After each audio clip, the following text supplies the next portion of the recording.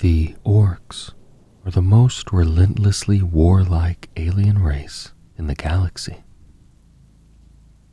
They are also one of the most numerous and widespread. Humanity has encountered the greenskin menace from the far reaches of the Ahulis sector to the shadowy cool stars, and the depths of the Segmentum Obscurus to the eastern fringe. Always hostile, always utterly anarchic, the Orks are an omnipresent threat to every race they encounter. Orks attack with little thought for self-preservation or elaborate strategy. Such concepts are hazy to them at best, and usually shoved aside in favor of the simple joy of storming headlong into battle. This is not to say Orks are nothing but base savages, however. A quirk of the greenskins' genetic makeup affords some amongst them the instinctive knowledge to build terrifying and deadly weapons of war, perform crude bionic surgery upon their wounded, project devastating psychic assaults against the foe, and lead immense war bands into the stars to crush and conquer. This, then, is the peril of the Orks. Unrelenting, innumerable, and bent upon endless battles. Only their anarchic nature holds them back from complete galactic conquest. Might makes right. Even a single Ork is dangerous.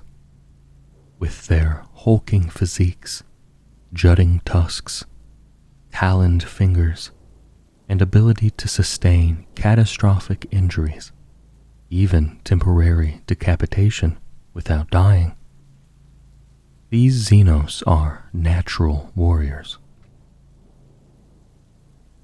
Yet it is the simple and resilient nature of Ork society that raises them from a civilization of mere thuggish beasts to a world-conquering, nigh-on unstoppable threat.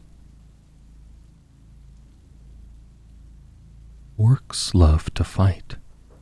The bigger, louder, and more anarchic the battle, the more the Orks enjoy it. They will brawl amongst one another if they cannot find any external party against whom to vent their aggression.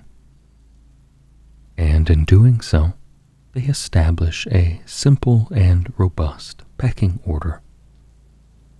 The biggest, strongest, and most ferociously violent Ork inevitably fights their way to the top of the heap and becomes war boss. Those rivals he batters on his way up naturally fall into place as his swaggering lieutenants. The rest of the Orks follow their lead. Moreover, the more Orks fight and win, the larger and more monstrous they grow. If a new contender gets big and mean enough to challenge for rulership, they and the war boss will fight it out. The Orks see this barbarous system as right and natural, and it ensures that they are always led by the most powerful, if not the brightest, Ork amongst them. This internecine competition is inherent to every aspect of what the Orks call their culture, and it speaks to the obsessive nature of their simple psyches. Orks do not merely enjoy things.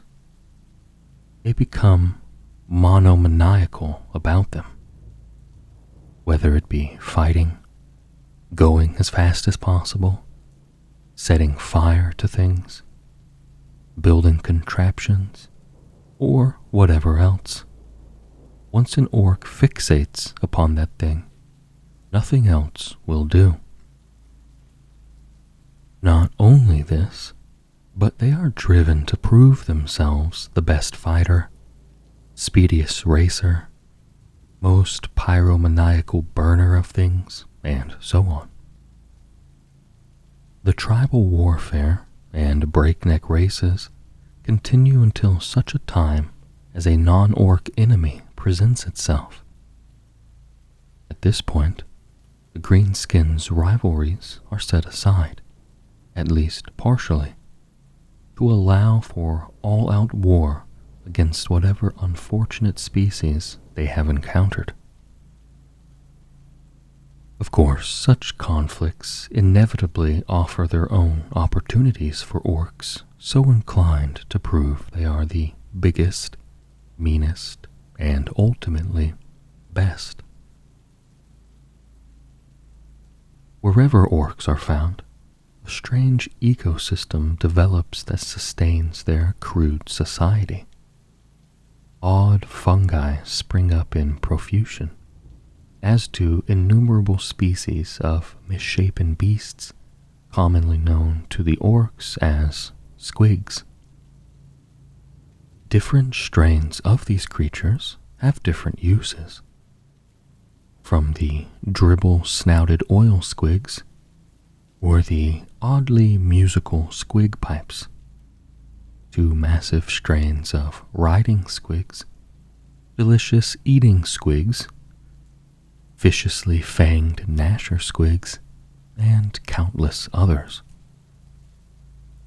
Along with these useful, if surly and vicious creatures, an underclass of greenskin runts manifests itself, divided into the simple-minded snotlings, useful for fetching, carrying, squig farming, and little else, and the wiry, cunning Gretchen.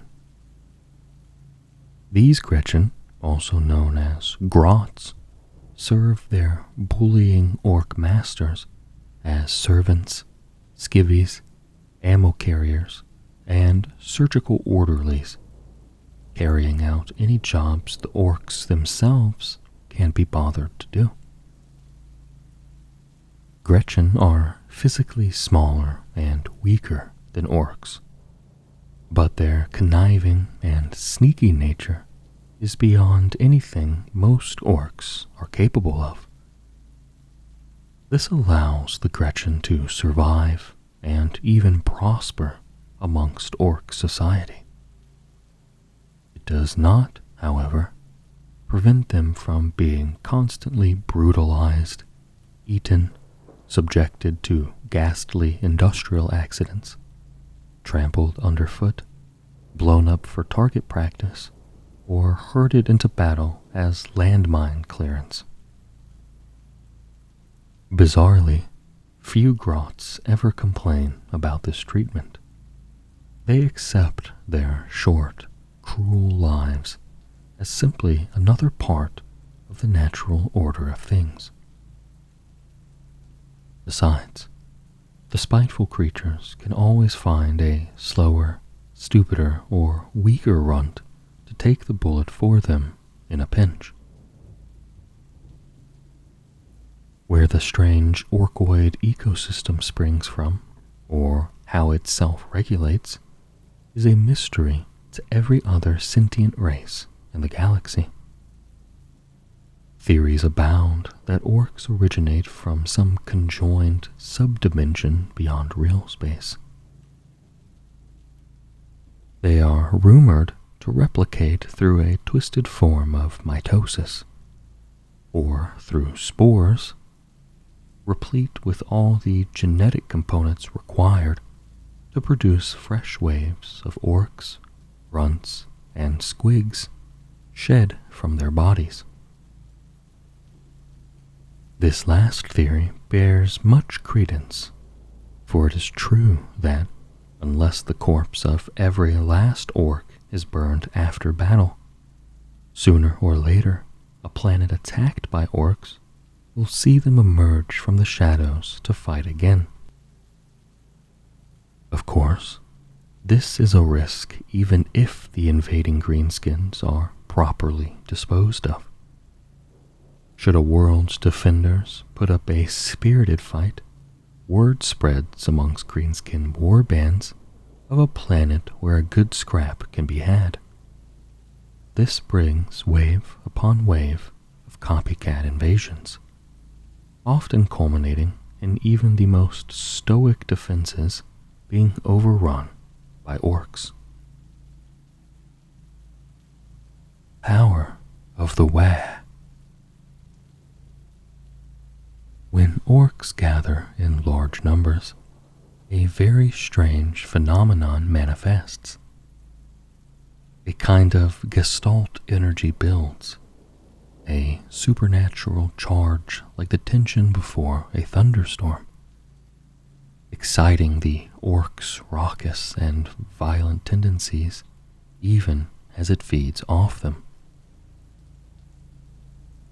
Some amongst the imperial magos biologists have hypothesized that this energy lies at the heart of the many inexplicable facets of the orc's essential nature. Orcs, for their part, couldn't care less. To them, this is simply the power of the Wa. A lot of odd things happen around orcs when they get themselves worked up.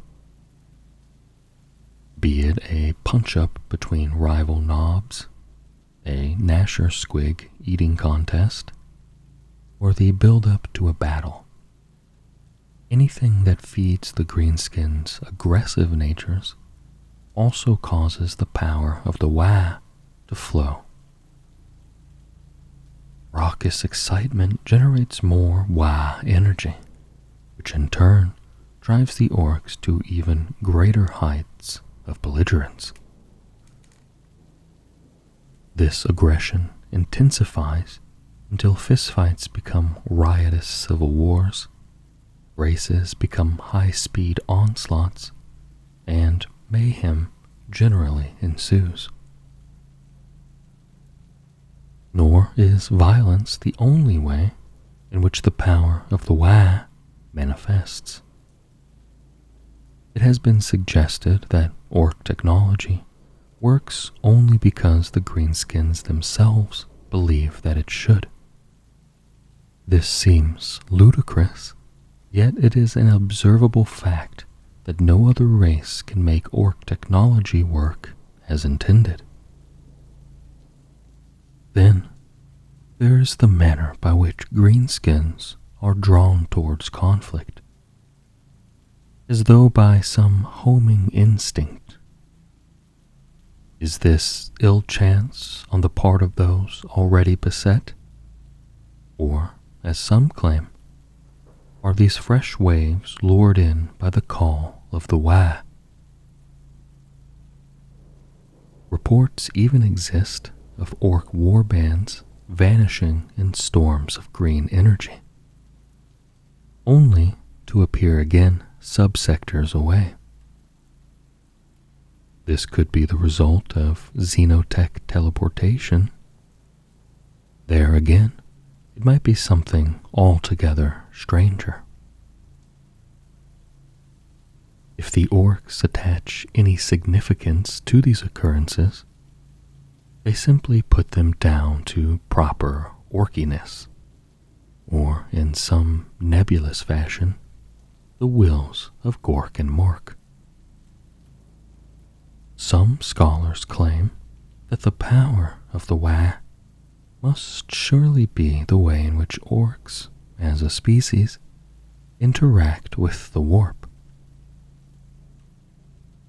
Whether this is accurate or not, a particular type of odd boy acts as a focal point for all this tempestuous energy. These unfortunate beings are known as weird boys. The lot of the Weird Boys is not a glorious one. Their lives tend towards the short, brutal, and miserable. The reason is simple. Weird Boys have little or no control over their dubious gifts. If a Weird Boy is nearby when Wa energy starts flowing, a great portion of that energy flows straight into him.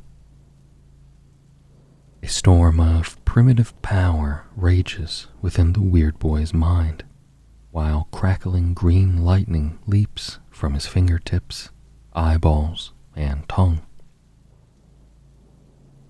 Ectoplasm drools from his lips, fire burns through his limbs, and agonizing pressure builds within his skull. If the Weird Boy does not manage to vent this accumulation in time, it causes his head to explode as though he had stuck a stick bomb up his nose. Even worse, the resultant uncontrolled detonation of Wa energy may even pop the heads of a few more greenskins unlucky enough to be standing too close. Aware of the dangers that Weird Boys present, most Ork tribes force those odd boys to wear jangly bells and bright colors to warn of their approach. The Weird Boys live in isolated huts or locked away atop rickety Weird Boy towers, and are happy enough with this arrangement. After all, a Weird Boy has a vested interest in steering clear of all things explodey head related. Many even carry copper staves through which they can channel away the energies of the Wa, should the buildup become too much. However, when war calls, most war bosses look at their Weird Boys as convenient, if short-lived, artillery pieces, and so insist on them being dragged into battle.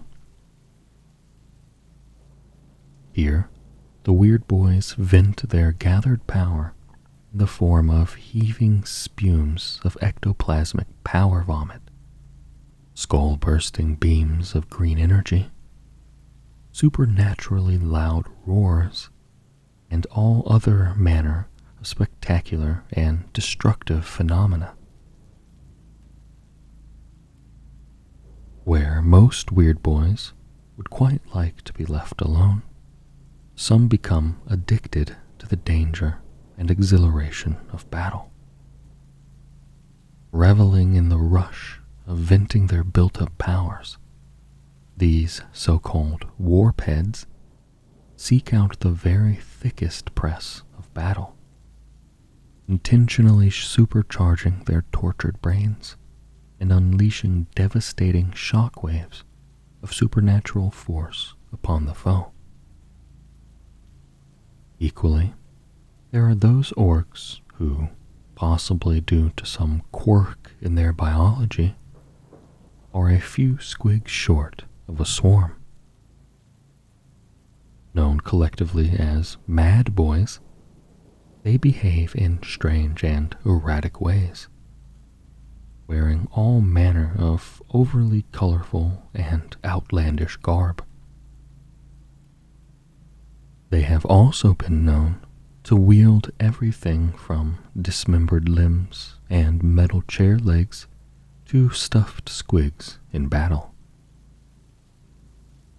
Mad Boys are drawn to Weird Boys despite the risks they present, and, whether they like it or not, often form impromptu retinues for the luckless odd boys. When enough Orks gather in one place, a great migration often occurs. This is either caused by the greenskins' innate desire for battle or triggered by some cosmic catastrophe, such as impending warp storms or the death of a star. Orks in their billions swarm into space beneath the leadership of an almighty warlord, their hordes boasting towering war effigies, swarms of battle tanks, stampedes of rampaging squigs, sky-darkening armadas of ramshackle aircraft, and countless other terrifying weapons. Being the straightforward creatures they are, Orks call such a migratory invasion force a Wa. Each such immense army is named after its warlord. For example, Wa Gruk or Wa Badzag. Everyone is capable of crushing entire systems, even subjugating subsectors if they gather enough momentum and numbers. And typically, each is born through space aboard enormous agglomerate vessels known as space hulks. Orks do fashion their own spacecraft, from small but deadly ram ships to the much larger kill cruisers and heavily customized asteroid junk ships known as rocks. However, any Wa worth its name employs vast tractor beams to capture a space hulk or 3 before setting off. These immense ghost ships are, in truth, the remains of multiple vessels lost upon the tides of warp space and gradually fused together by the energies of that terrible realm. Most species consider space hulks to be the harbingers of doom, for they are often infested with monstrous beings and drop from the warp without warning, bringing death and destruction. For orks, however, they are a gift, as the greenskins get the fun of fighting and beating whatever other creatures may have infested their chosen vessel. Orks don't worry about where they themselves are going. They simply strap extra engines and guns onto their chosen hulk, point it at the nearest warp storm, and then take plunge. Greenskins trust to Gork and Mork they will emerge from the Imperium near, if not on top of, some settled planetary system that they can invade. The old ways. Orks care nothing for the deeper questions, and yet many of them possess a bone-deep sense of tradition, manifesting as a conservative mistrust of anything they see as un-orky. In multiple cases, of course, this is simply because the orks in question are too dim to see the value in new or complex ideas. But being wrong never stopped an ork arguing his case with his fists. Even the densest greenskins can wrap their heads around the concept of gathering in massive mobs, bellowing while charging headlong at the enemy, then beating the foe to a bloody pulp. Such so-called green tides lay at the heart of many orc warbands. Their efficacy cannot be denied, even if they leave something to be desired in terms of subtlety and the survival of most of the orcs involved. countless enemy battle lines have fallen to the steamroller charge of several hundred belligerent greenskins. In sufficient numbers, these most traditional of orcish offensives can carry fortresses, hive cities, or even worlds. Married to such tactics, the more traditional orc wields straightforward weapons. The ubiquitous choppas, for example, are often no more than a hefty handle with a heavy metal axe head on the end, or even just a club with several sharp rivets hammered through them. Meanwhile, such weapons as sluggas, shootas, and big shootas are all variations on simple, rapid-firing, large-caliber firearms. As important to an orc as a gun's accuracy or lethality is its volume. The louder the din, the more effective their owners consider the weapon to be. And so, perversely, the more effective they prove to be. The racket a gun makes, its rate of fire, and how much armor it can punch through are all conflated by orcs into the catch-all term Daka. The more Daka a gun has, the better it is. Numbers, brawn, swarming runts and squigs, solid and reliable weapons and armor, these are what the more down-to-earth orcs believe wins wars. The black-clad brutes of the Goth clan and the leathery old traditionalists of the Snakebite clan typify such viewpoints, albeit allowing for smatterings of piston-powered claws, slab-sided battle tanks, and brutish combat walkers, the better to clobber the foe.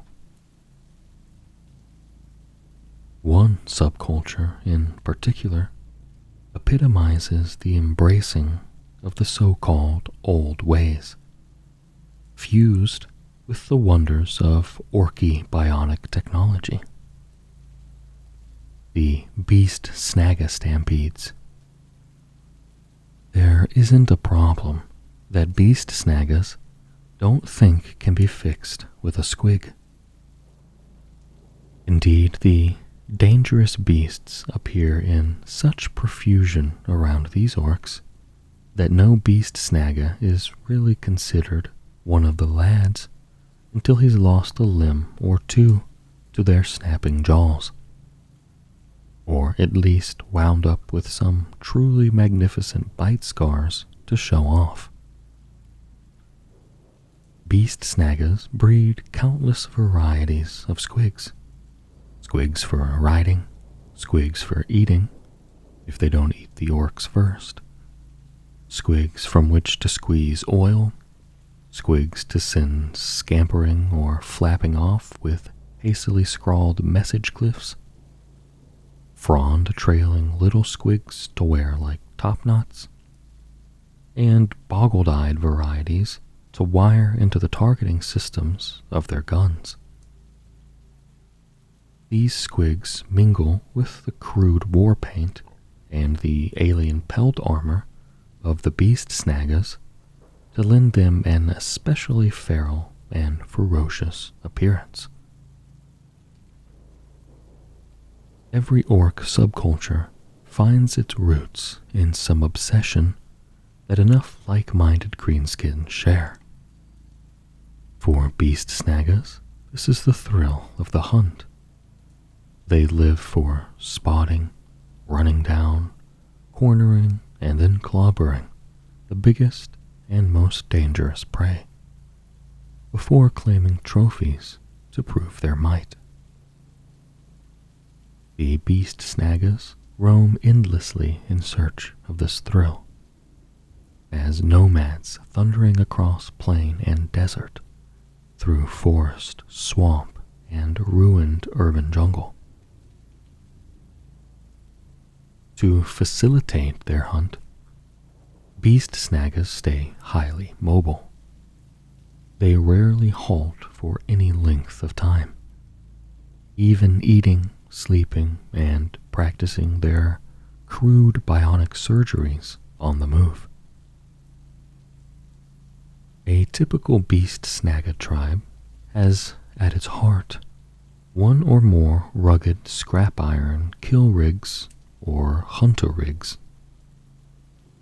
Pulled along by snorting trampla-squigs, these careering land barges swarm with burly beast snagga boys, always raring to get their tusks and claws into their next quarry.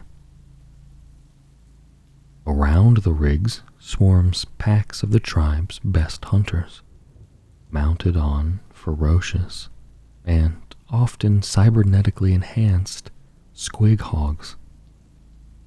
The tribe's bosses lead the charge astride hard-headed smash-a-squigs and massive, terrifying squigosaurs. Meanwhile, the tribe's grots, known to the beast snaggas as saddlegits, and viewed rather like favored pets, hang on where they can, leap nimbly between galloping squigs, and generally do their best to avoid being trampled underfoot. There can be no hiding the approach of a beast snagga stampede. Vast dust clouds rise in their wake, and the ground shakes as though terrified beneath pounding claws, hooves, and iron-shod wheels.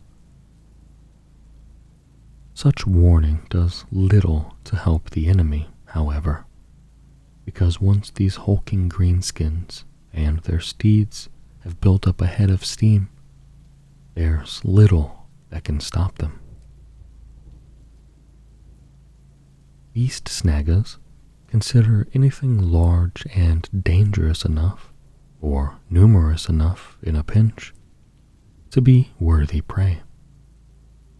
Rampaging xenofauna, monstrous war beasts such as tyrannid carnifexes or heretical demon engines, heavily armored tanks, super heavy combat walkers, and even towering battle titans.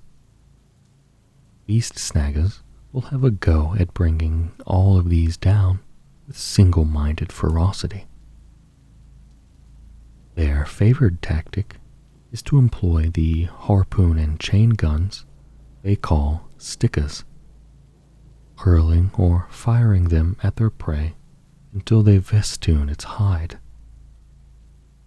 Then, while some of the beast snaggas hang on to the chains and stop the straining quarry from getting away, the rest descend in a brutal swarm to hack, saw, and rip their victim to bits. It is because of such contests of strength that the average beast snagga is especially big and brawny. Few can forget the sight of a mob of these hulking monsters digging in their heels, flexing their corded green muscles, then winning a tug-of-war with a revving battle tank long enough for their mates to saw its tracks off. The beast snaggas do not hunt completely at random. Not only do many possess a keen eye for tracking prey, but they also have their boys to guide them. These primitive, wild, and unremarkably unsavory weird boys channel the Wa in its most feral and animalistic form. They employ their pseudo-shamanistic powers to glean visions they believe are sent by Gork and Mork, guiding them to the best prey. So crucial are the Wurboys' visions to Beast Snagga society that they are afforded more respect than typical Weird Boys. Though dangerous and unstable, they are treated like oracles. Many are even afforded places in Wur towers atop their tribe's kill rigs. From such vantage points, Wurboys can best spy out the prey from afar, while also remaining a nice safe distance from any orcs who may wish to keep their craniums unexploded. Many beast snaggas belong to the Snakebite clan, for their ways are naturally compatible. However, beast snaggas of every clan and stripe roam the stars, and many a war boss seeks to include them in their wah. After all, if nothing else, one simply has to follow the stampede to find a damn good fight. Orky know-whats. Ork technology is as unreliable as a grot on guard duty.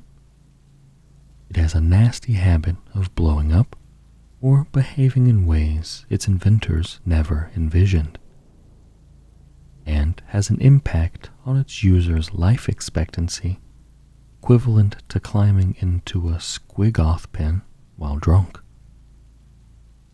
None of this stops many orcs from enthusiastically embracing the dubious wonders of what they call orky know-whats. Mechs, mech boys, mechaniacs, spanners. The orcs have many names for their ever-inventing, ever-experimenting engineer caste.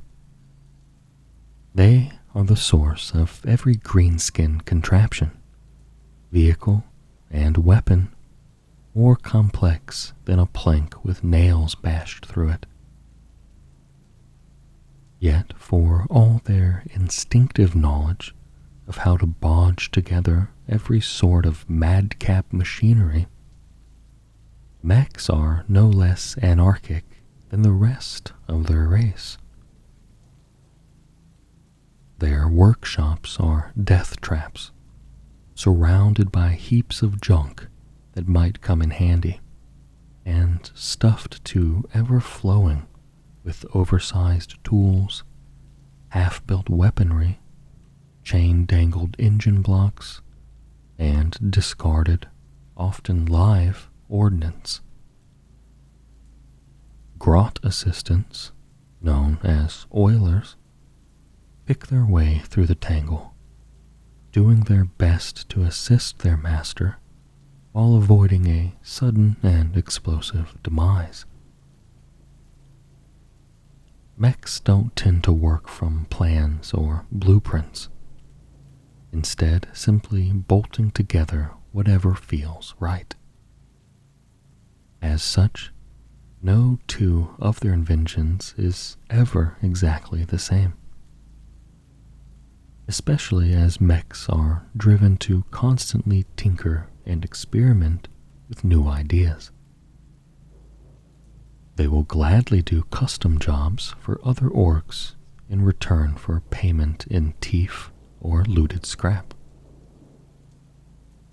However, customers must be prepared to receive something rather different to what they ordered.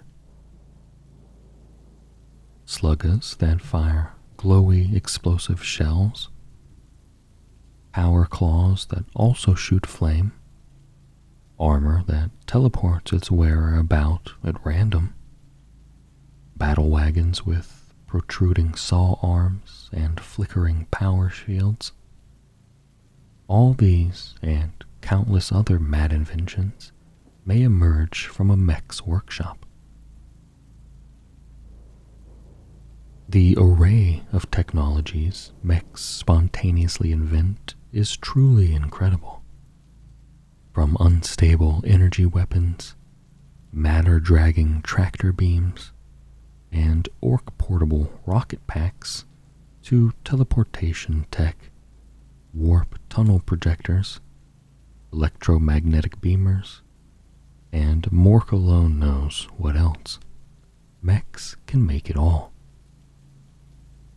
Yet the great tragedy for their species, not that the orcs see it this way, is that for all their wondrous ability, the mechs only have the imagination to employ their technologies as weapons of war.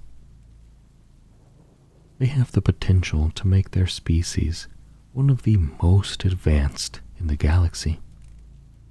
Yet, they simply render it one of the most dangerous, both to themselves and everyone else. Mechs and pain boys often collaborate, much to the misfortune of everything in arm's reach.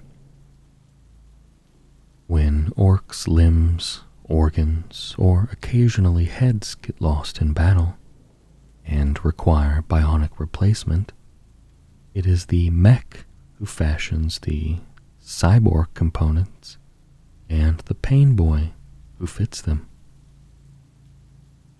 Only amidst beast snagga tribes is this rule broken, as their own pain bosses manage to fulfill something of both roles. That said, pain bosses also prefer to work on squigs than on orcs, and frankly, most of their greenskin patients would prefer it that way too. When mech boys and pain boys really get working on collaborative efforts, a dread mob is often the result. Mech boys fashion combat walkers known as killicans and death dreads. Then the pain boys work with them to wire volunteers into the war engines. Grots into killicans and orcs into death dreads.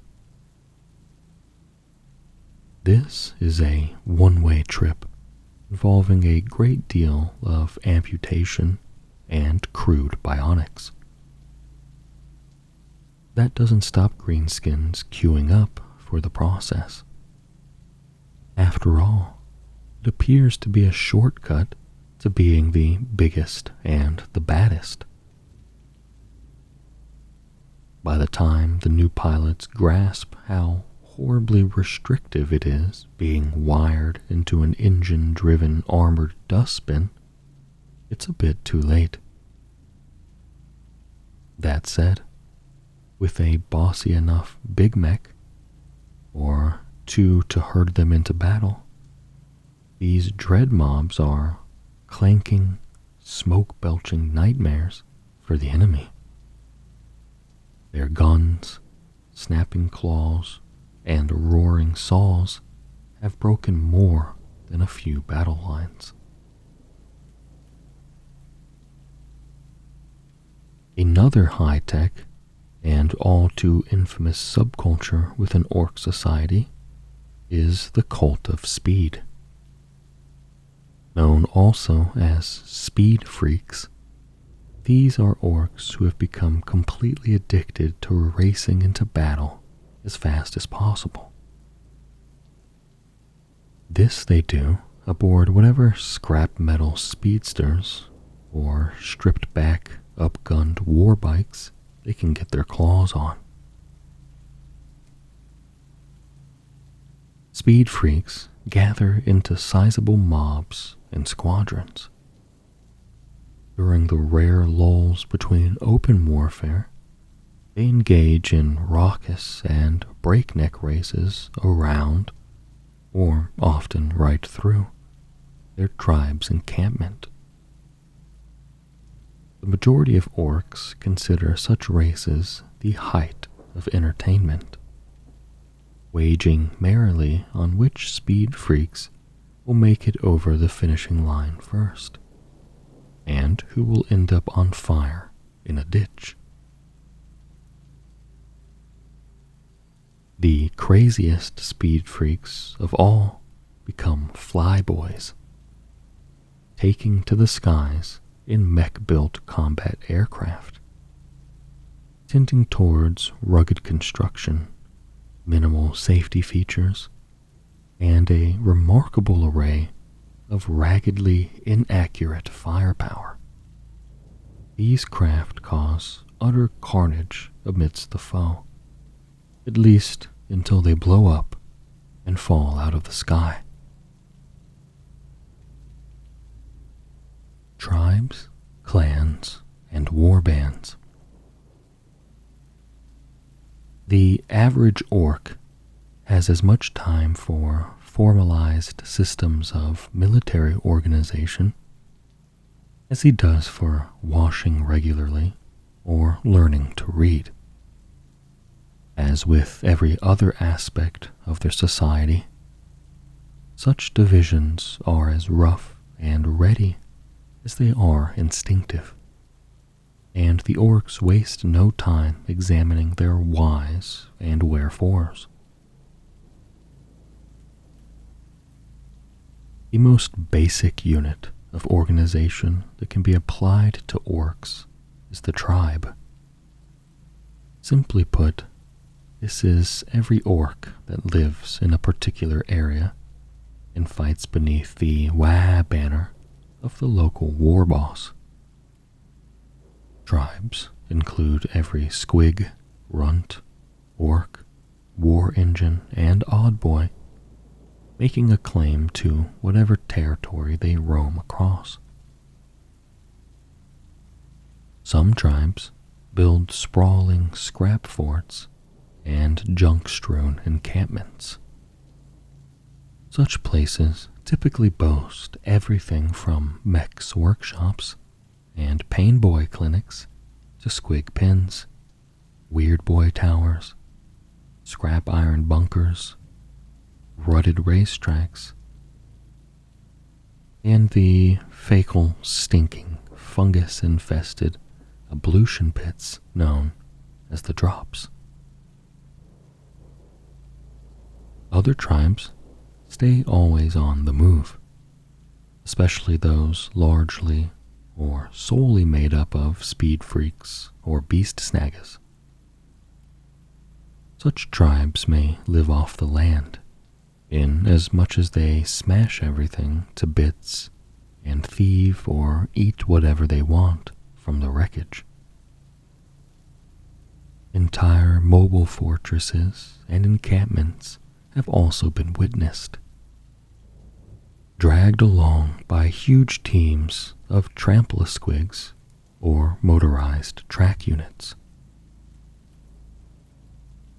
The clans stretch throughout all of orc society, right across the galaxy, regardless of boundaries such as tribal allegiance. An orc instinctively knows what clan he belongs to. This is no conscious choice, but rather a commonality of instinctive inclinations, outlooks, and philosophies, not dissimilar to the spontaneous knowledge of the odd boys. Even uttering such fiddly-sounding words around orcs would likely move them to violence, of course. If they bother to put a name to it at all, they just describe all this as their clan culture.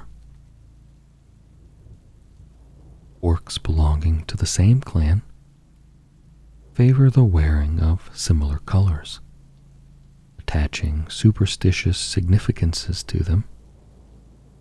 Blue is lucky, black is no nonsense, red makes things go faster, and so on. Orks being orks, these beliefs literally manifest themselves. An ork daubed in blue war paint may escape death time and again due to improbably fortunate ricochets, misfiring weapons, and the like, while a truck painted bright red really will travel faster than one in any other hue. Clans are more than just a matter of shared aesthetics, of course. Orks from the same clan all favor particular ways of war. They tend to have the same outlook on life, the galaxy, and everything, and may even exhibit particularly unifying physical characteristics. The Goth clan favor black garb, sometimes decorated with white checks or jags. They tend towards an especially hulking build, boasting many knobs and particularly ferocious war bosses, and favor straightforward and tremendously violent solutions to every problem. The Evil Sons clan produces the most speed freaks, garbing themselves in bright reds and oranges. They race into battle aboard ramshackle convoys of speeding vehicles, or else run alongside, yelling at the top of their lungs. Everyone hates the Bad Moons clan, except, of course, the Bad Moons themselves. Show-offs, one and all, Bad Moons have the fastest growing teeth. This makes them the richest orcs going, a fact they delight in flaunting with their rich yellow garb, showy gold jewelry, and preponderance over the top guns. The Death Skulls are well known to be unapologetic thieving gits. Draping and smearing themselves in lucky blue, they take a light-fingered approach to ownership, viewing battle as only the first stage in looting the corpses of their enemies and of their dead mates. More dubious still are the Blood Axe clan, who all other orcs view askance, observing such practices as wearing camouflage and formulating battle plans. These rather unorky orcs have a particular fondness for sneaky commandos, mobs of tank bustas, and squadrons of very large tanks. Snakebite clan orcs are traditionalists, from whom stem the greatest number of beast snagas. They wear leathery, primitive garb and eschew the more complex orky technologies. Those orcs who do not fit into a clan quickly become outcasts. This status, in itself, leads them to selfish acquisitiveness, earning them reputations as nasty pieces of work. Whether they are exiled or leave voluntarily, such greenskins become mercenary freebooters, fighting for plunder and riches while gladly allying themselves to anyone who will pay. In battle, the closest orcs get to forming unified squads is a mob. Like-minded orcs band together, usually under the violent command of a boss nob, then surge towards the enemy in mass. Some mobs, those kitted out with especially unpredictable high-tech weaponry, may instead be led by spanners. These talented greenskins use their mechanical skills to keep their fellows' guns operational, and to stop them from spontaneously igniting. A warband, in comparison, is the catch-all term for an orc army of almost any size. The smallest may include just a couple of mobs being bossed around by a big mech or war boss, with aspirations of grandeur. Otherwise, a warband might represent a portion of a tribe's strength, sent out to scavenge or just cause trouble. At their largest, warbands may contain the combined might of multiple tribes, drawn together and fighting as one beneath the biggest war boss they've got. Some warbands include mobs from several different clans.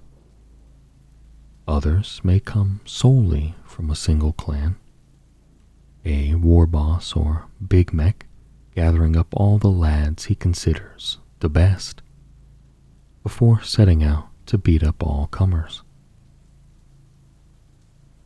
Then there are the warbands that tend towards particular cults in what passes for strategy. Beyond cults of speed and beast snagga stampedes, there are also blitz brigades made up of orc tanks and the boys who ride in them. Storm Boy Corps that darkens the sky with their hunting bodies, Daka divisions that mass big guns, grot crude artillery, and many more besides. Only when enough warbands are drawn together under a single almighty warlord does a real begin. Gazkul Mag Uruk Thraka is a mighty prophet of the capable of rousing entire planetary populations of orcs into a frenzy of conquest and bloodshed. He is the single most influential greenskin in the galaxy, and billions march to war in his name. Even more terrifying, since his near death on Krongar, Gazkul has returned bigger and badder than ever before. Gazkul started his career as a common Goth warrior on the backwater planet of Urk. During a raid upon a Space Marine's command sanctum, Gazkul caught a bolter shell to the face that pulped a large area of his cranium and caused extensive brain damage. A Death Skull's pain boy by the name of Mad Doc Grotznick was close to hand and replaced part of Gazkul's cerebrum with bionics made from adamantine. This experimental augmentation had two distinct side effects, besides preventing Gazkul's demise. Firstly, it afforded even greater protection to what was left of his brain. Secondly, and most crucially for the wider galaxy, Grotznick's surgery also triggered something deep within Gazkul's mind. A manic, new glint had entered his blood-red eyes. Fresh drive and ambition invigorated his formerly unremarkable existence. Gaskell claimed to be receiving visions sent by Gork and Mork themselves. Visions that urged him on to power and conquest. From that day, Gaskell's rise to power was meteoric. Those orcs of Ork who didn't fall in line were rapidly bludgeoned into submission. Gaskell had brawn and belligerence enough to establish his dominance over the entire world. Few of his subjects gave much thought as to whether their new warlord was really talking to the gods, or was simply a delusional megalomaniac. When the planet's star began to flicker and perish, Gaskell hailed this as a sign from Gork and Mork that it was time for the Wa to depart this world and stomp the galaxy flat. By some dark quirk of fortune, Gaskell and his hordes were able to capture and board the Space Hulk World Killer in their moment of need, and set off across the stars. Bursting into real space after an anarchic span of time spent in the warp, Wa Gaskell emerged into a rich and prosperous imperial system.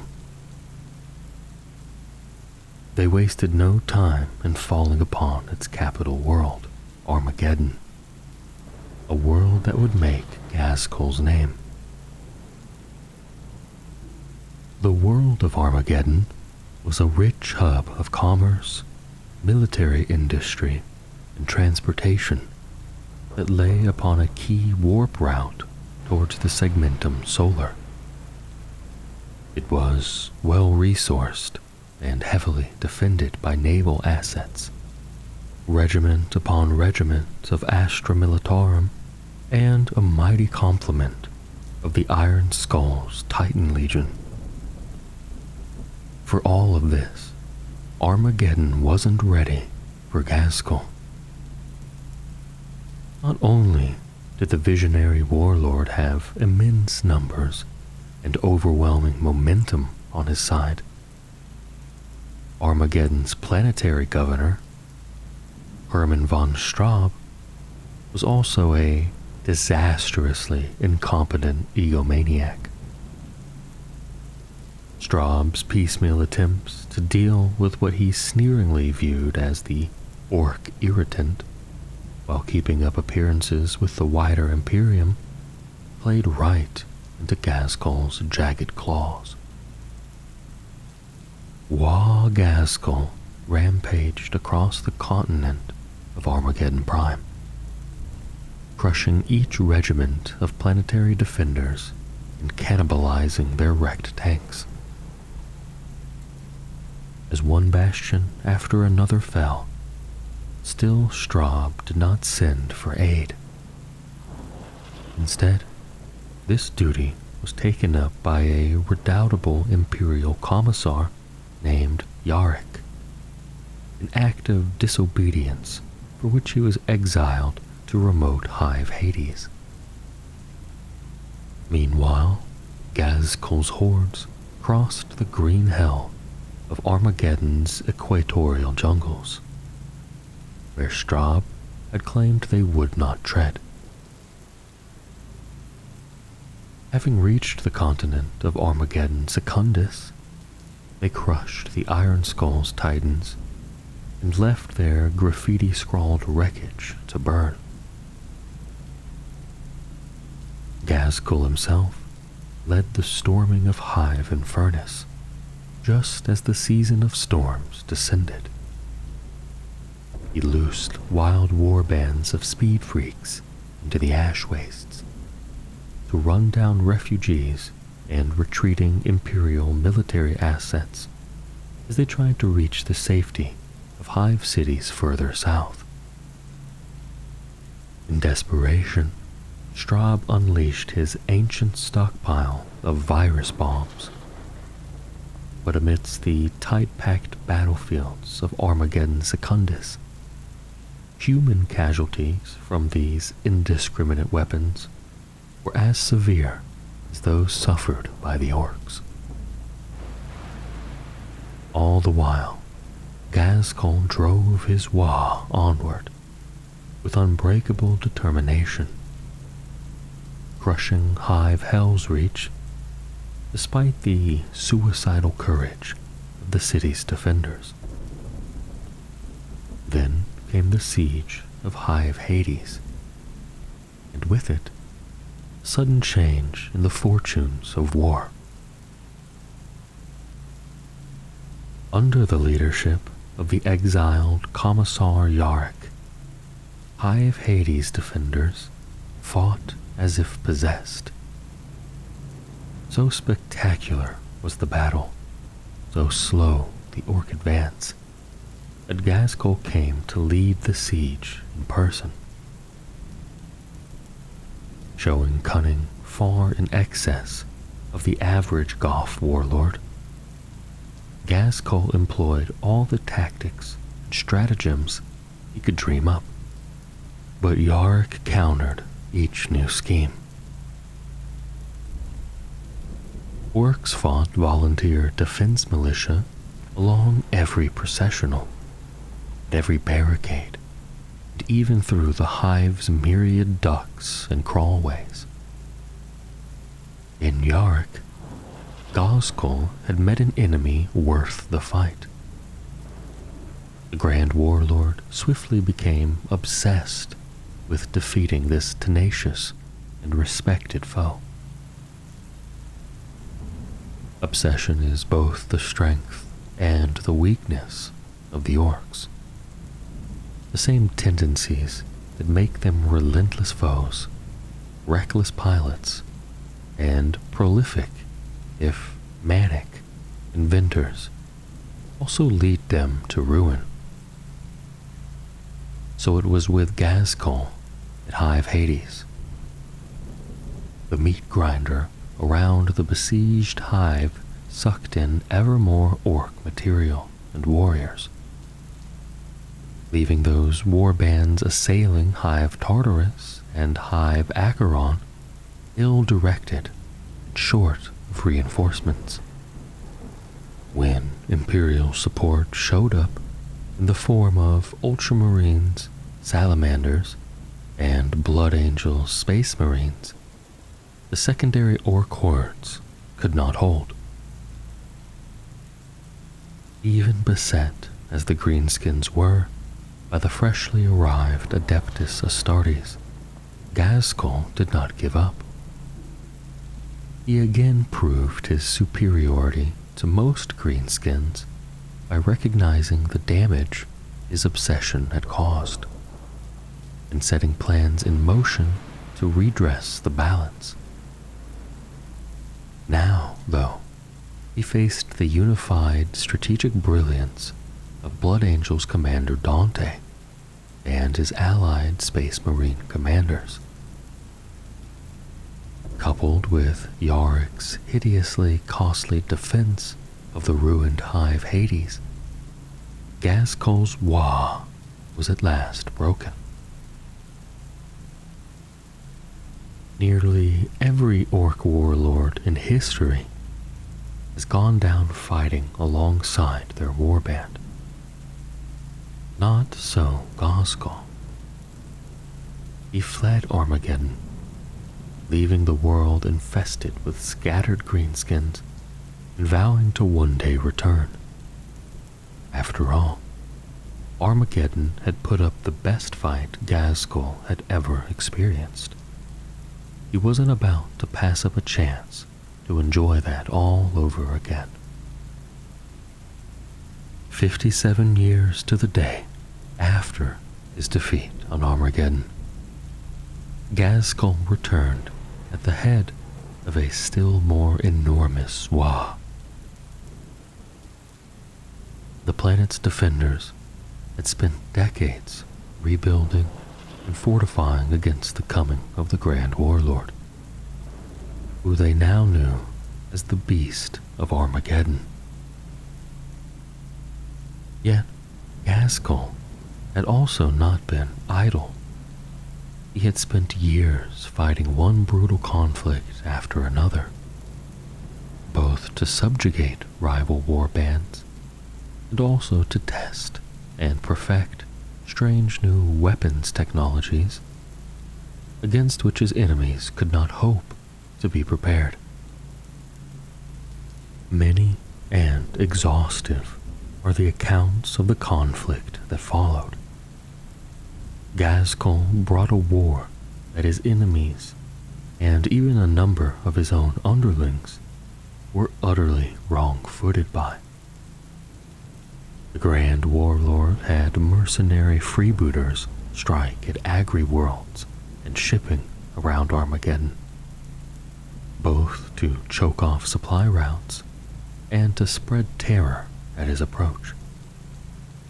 He hit the system with multiple, roughly coordinated Ork fleets, the better to encircle and destroy the Imperial naval defenses.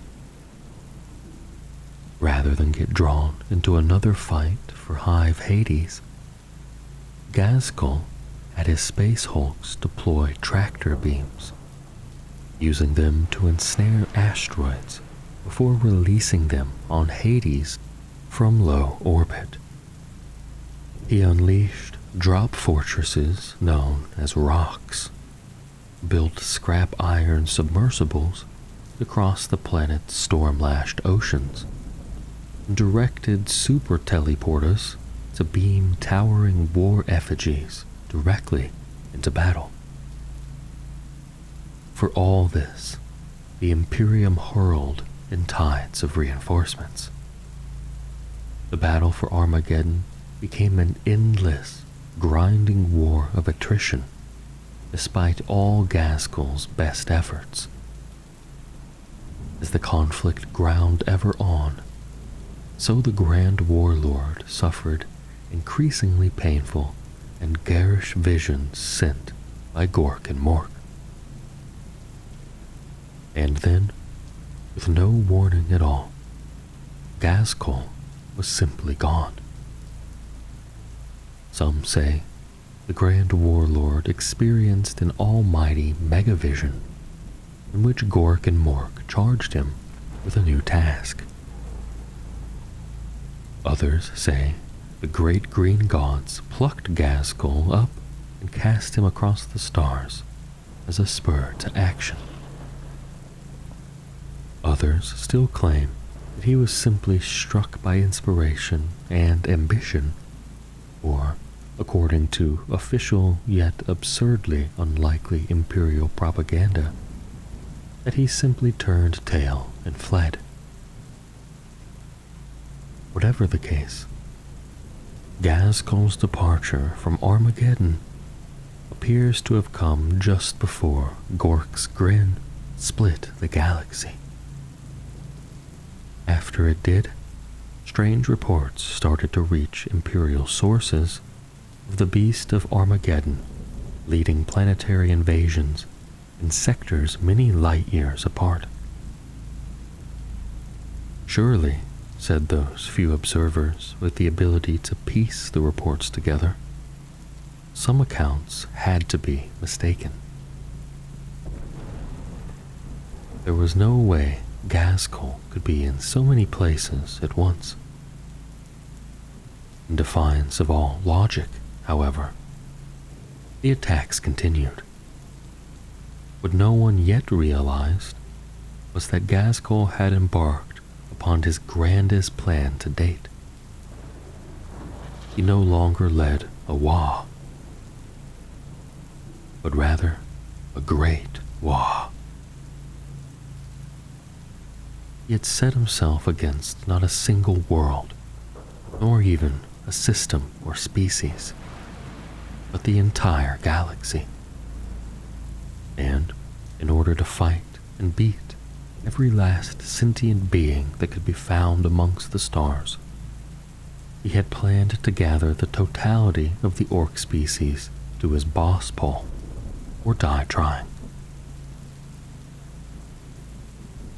Since Ghazghkull began this seemingly impossible endeavor, strange things have been occurring.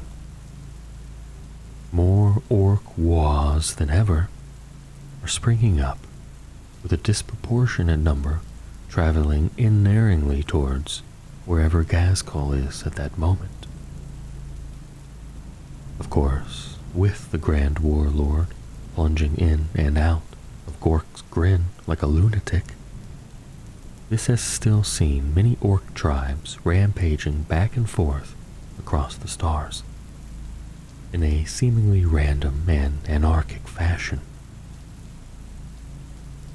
Yet, gradually, more and more orcs are rallying to Ghazghkull's side. With each fresh influx, he clobbers whatever big brute warlord seeks to challenge him, and folds their followers into his own teeming ranks. Even those who seek to stop Ghazghkull's rampage only seem to lend him more impetus. Every rival he beats increases his notoriety. When worlds such as Karaheim and Abstinasis put up resolute defense against his invading hordes, Ghazghkull only won greater renown when he finally crushed them. Rumor has it that the Eldari craft world of Alitok and the Savage Warriors of the Space Wolves chapters have both taken their turn in striking at the Grand Warlord in the hopes of slaying him, and thus breaking his great Wa. The latter came closest to achieving their aim. The mighty wolf lord Ragnar Blackmane met Ghazghkull in battle upon the hive world of Krongar, almost sealing both combatants' mutual destruction. Yet, even as the broken Blackmane was being borne across the Rubicon Primaris, following his crippling injuries, so was Mad Doc Rotsnick recapitating his beloved warlord onto a mighty new super-orc body that he had spent many decades perfecting. So it is that Ghazghkull Thraka is now bigger and more terrifying than ever, boasting an armored bulk more akin to a Gorkanaut than a war boss. Ghazghkull also wields the weaponry to match. Gork's claw is so vast that its blades can enfold a fully armored Primaris Space Marine and slice them neatly into steaming chunks. Mork's roar, his custom shooter, generates so much Daka that its victims don't so much die as simply evaporate into red haze. Ghazghkull is a living war engine, a walking embodiment of Gork and Mork, and the greatest prophet of the Wa to bestride the stars in millennia. He is coming for the entire galaxy, and some begin to fear that it's a fight he just might win. Boss Zagstruck. A merciless killer and a fanatical disciplinarian, Boss Zagstruck is the feared leader of a band of storm boys known as the Vulture Squad. He despises weakness and loves nothing more than bullying those smaller than him into doing precisely what they are told. He is a holy terror whose mood swings between foul temper and murderous fury at at the slightest provocation. The rumor goes that Zagstruck was born in the center of a human settlement, and that he quickly throttled his way across the hinterlands to his parent tribe. His warriors say that every day of his life, Zagstruck has made at least one kill. Certainly he looks for any excuse for a fight. Zagstruck's ferocious glare is enough to cow almost any orc into submission, and has been known to stop a rampaging squigoth in its tracks. The Vulture Squad hold their leader in high esteem, and while as dense as any other orcs, have the sense to fear his famous rages. The boss, as his disciples call him, never lowers his voice below a shout, and executes any greenskin showing insubordination or cowardice on the spot. So fearsome has the boss's reputation grown, and so ambitious has he become since Gork's grin split the stars, that he now leads a warband as big as any war bosses. He has also become lord and master of the conquered St. Resbin's Hope, former shrine world now known as Planet Zag. This world boasts enough military encampments, parade grounds, and mechs workshops to satisfy even the most demanding of Blood Axe war bosses. It also features a formerly holy mountain, now graven by captive imperial sculptors into a titanic likeness of Zagstruck's snarling face. In Zagstruck's horde, the Vulture Squad stand front and center, riding into battle aboard a massive red fighter bomber called the Vulture. Led by the boss, the elite Storm Boys leap from this thundering behemoth's bomb bays directly into battle, hurtling down into the midst of the foe like a salvo of air-to-ground missiles. This signature attack is made all the more devastating by Zagstruck's own war gear, the bionics known as the Vulture's Claws. These piston-driven and power-clawed augmentic legs enhance Zagstruck's already formidable strength to the extent that when he plummets down to make contact with the enemy, it is invariably with a sickening crunch. Boss Snickrot. Boss Snickrot is that most terrifying of things, an orc with an agenda and the feral intellect to back it up. Arguably the most cunning, sneaky, and vicious orc commando in the galaxy, Snickrot haunts the equatorial jungles of the world of Armageddon. The infamous orc hunters of the Armageddon Imperial Guard fear only one orc. In the dark nights of the equatorial jungles, these grizzled veterans whisper tales of Boss Snickrot the Stalker. They tell of a killer who can pass through throttle vine groves without disturbing a single leaf, and of his luckless victims left to bleed to death with their eyes put out and their scalps ripped free. Boss Snickrot was a commando in high regard when Wa Gaskell first fell upon Armageddon. His was amongst the first tribes to navigate the green hell separating Armageddon Prime from Armageddon Secundus. However, when they ran into the jungle defenses around Cerberus Base, they were all but annihilated.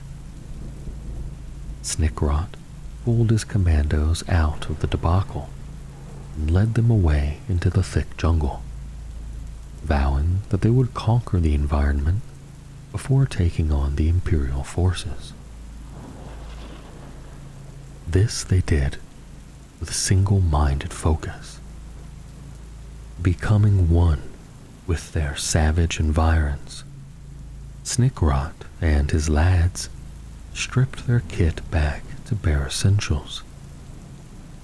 They refined their talents for stealth and sabotage until they were able to slip undetected into Astra Militarum positions, butchering and slitting the throats of all within them. By the time Ghazghkull returned to Armageddon for his second, even greater Waaagh, the Red Skull Commandos, so named for daubing their heads with their victims' blood, were infamous. By this time, the legend of Snickrot had spread to hive cities across the planet's surface. Some spoke of a feral ghost who drank the blood of his prey, while others told of a murderous beast who wore the dog tags of his victims upon his chain-wrapped forearms, the better to whisper their names to the jungle moon. To this day, Snickrot is one of the most feared of all greenskins. Even the orc hunters pray to the Emperor that it is not their necks that the stalker buries his knife into next. Of late, a number of orcs have been given cause to hope for the same thing. With the demons of chaos spilling onto Armageddon, Imperial and Greenskin forces have been compelled, in extreme cases, to temporarily fight side by side against the greater threat. Snickrot is disgusted by such compromise, seeing it as weakness, and is quick to punish those orc leaders guilty of it. More than one knob has been dragged into the shadows, his severed head turning up on a spike shortly afterwards, as a warning against mobbing up with Umis. Mad Doc Grotsnick. Grotsnick is a cut and dried lunatic and sadist. However, between the personal patronage of Ghazghkull Thraka and his own demented genius, he maintains his macabre reign of terror, despite the many greenskins who would like to see him end up on the wrong end of his own bone saws. Grotsnick always had an unhealthy fascination with rummaging about in other people's heads. This unsavory inclination brought him untold opportunity one day when an ugly golf orc named Ghazghkull, holding his brain in both hands, staggered into Grotsnick's tent. Grotsnick gleefully fitted his patient with a gleaming adamantine skull.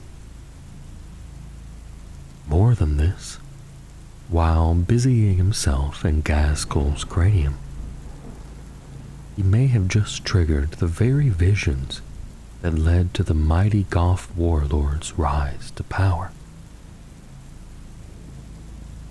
Notoriety as the orc who made a legend brought Grotsnick both great fortune and even greater peril. He was able to convince the knobs of his tribe to give themselves a Gazkul special, becoming rich from fitting metal crania to one hulking brute after another. However, being both paranoid and an absolute loon, Grotsnick also hid an explosive charge in each of these augments, just in case. When his victims found out what he had secretly done to them, they quickly arranged for the dock to have a nasty accident involving a deaf dread, some supposedly faulty wiring, and a whirling buzzsaw to the bonds. Thanks to spirited, if inexpert, emergency brain surgery from his devoted grot orderlies, Grotsnick survived. During that long and bloody night, one Gretchen lost his lunch while elbows deep in Grotsnick's brain pan.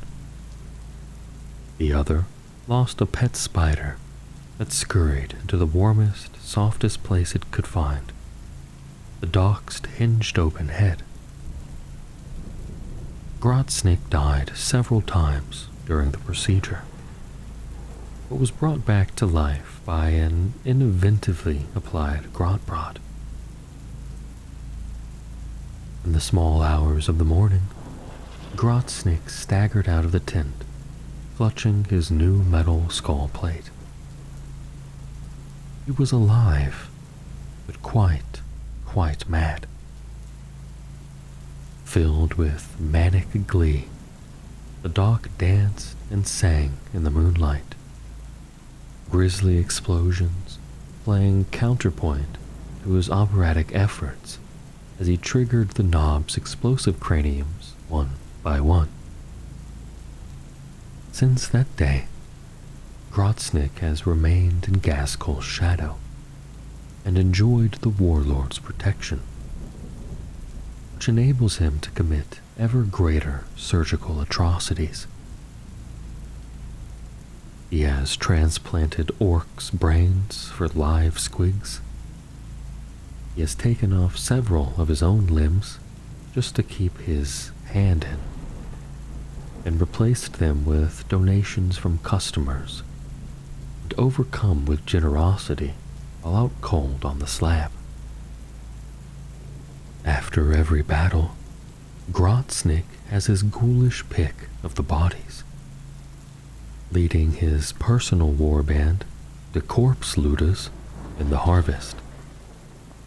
This macabre warband consists of many death skulls, some particularly unhinged pain boys, and a good portion of bad orc freebooters, who will bundle anything, or anyone, into the dock's reeking meat wagons, providing they get paid. Grotsnick is particularly proud of the many cyborgs in this warband, as well as the graft customized monsters he calls his Stitch Boys. With Gazkul's permission, Grotsnick also takes his pick of the Pain Boys from each new conquered warband, pressing them into service as orderlies. Invariably, these individuals eventually disappear without a trace. Dark rumors circulate of the gruesome brain bot in which Grotsnick supposedly preserves the accumulated know-whats of his failed assistants for later reference. Maw's Rod Scragbad. There's not an orc alive that is tougher or more ruggedly belligerent than Maw's Rod Scragbad. Boasting a craggier hide than a rock squig, enough bionics to keep a mob of tin boys operational, and preternatural predatory instincts. He is the epitome of everything the average beast snagga aspires to become. Surly, monosyllabic, and perpetually exasperated, Mazrog always preferred the company of squigs to other greenskins. He spent his days in self-imposed exile, hunting one monstrous beast after another. Mazrog's tribe mates muttered that so much time alone had sent him a bit funny, but even they couldn't argue with his impressive tally of hunting trophies, so they left him to it.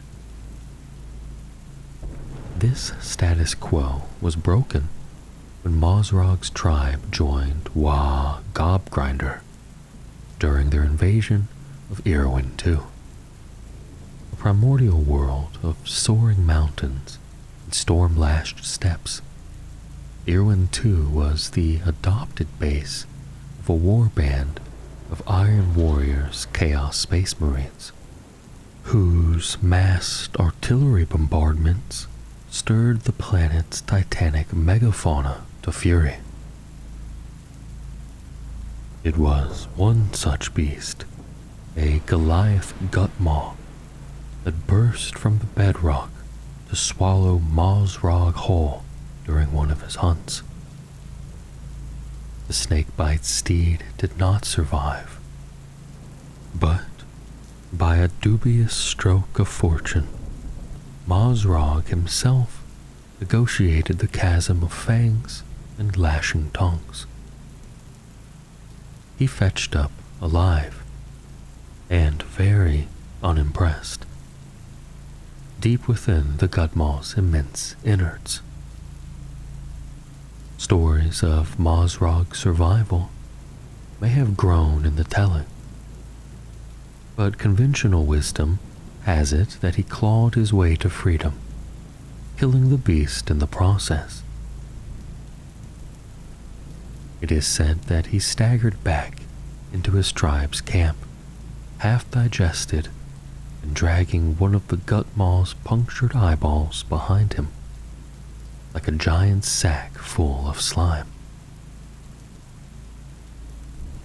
Impressed and possibly intimidated, Warlord Gobgrinder had the best pain boys rebuild Mazrog with bionics.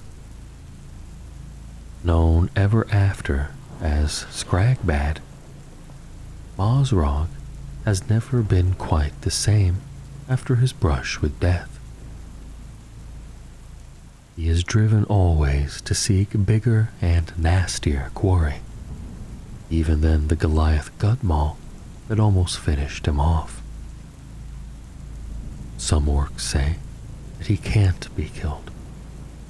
Others that he will one day hunt the stars themselves. Whatever the truth, Mazrog now has to tolerate entire warbands of imitators, hangers-on, and potential rivals, trailing him on his hunts and hoping to share in the glory of each fresh kill. So great has his following become that they often represent entire beast snagga warbands in their own right. Zodgrod Wart Snagga. Most orcs consider runts to be a waste of space and effort, good only for those tasks they can't be bothered with, or for eating. Not so Zodgrod Wart Snagga. This wild-eyed wanderer knows the secrets of breeding the best and baddest runts, and sells his peculiar services to the highest bidder. Runt herds are considered a bit peculiar. They hang about with runts, attempting to train and corral the little sneaks instead of cuffing them bloody on a whim. A runt-herd keeps oral histories, has little time for know-whats, and comes across just a bit too surly to join in with their fellows' riotous behavior. Then there's their antisocial habit of smearing themselves in reeking squig dung, the better to avoid getting eaten when clambering through the beast pens. For all of this, orcs tolerate most runt-herds, even affording them an odd sort of respect, if only because, for all of their peculiarities, they keep the tribe's grots and snots out from underfoot. Zodgrod Wartsnaga, however, is a different case entirely. Zodgrod has always had odd ideas. He was convinced that runts, and to a lesser extent squigs, could be trained. Using jingling bells, tasty fungal treats, and an array of Pain Boy brewed serums, he managed to propagate superior grots, snots, and a variety of squig breeds. Zodgrod's menagerie were bigger, stronger, and more aggressive. They demonstrated frankly alarming levels of problem-solving abilities, and obeyed his commands with such loyalty that he barely ever had to apply the business end of his grot prod. Sadly for Zodgrod, orcs are rarely open to new ideas, and few amongst his tribe had the wisdom to see the value in his so-called super runs. Every time another of Zodgrod's pedigree squigs vanished under the wheels of some cackling speed freak, was sat on by a disinterested knob or shot, dismembered or devoured by other orcs just for the hell of it, Zodgrod became more withdrawn, isolated, and embittered. He finally cracked one day when a big mech from his tribe named Osmog started indiscriminately launching super runts through his shock attack gun's tunnel, just to get his eye in. The rest of the tribe were highly impressed with the fashion in which Zodgrod overpowered Osmog, and curious as to how precisely the runt-herd had crunched his victim down small enough to fire him from his own weapon. None of this was enough to spare Zodgrod and his surviving super runts from being exiled. This was, ironically, the best thing that could have happened to Zodgrod. Freed from the constraints of normal orc society, he embraced the freebootin' life and sold his runt-wrangling skills to those tribes with the smarts to see their use. Admittedly, such customers were rare at first. Zodgrod persisted, though, spending his teeth on ever more outlandish serums to bolster the abilities and aggression of his super runts.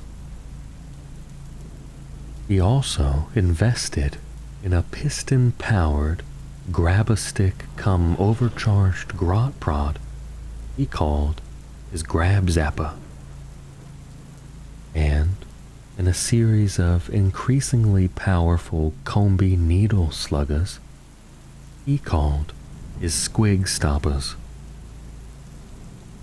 He is currently up to the 5th iteration of this potent firearm, able to shoot his victims full of a bewildering range of specially tailored knockout serums. These may well work better thanks to Zoggrod's fervent conviction in them than through any actual science. Even the densest war boss can now see the worth of Zodgrod as a mad-eyed and lethal mercenary for hire. Once they've witnessed his hypermetabolized super runs overrun the enemy in a froth-jawed tide, pilot killiclans with terrifying ferocity, or lay down a double-speed barrage from their overheating mech guns, Zodgrod can virtually name his price.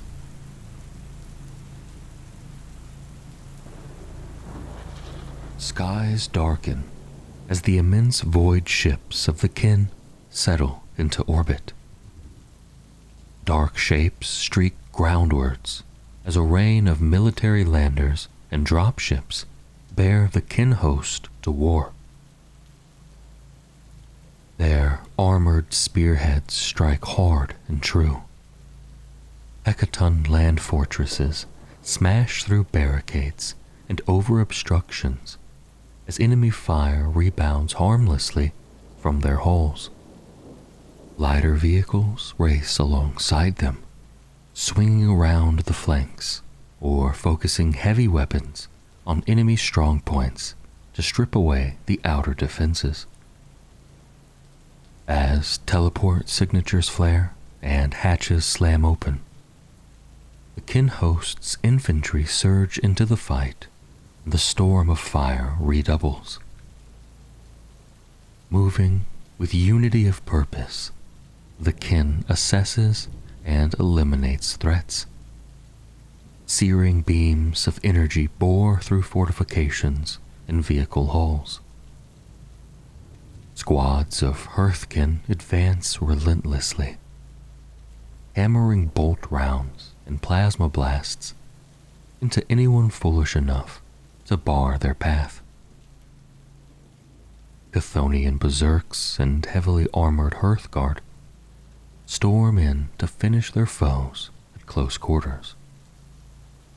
Soon enough, nothing remains but the prize that the kin came to claim, and the scattered bodies of those who sought to stop them. Leagues at war. For thousands of years, the leagues of Votann have exploited the riches of the galactic core and overcome the perils of that tumultuous region. Over the millennia, they have battled many of the galaxy's races, and sometimes traded with or fought as mercenaries for others. Now, as the galaxy convulses in the grip of the Great Rift, they face new challenges and new wars. The kin are squat, powerfully built humanoids. They dwell in vast numbers within the galactic core, being not so populous as the teeming humans, but far better established than the nascent Tau or dwindling Eldari. They are a clone race. Each generation emerges from machines known as crucibles, which draw upon vast banks of genomic data to produce a stable and varied populace. Their numbers are further augmented by the Ironkin, machine intelligences clad in mechanical bodies that are dedicated to aiding their flesh and blood fellows. To the kin, the Ironkin are equal and valuable members of their starfaring society, both in times of peace and of war. Few species in the galaxy can match the kin for resilience of body, mind, and spirit. They are indefatigable, but also highly conservative. It takes a great deal to change their minds, and those not of their species stand little chance of doing so. This makes the kin implacable enemies. It also makes them valuable allies, but securing their aid is no easy matter. The kin look to their own familial duties and obligations first, and ultimately to the survival of their race. If they deem the motivations of others to go against these particular interests, then they are more likely to become foes than friends. As a race whose earliest origins lie aboard void-born mining fleets, the kin have an unforgiving moral code. A filter changed late, a weak seam missed, a water tank left leaking, these and a million other minor lapses can spell disaster when voyaging through the inimical void. Equally, to overlook valuable resources locked away within a stellar body, asteroid field, or particulate belt can leave a ship without the raw materials required to effect repairs or to fuel systems. When waste, laziness, or even simple error can spell death for all aboard, these become the worst of sins. From painful experience has emerged the rugged survivalist culture of the kin, who find strength and unity in the endless quest to acquire the resources their kindreds need to endure. It is this apparent acquisitiveness that has caused many other species to judge the kin, often harshly, as selfish hoarders. All kin, barring only rare outcasts, belong to a kindred. These are groupings somewhere between extended families and close-knit nations, and vary in size from a few dozens of kin up to many thousands or even millions. All kin in a kindred have sprung from its crucibles, and thus share a genetic bond stronger than any allegiance to any flag. They usually live, train, and toil within their kindred's hold, when not abroad amongst the stars for trade, prospecting, or war. The kin habitually load apparently simple terms such as hold with nuanced meaning, being disinclined to even waste words. Thus, while the term is used throughout the leagues of Votann, it can refer to wildly different structures and locations. Some holds are fusions of fortification, city industrial complex, and strip mine, the largest of which may sprawl across or honeycomb beneath much of a world's surface. Others may be heavily armed void stations, chains of domes scattered throughout asteroid belts, nomadic harvesting fleets, siphoning plants riding the fringes of black holes, or even stranger marvels of technology. A kindred can be a commanding force.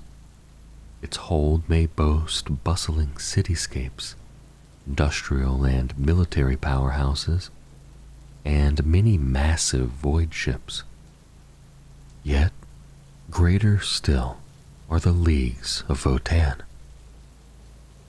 Nearly all kindreds are part of one or another league, proudly displaying their colors and emblems while sharing trade, military support, guild tariffs, and so on. Many leagues have existed for millennia. The Greater Thurian League, the Emir Conglomerate, the Urani Surtur Regulates, the Typhon Styx Protectorate, and others are established and ancient power blocks. Some, such as the ill-fated Capellan League, have declined over the centuries, while others, like the Cronus Hegemony or the Sarentok Mercantile Leagues, are more recently established. At the heart of every league lies at least one Votann, also known as ancestor cores. The kin believe these venerable thinking machines were created in a lost age of myth and departed their home world aboard the first kin mining fleets. The Votann were sent into the void alongside the kin to provide them with all the wisdom and aid they would require. The nodes through which that wisdom flowed have now become the fanes that lie within all kindred holds. The Votann are of incalculable value and importance to the kin. The millennia have wrought strange changes in these machine intelligences, rendering them ponderous and senescent. Yet they remain all-knowing repositories of lore and treasured links to the ancestors of untold centuries. Kin who can commune with the Votann are known as the Grimnir, or sometimes living ancestors, and are universally respected. Millennia have passed since the very first holds were established in the galactic core. The kin have been content to remain largely within the bounds of that strange region, which has long daunted many other races. Powers such as the Adeptus Mechanicus, the Eldari, and the worshippers of chaos, have forged inroads into the core, of course. Some sought the incredible riches generated by the region's stellar nurseries and cosmic phenomena. Others hoped to hide amidst its turbulent gravitic anomalies, or to investigate the dense asteroid clusters flung out from the accretion disks around the supermassive black hole at the galaxy's heart. Yet the core is a forge for stars, an immense swath of wild space within which the fundamental forces of the universe rage. Many are the blasted ruins and the drifting void hulks that form the headstones of those who sought sanctuary or fortune there. Such was not to be the fate of the kin, however. Boasting physiologies and technologies seemingly tailored for survival in the perilous region, they prospered where others failed. Their Chthonian mining guilds were the hardiest of all. And it was these heavily augmented and suicidally courageous individuals who delved swiftest and deepest. By the bloody light of red giants, their space-borne particle excavators disassembled newborn stars from the inside out, then employed their fusion harvest to refine elements undreamt of to fuel burgeoning industries. kindred void ships sliced planets apart, then deployed external refinery rigs on miles-long umbilici to reap the molten harvest. Cosmic radiation and particulate belts that had been old when the war in heaven was fought were drawn into immense plasma conductors, or caught in atomic scoops, then transfigured into the materials the kin required to survive. One by one, the leagues formed. Trade routes bridged void straits, battered by searing stellar winds, or saw merchant craft ply back and forth between the core's outer circumnuclear disk and the ominous dead zone that encircled its heart. More and greater holds were raised upon worlds where night never fell due to the sheer stellar density in the skies above. Life was hard, but the rewards were plentiful, and the kin saw clearly the benefits of thriving in a location where competitor species could not. Thus, as the millennia passed, the leagues of Votann continued to focus upon settling the immense sprawl of the core, and upon exploiting its boundless riches. This is not to say that the kin never ventured into the wider galaxy. The boldest among them were driven to prospect beyond the core, or to establish trade with species other than their own. More than this, there is a prevailing belief within kin culture that, in order to honor the ancestors, one must live a full life and discover or learn all that one can. This was reason enough to see countless kin exploratory and prospecting fleets, commonly called prospects, set out into the wider galaxy. It also compelled bands of kin to leave their people and to fight as mercenaries in the wars of other species, returning only when they had gathered knowledge and experience fit to offer the Votann. Between these expeditions and contact with alien races, also able to endure the galactic core, the leagues of Votann have encountered all of the galaxy's greatest powers in one context or another. However, in many cases, these contacts were isolated to a single fleet, conflict, or trade agreement. The kin remain close-mouthed around outsiders, seeing no reason to reveal the extent of their holdings in the galactic core, or risk revealing the existence of the Votann. Many peoples they came into contact with thus mistook a single kindred or league for the entirety of some comparatively minor alien race.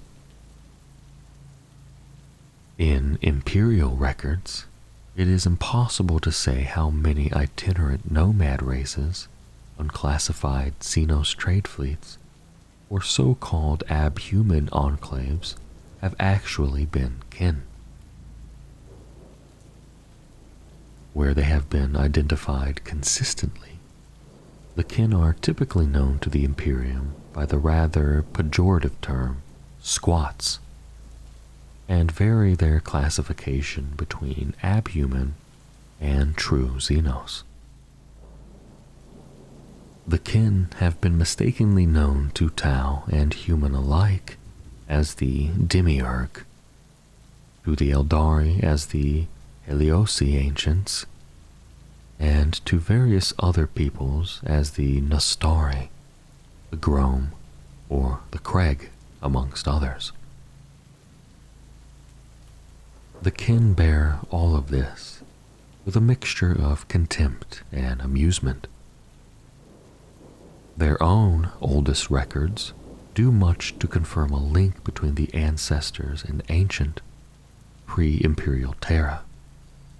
But to the kin, this only encourages greater care in their dealings with humanity. The leagues decided long ago that neither the God Emperor nor the Omnissiah were any deity of theirs. As such, they see anything that might offer the Imperium greater claim to impose its will upon them as something to be avoided. Alongside exploration, trade, and prospecting, the kin have also fought countless wars. A disproportionate number of these campaigns have been waged against the Orks, who remain their most hated and frequent foes. The Greenskins' crude but hardy civilizations flourish as well in the galactic core as they do everywhere else, while their anarchic, destructive nature is anathema to everything the kin value. It is a combination that has seen mutual aggression rage between the two species. The kin have scarcely more time for the worshippers of the dark gods, who they view with a mixture of disgust and bewilderment. They dislike the Necrons also, against whom they have fought numerous times, when their excavations disturb tomb complexes, or ancient dynasties return to reclaim worlds settled by the kin. The Tyranids, meanwhile, are known throughout the leagues of Votann simply as the Bane, and are afforded the wary respect one gives to especially intelligent and dangerous predators. This has not prevented some kindreds from actively stalking Tyranid splinter fleets, striking at isolated hive ships in order to harvest their resource-rich bounty. Humanity has been the enemy of the leagues as often as their allies. Inquisitors and intolerant space marines are quick to name the kin as Xenos and demand their slaughter. The Adeptus Mechanicus, meanwhile, are viewed by the kin as superstitious tech shaman, whose acquisitive ignorance makes them dangerous, and who are to be swiftly eliminated where they cannot be avoided. With the Eldari, the Tau, and a number of other alien races, the kin have maintained semi-cordial relations and achieved sporadic trade. Exceptions have still arisen, of course. The kin have little patience for the gruesome excess of the Drukhari, or what they see as the arrogance of the Asuryani, and of late have clashed around the fringes of the Kalnath expanse with the dynamic Tau Empire. So conservative is kin society that as a race, there are certain truisms and idioms that have found universal acceptance amongst them. The kin call these their truths and treat them as articles of sincere good sense that are loaded with more nuance and meaning than is immediately apparent. The most common of these frequent kin saying, "The ancestors are watching," which often doubles as a battle cry. One interpretation of this truth is that all generations who have gone before are judging the deeds of the living kin, who must strive their hardest to live up to those who came before. Yet equally, this truth can remind the kin that their ancestors live on in every new generation, and that they are never alone while their forebears stand with them. There are many other truths, from describing worthless objects or foolish schemes as a prize for an orc, to encompassing the depth of the race's spacefaring prowess in the simple statement, "The void is in our veins." Like the kin themselves, to outsiders, the truths seem uncomplicated and direct, yet in reality, they are far more complex. Kin society. Traditionalist as they are, the kin hold true to core societal structures and ideals, no matter which kindred or league they belong to. The leagues of Votann, the kindreds, and the guilds form the foundations upon which the kin build, and also the venerable institutions whose survival they fight to ensure. The familial bond of the kindred remains with kin and iron kin, whether they live and work within their hold or roam the stars as warriors, merchants, miners, or courageous Hernkin rangers. There is a shared understanding between members of a kindred that goes deeper than words. It is a commonality of thought and action that binds their armies tight and can appear to outsiders like some form of low-level telepathy. Every kindred has its own name, chosen when it was founded. Some, including Scalfi's kindred, kindred of Narun, or Vikit's kin, are named for the ancestor credited with their establishment. Others are named after a defining feature of their hold world, such as the kindred of Echodark, the Thousand Stars kindred, or the Iron Canyon kindred.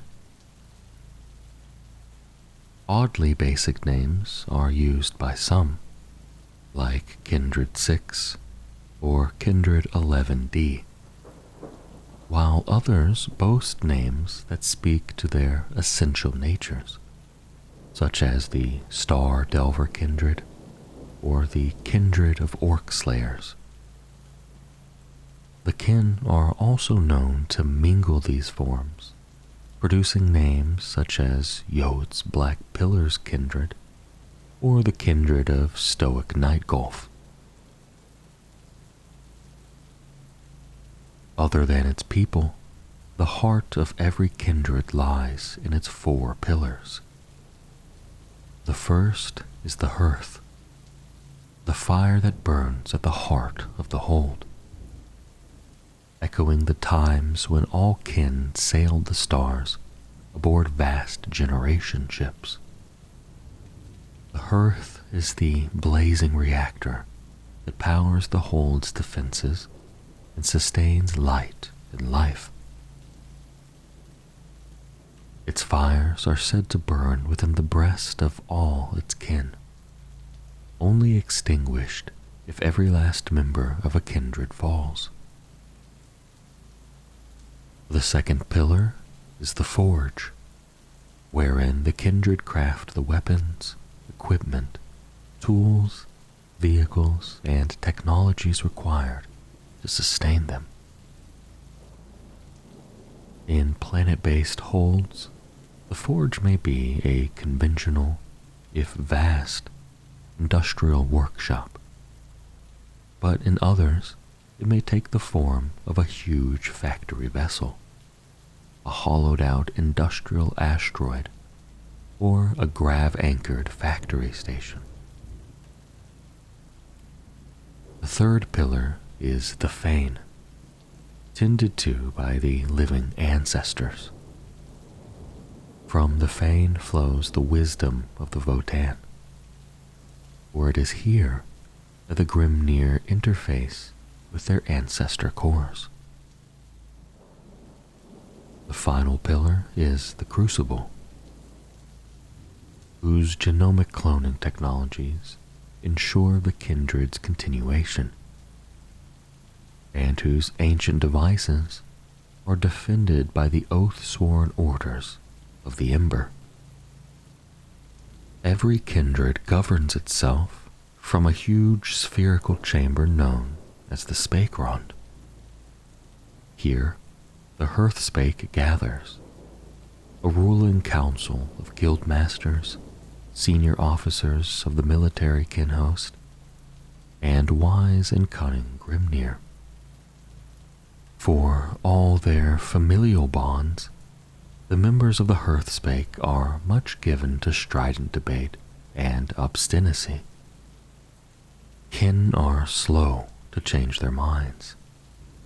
When one believes firmly that he or she knows what is best for the kindred, they can be remarkably stiff-necked. Moreover, all are keenly conscious that the ancestors are watching. Though voices are often raised and debates may last for days, the Hearthspake sees little of the politicking or self-interested maneuvering that typifies many species' political arenas. The kin might be hard-headed, but they are almost always earnest and honest in their desire to guide their kindred well.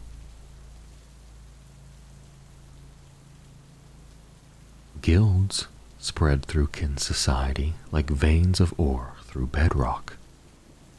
They are uniting bodies made up of all those kin who perform a particular role or provide a particular service within a region of kin space. Every guild is ruled over by its guild masters, who set standards for guild accreditation, expected levels of workmanship, and the ties their members levy. The most prominent guild masters also attend the Hearthspake to give voices to the civilian kin. In theory, the guilds exist apart from kindred affiliations. They are meant to be a means by which fair competition is maintained across kin space without kindred loyalties carrying undue weight. In practice, smaller guilds rarely extend their influence beyond a single hold or kindred. Moreover, guild affiliation is a voluntary step that not all kin take. Guild members look askance at freelancers, while freelancers in turn despair at those they see as hidebound guildsmen. Where large guilds do reach across multiple kindreds, there is no guarantee another enterprising group of kin won't decide to set up a rival guild.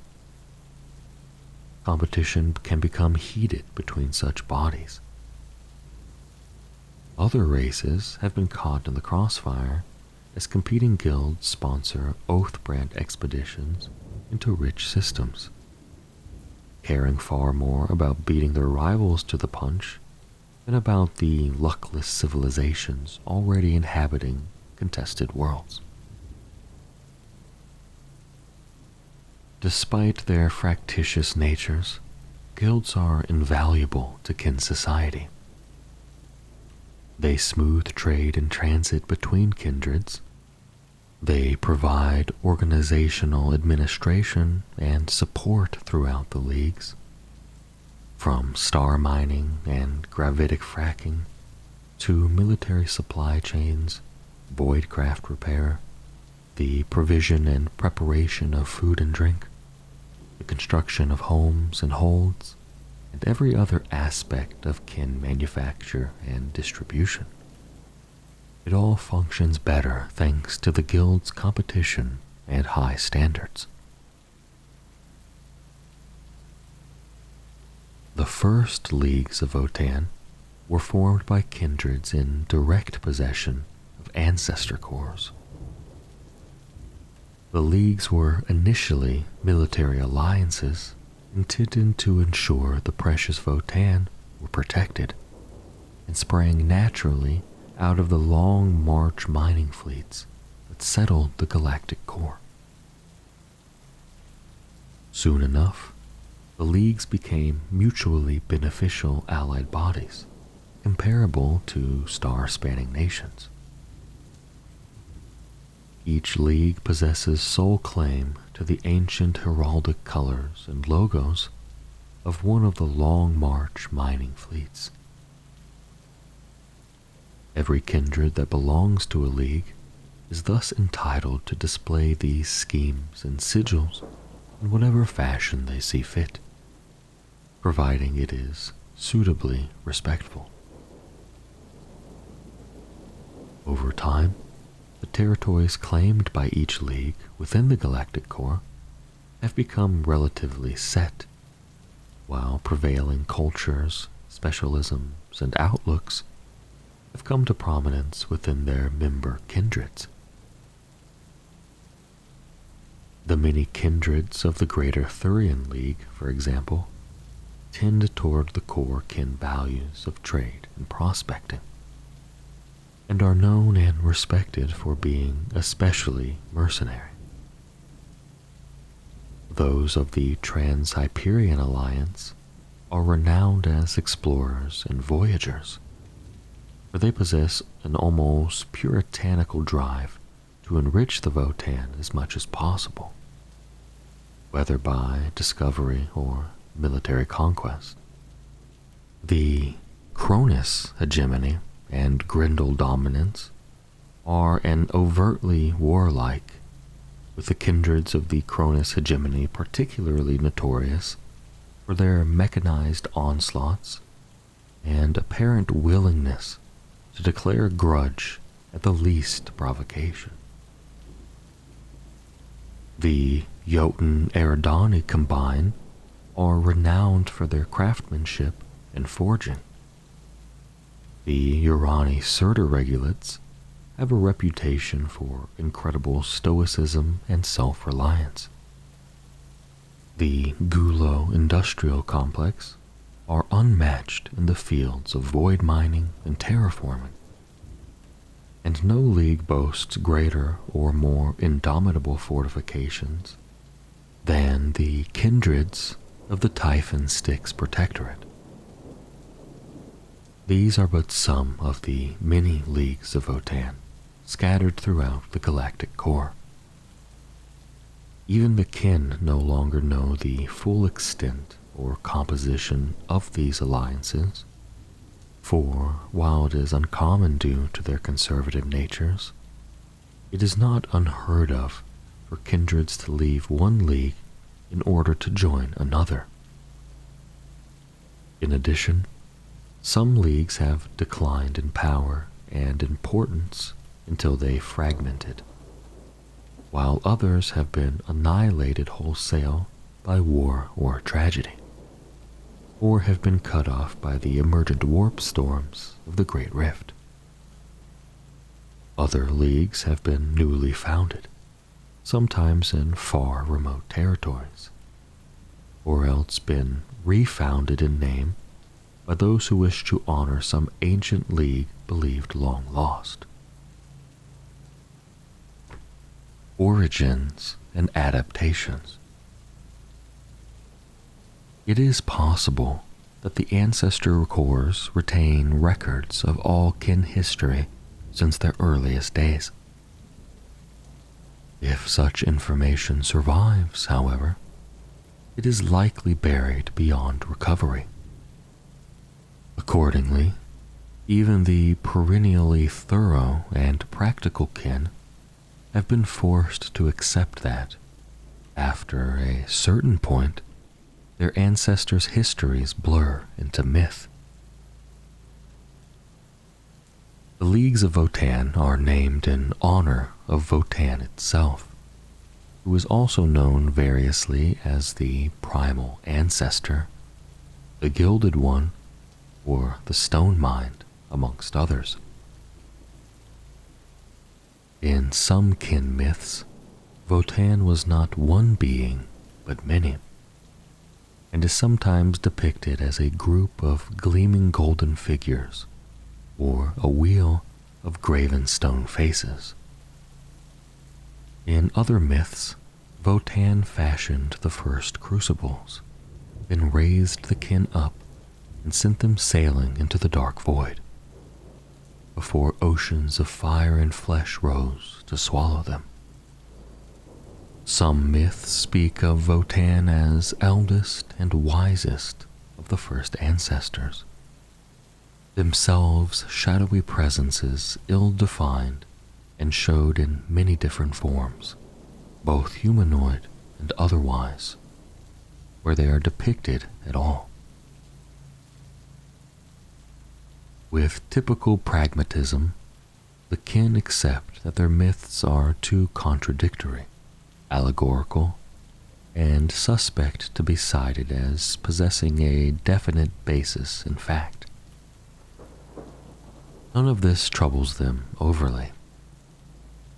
Steeped as they are in tradition and dour realism, the kin feel less need than humans to don the armor of faith.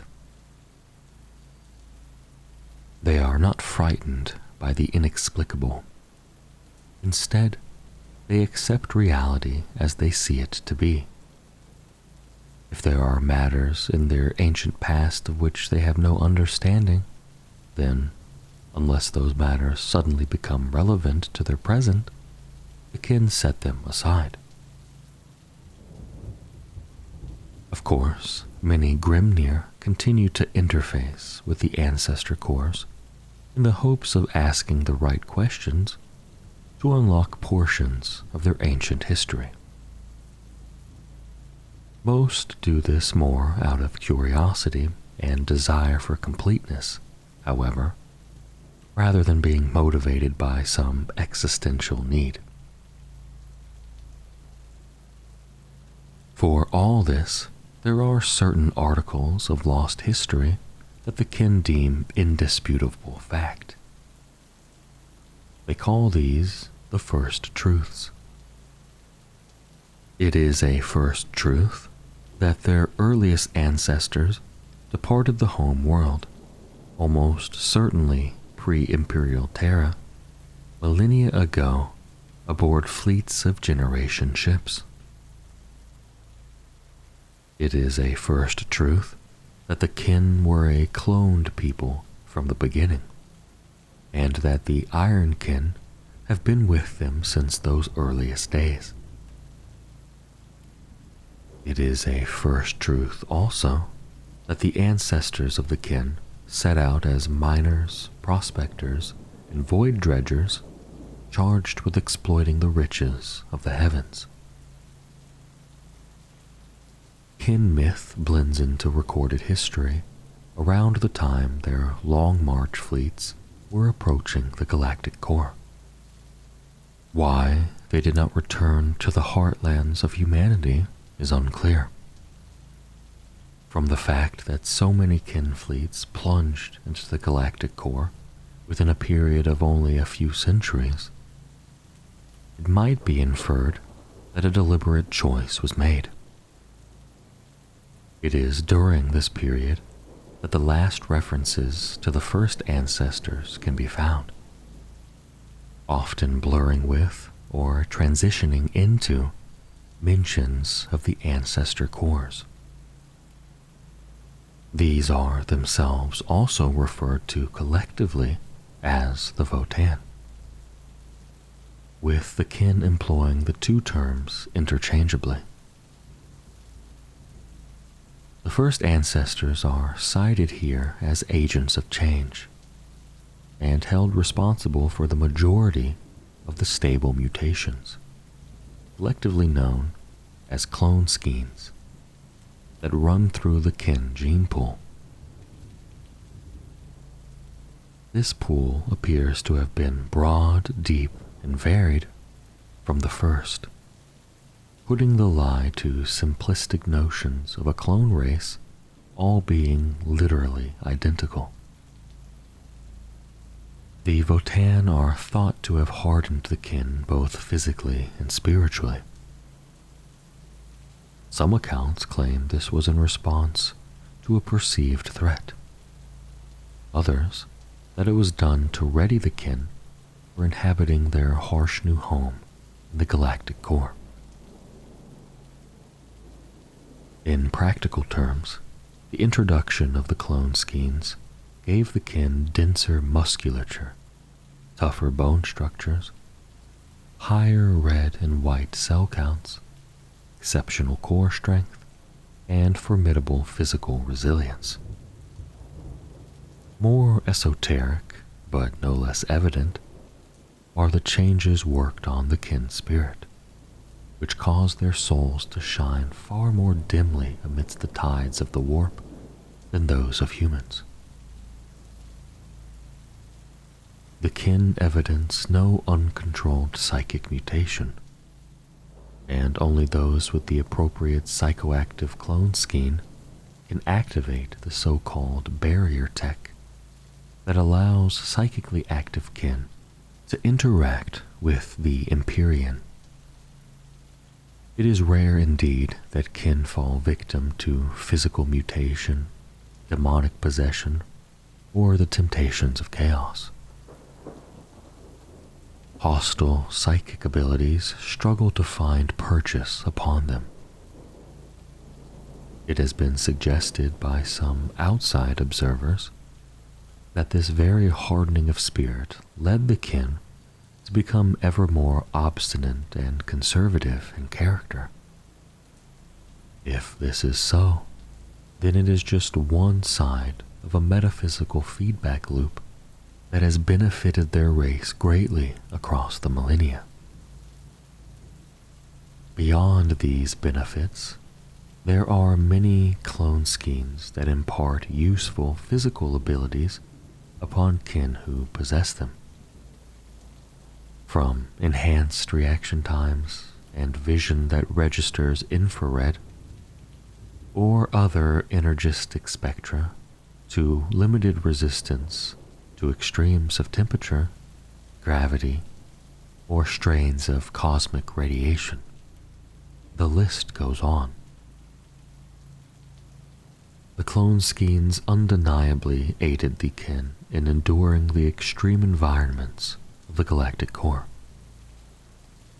Many clone skeins manifest physically, whether it being unusually colored eyes or skin, craggy subdermal layers, chemical body odors, or various other giveaways. To humanity, such physical abnormalities would surely be cause for prejudice and mistreatment. To the kin, they are rather badges of valuable ability, either bequeathed by the ineffable ancestor cores or encouraged by the cloner guilds during gestation. Obscure legend gives way entirely to historical record during the following centuries, as scattered kindred fleets settled new worlds, established trade routes, and became the first leagues of Votann. The Votann. The Votann, or ancestor cores, are as sacred to the kin as gods are to more spiritual races. Part oracular fonts of wisdom, part gestalt ancestral presences, and part sentient supercogitators.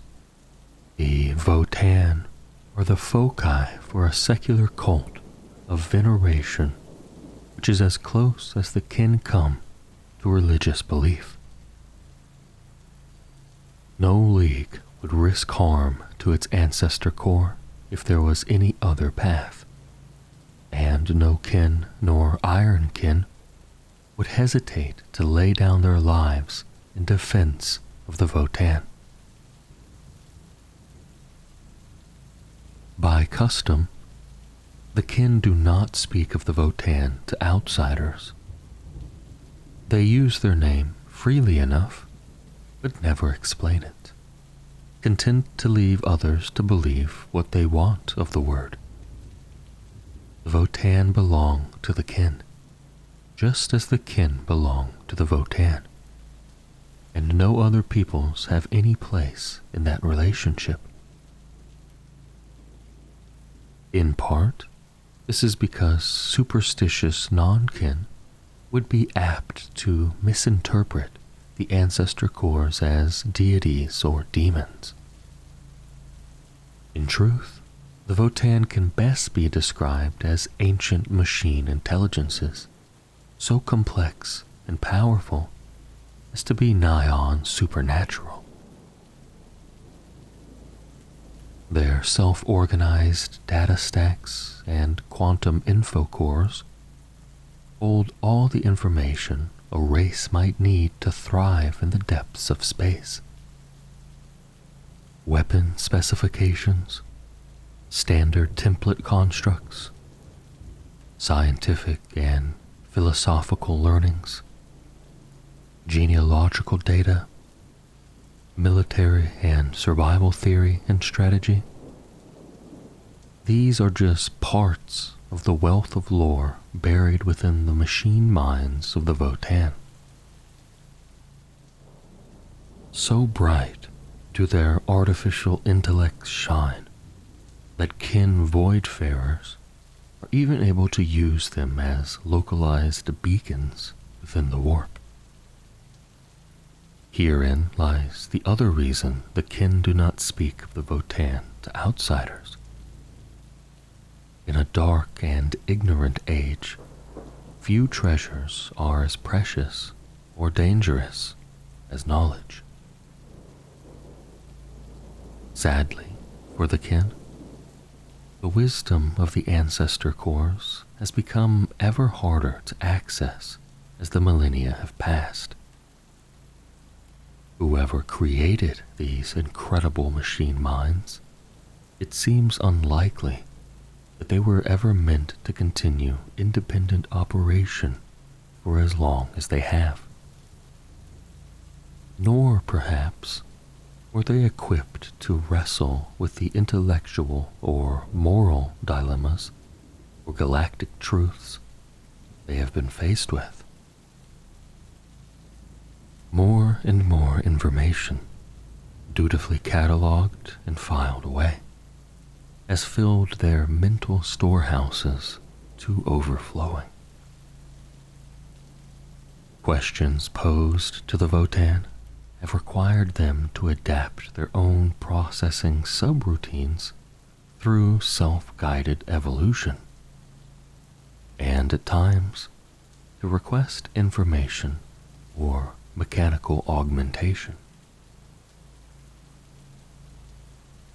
Over-association with the true living minds of the kin has led some Votann to develop strange behavioral quirks akin to rudimentary personalities. All of them have become more ponderous of thought. Questions asked of the Votann may take as much as centuries to receive an answer, which may even then be another question. Information not regularly accessed has vanished into lost data vaults deep within their mental architecture, while vital facts or details have been mired in self-replicating layers of data amendments. Day by day, the ancestor cores become more senescent, and in some cases, mercurial. Ironically, the cultural practices of the kin may have actually contributed, however unwittingly, to the ancestor core's decline. The Votann have long borne responsibility for regulating the genomic data required to breed each new generation of kin. even as the race has grown exponentially.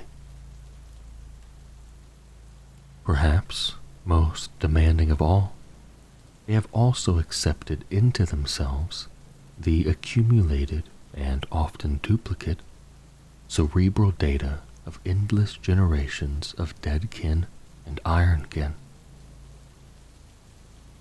It seems likely this custom was once purely practical, part of some pragmatic routine that saw the bodies of the fallen recycled for nutrients and raw material.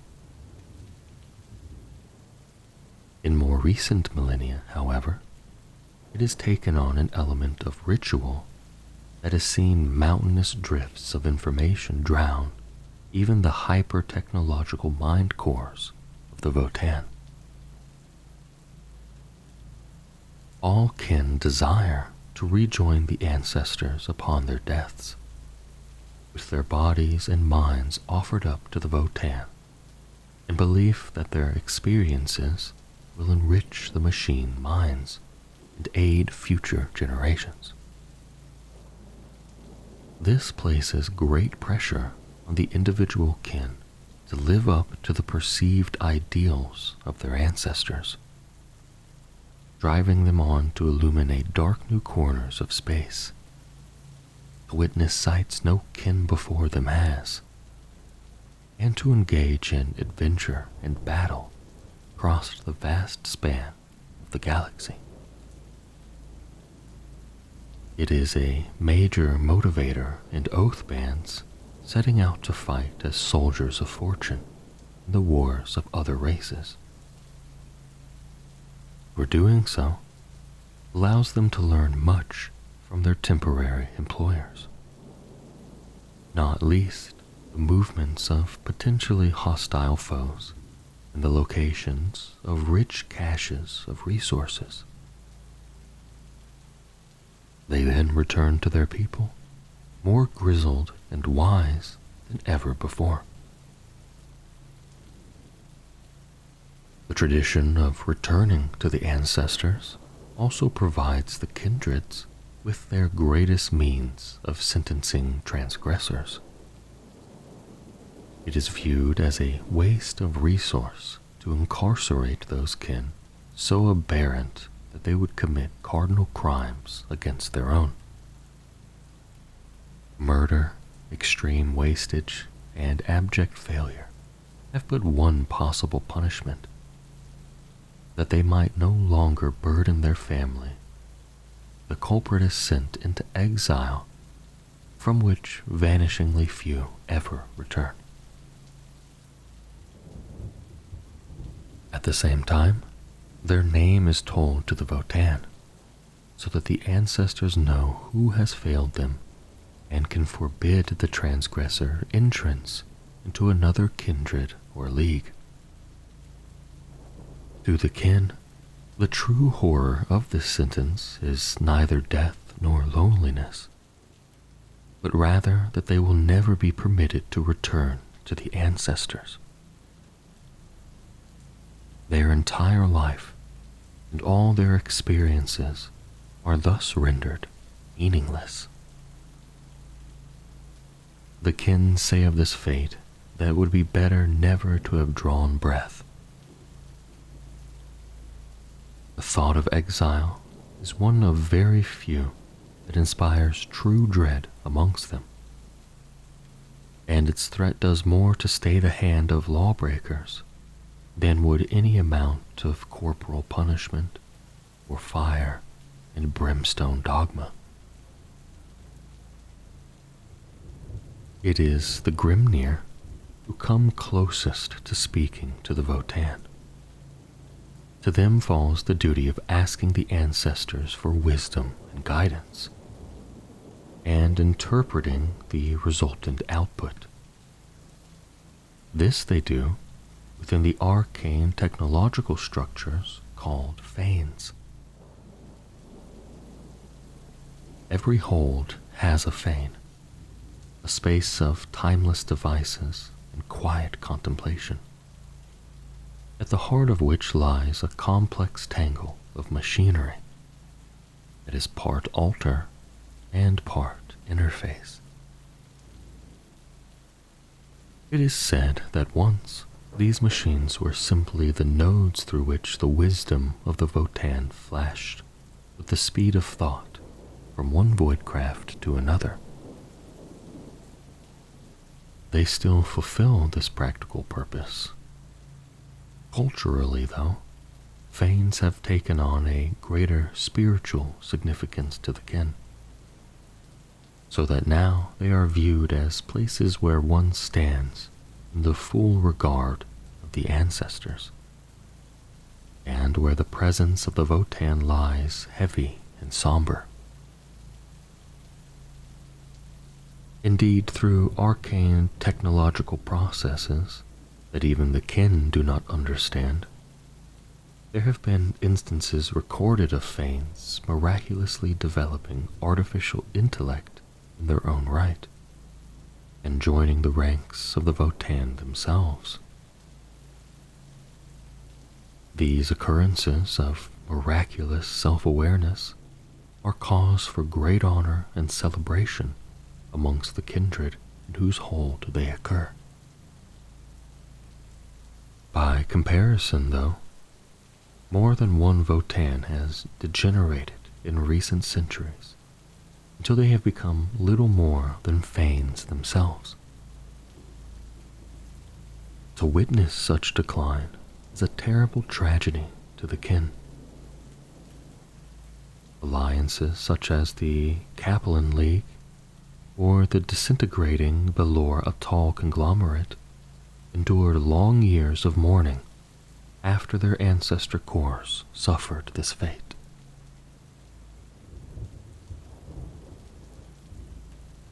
To the kin, any region of blank space upon their star charts is a mystery in need of solving. The desire to plumb the depths of the void, to discover its secrets and claim its riches, is deeply ingrained in their psyche, as is the need to know what, if any, sources of peril might lurk amidst the shadows. The Hernkin are the furthest traveled of their race. Their sturdy boots have left prints in the eons-old dust of lost moons. Their pioneers have skimmed across the baking plains and through carnivorous jungles of worlds never before seen by the kin. Bands of Hernkin leave their kindreds behind for decades at a time, forging out into the dark spaces beyond the furthest trade routes, or shining their lights into regions long declared lost or forbidden.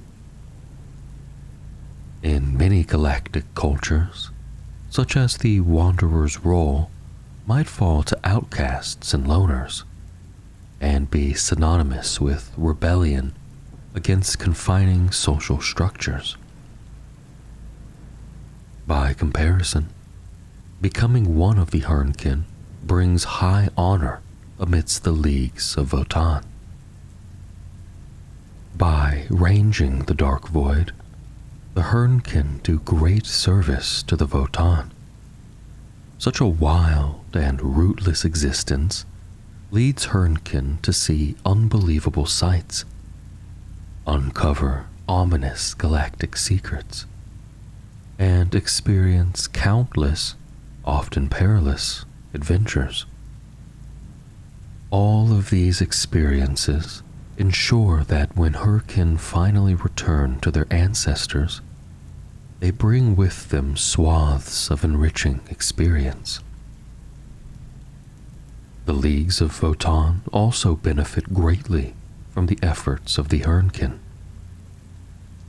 It is often an intrepid band of these brave scouts that identifies and warns of an impending peril, be it a star preparing to go supernova, a hidden webway spur employed by Comorite slave raiders, an onrushing Ork Wa, or some other unforeseen threat.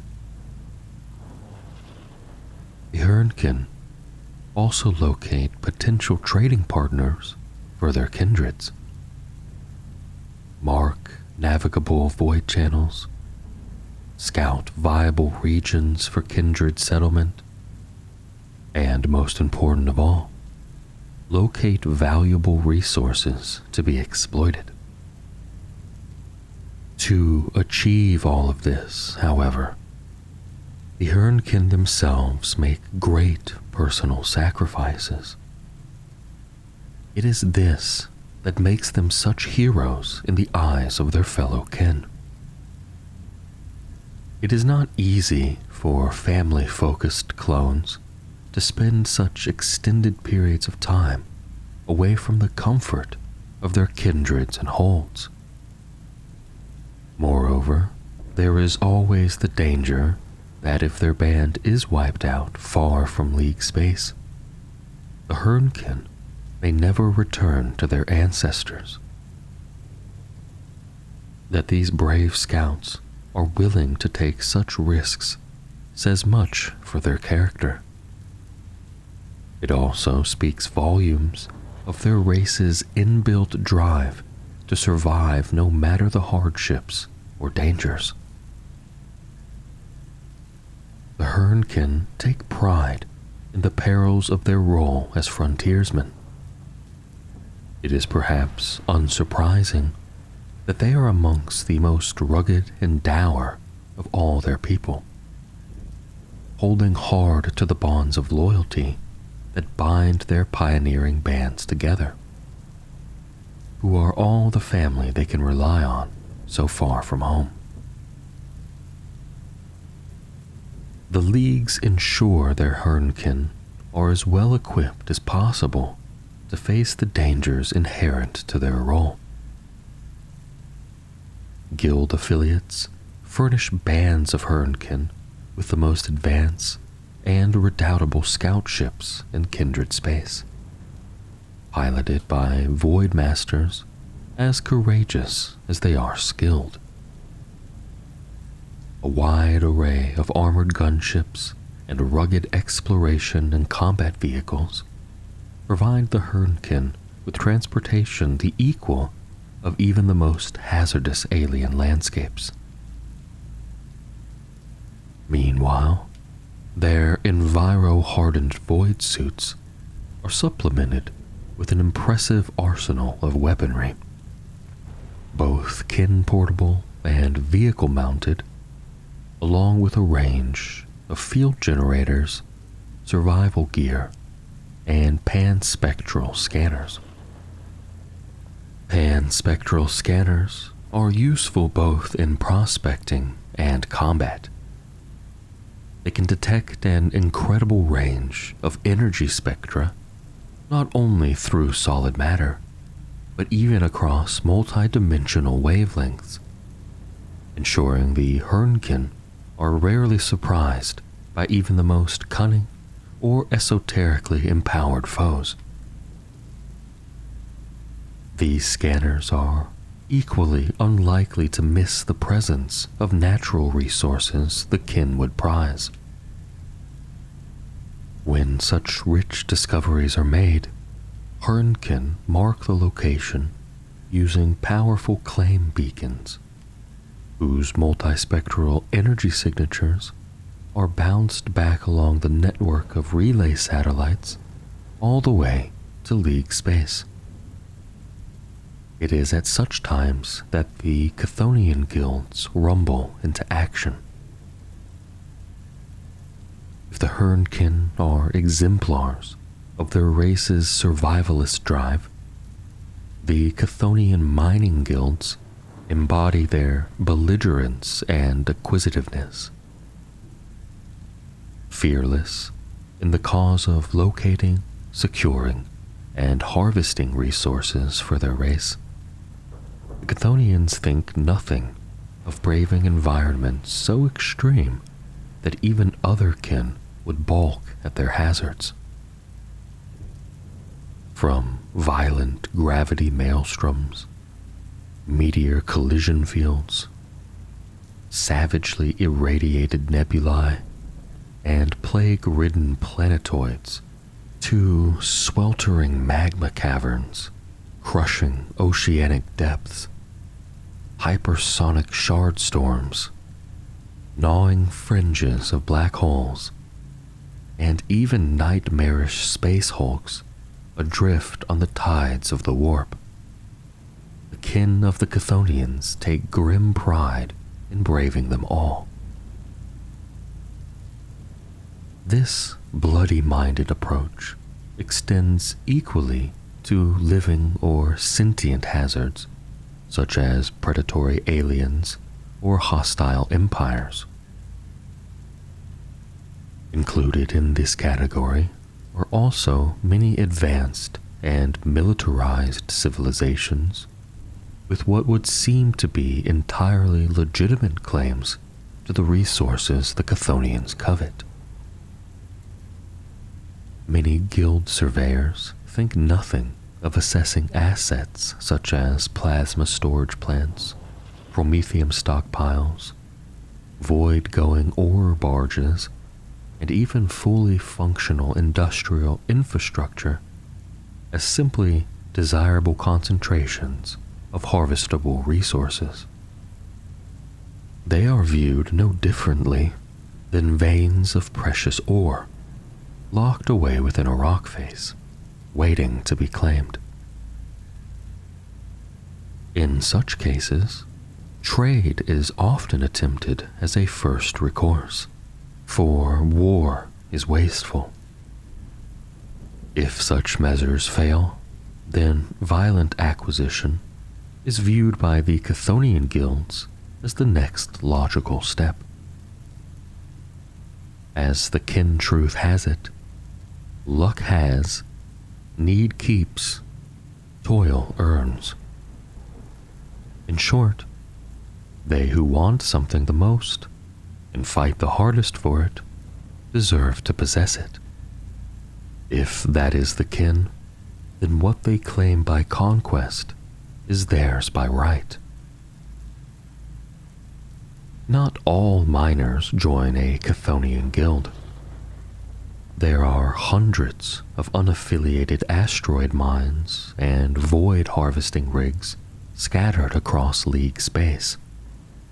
However, a substantial majority of kin miners do choose to acquire guild accreditation for firmly pragmatic reasons. Most Chthonian guilds are rich and prestigious enough to operate their own fleets of ruggedly fortified void ships, which give them an edge amidst the fierce competition for the richest claims. Most are also willing to supplement the equipping and surgical augmentation of their members, investing in their future successes.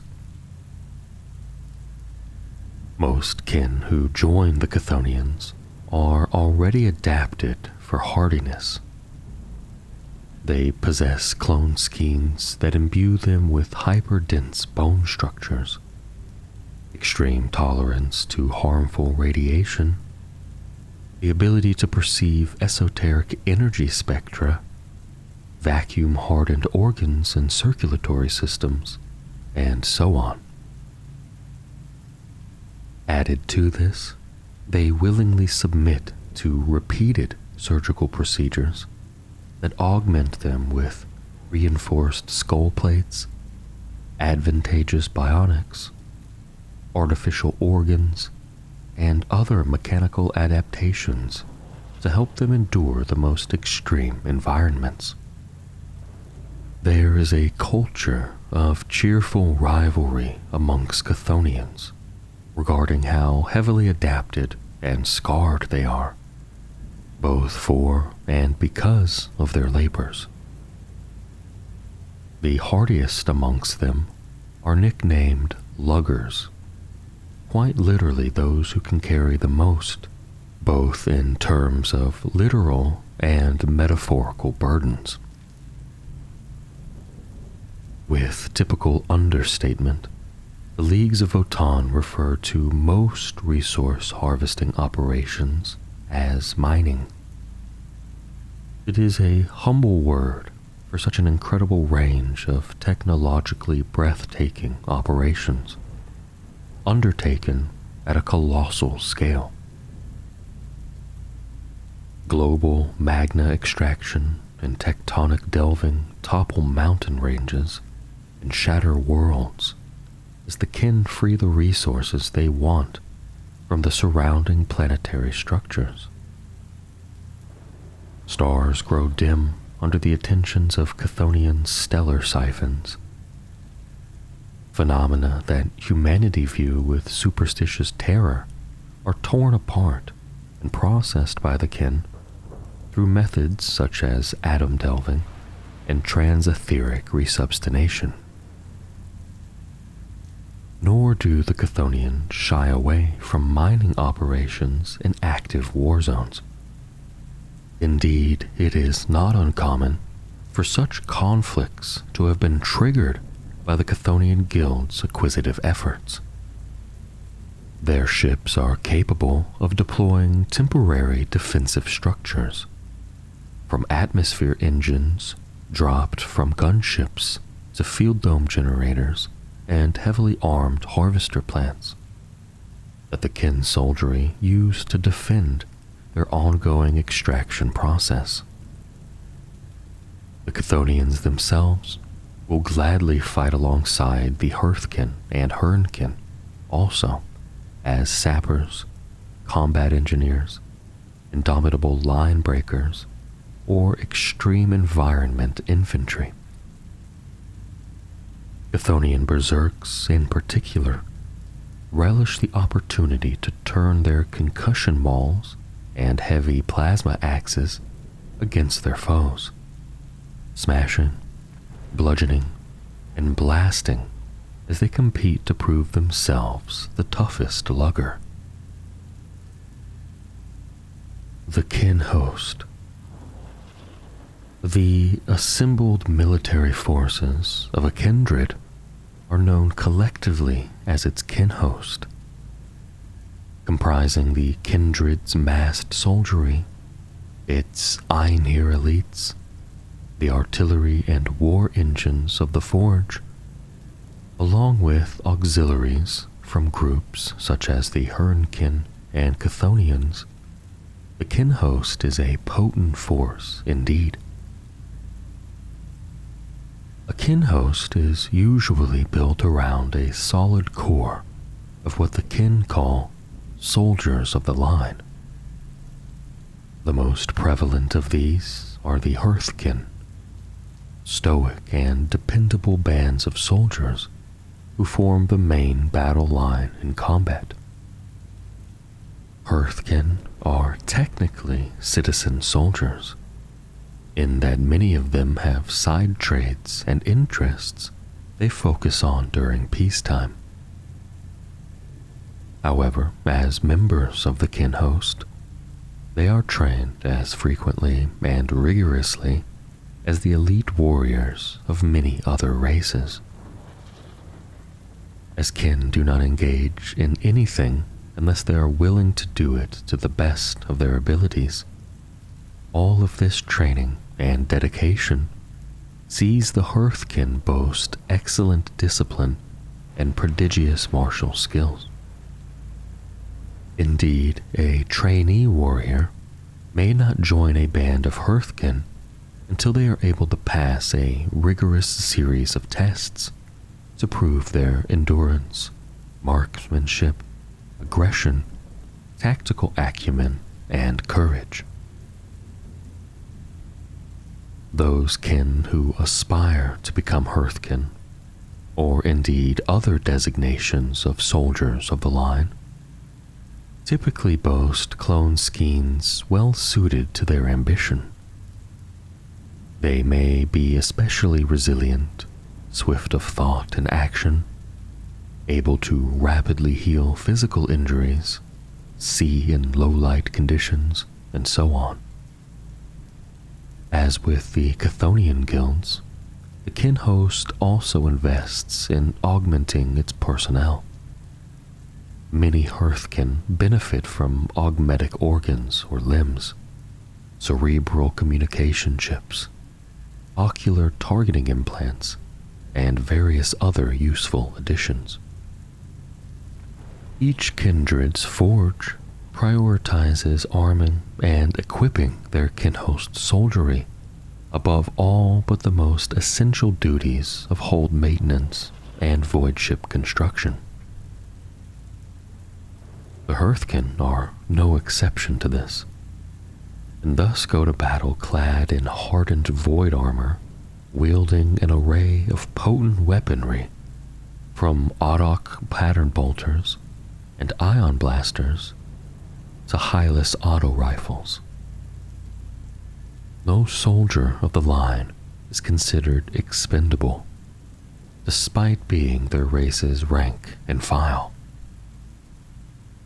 Rather, every kin warrior is seen as a valuable combat asset, not to mention family members and scions of their ancestors. Field medics are common amongst their ranks. These kin are provided with exhaustive training in first aid under fire, as well as limited engineering tuition that enables them to provide the level of care to damaged Ironkin soldiers. Kinhost military doctrine emphasizes the intelligent use of lives and material by Hearthkin and their comrades, never wasting either in the name of anger or vainglory. Strong bonds of loyalty bind the individuals of each Hearthkin squad together and ensure the comradeship of one squad to the next, meshing kinhost formations beneath the trusted leadership of their heroic leaders.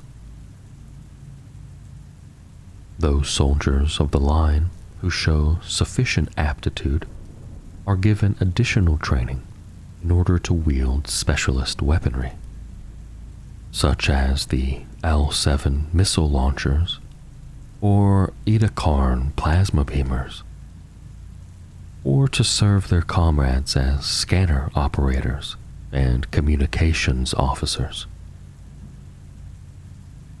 If a kin shows particular drive and aptitude toward leadership, they will be nominated by their superiors or comrades to be promoted to the rank of Thane, which roughly translates to squad leader. This is a great honor and responsibility both, which most Thanes strive to live up to.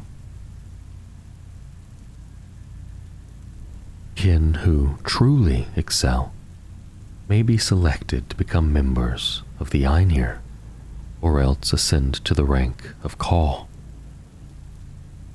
Treading one of these paths does not preclude following the other at a later date, and some kin have even belonged to both elite circles at once.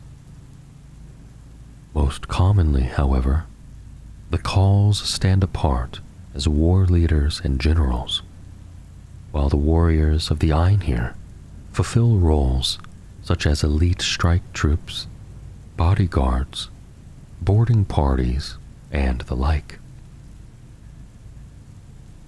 The trademark of the Einhir is their exo armor, massive servo-assisted suits of powered battle plate.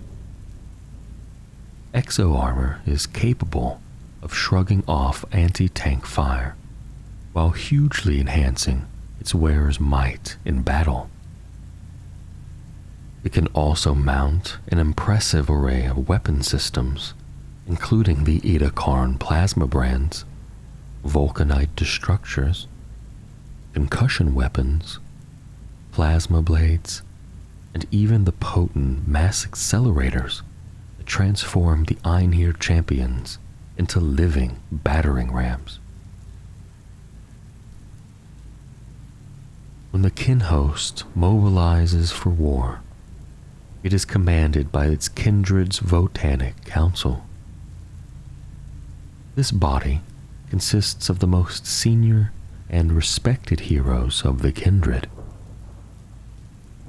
It often includes the High Cow, the Brokir Forge Master, and the kindred's lord Grimnir, and other senior figures of authority and power, as well as assembled advisors.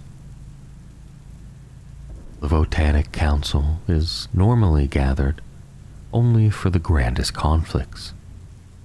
However, usually when the entire kindred or their hold face direct peril. At other times, portions of the kinhost's forces may be led to war by smaller gatherings of heroes such as cows, Brokir Iron Masters, or living ancestors, or even by just a single one of these brave commanders.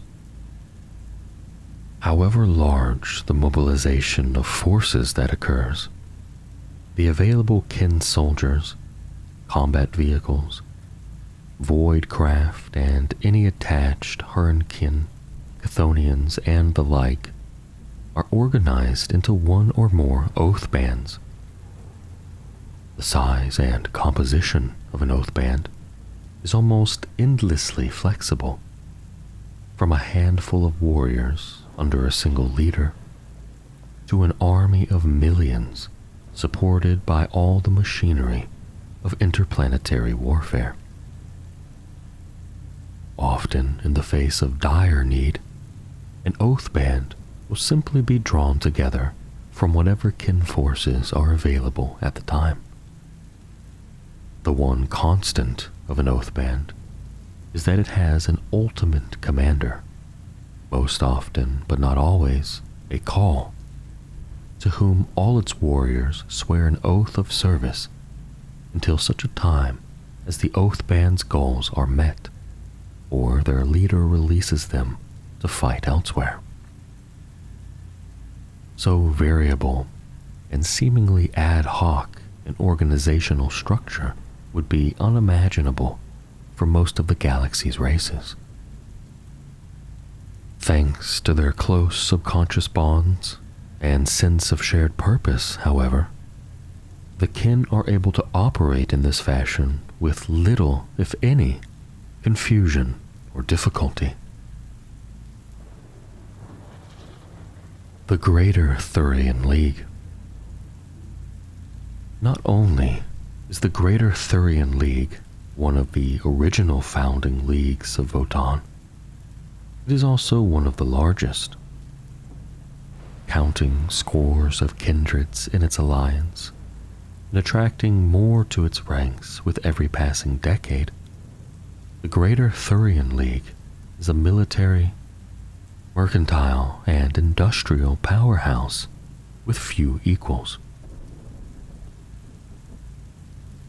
At the most recent count, the Greater Thurian League contained over 200 allied kindreds.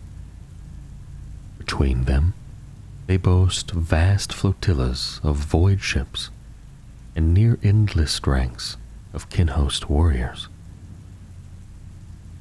Huge and wealthy guilds, such as the Ingvari Combined Logistics, the Starstrider Mercantile Confederation, and the Chthonian Guild of Kadok, see to the League's continued and immense prosperity.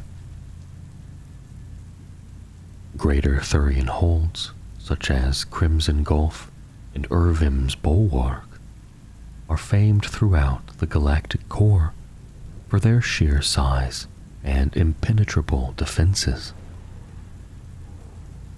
Meanwhile, some of the most storied heroes of the kin lead the Greater Thurian League oath bands to war.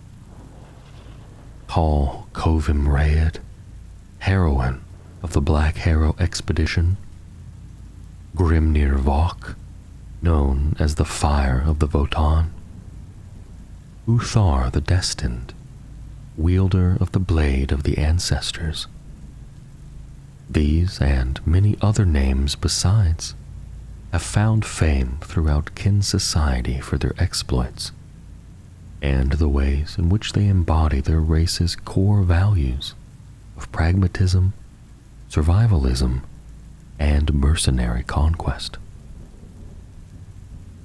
The Greater Thurian League have long ventured into far space, whether to trade with other species, to explore and exploit new regions, or to fight as mercenaries alongside the Imperium of Man. However, the recent manifestation of Warpstorm Argviar upon their northeastern border has forced the League into a more aggressive stance. Even as bristling kin megacruisers ferry kin hosts east to bolster the rapidly solidifying Stormward front, the Greater Thurian League are also dispatching numerous prospects west beyond the circumnuclear disk. They have deployed forces into the neighboring Marsalis and Sepulchre sector in numbers not seen outside the galactic core since the kin first settled there. The remit of these forces is to claim new worlds, those kindreds dispossessed by the chaos invaders pouring from the maelstrom, and identify safe systems for the League to fall back to should its defenses fail or the fight become too costly. Imperial governors throughout both sectors have responded to this apparent invasion with a predictable mix of panic and zealotry, hurling armies at the encroaching kin even as their astropath's fragmentary distress calls wing their way out to the wider Imperium. The Great Thurian League thus finds itself embattled now upon two fronts. Yet their kindreds remain as determined as ever to survive and to prosper. The Trans-Hyperion Alliance. The Trans-Hyperion Alliance are the furthest traveled of the leagues. Many of the prospects that penetrate deep into far space wear their distinctive orange void armor, and their Hernkin are renowned for both their tenacity and frontiersmen's drive to banish the darkness beyond the edges of maps. The kindreds of the Trans-Hyperion Alliance are peopled with explorers and adventurers. They seek out new warp routes, trade partners, and mysteries with an almost compulsive determination, and their forges labor constantly to produce swift and powerful spacecraft. While they control vast swaths of territory, both within and outside of the galactic core, these holdings are far-flung and thinly spread. Many Trans-Hyperion kindreds dwell in isolated pockets or have their holds aboard nomadic fleets that are ever on the move. The League remains well connected despite this, for lighter craft streak between the scattered kindreds, bearing news of discoveries and threats. Even the League's Votann, of which it boasts a remarkable 3, are ever mobile, nestled deep within fortified void ships, and accompanied by sizable fleets. Ancient technologies within their fanes ensure that every Trans-Hyperion kindred stays updated with the coordinates of their Votann. The information displayed in a cleverly scrambled manner, useless to even the most cunning enemy boarders. The kin, after all, do not want any foe discovering the existence and location of the Votann by unfortunate chance. The driving force behind the constant striving and seeking of the Trans-Hyperion Alliance is their dedication to the enrichment of the Votann. In this, they come as close as any of their race to genuine religious fervor. A cult of ancestor worship prevails throughout the Alliance, whose fanes are always filled with small votive offerings to respected ancestors.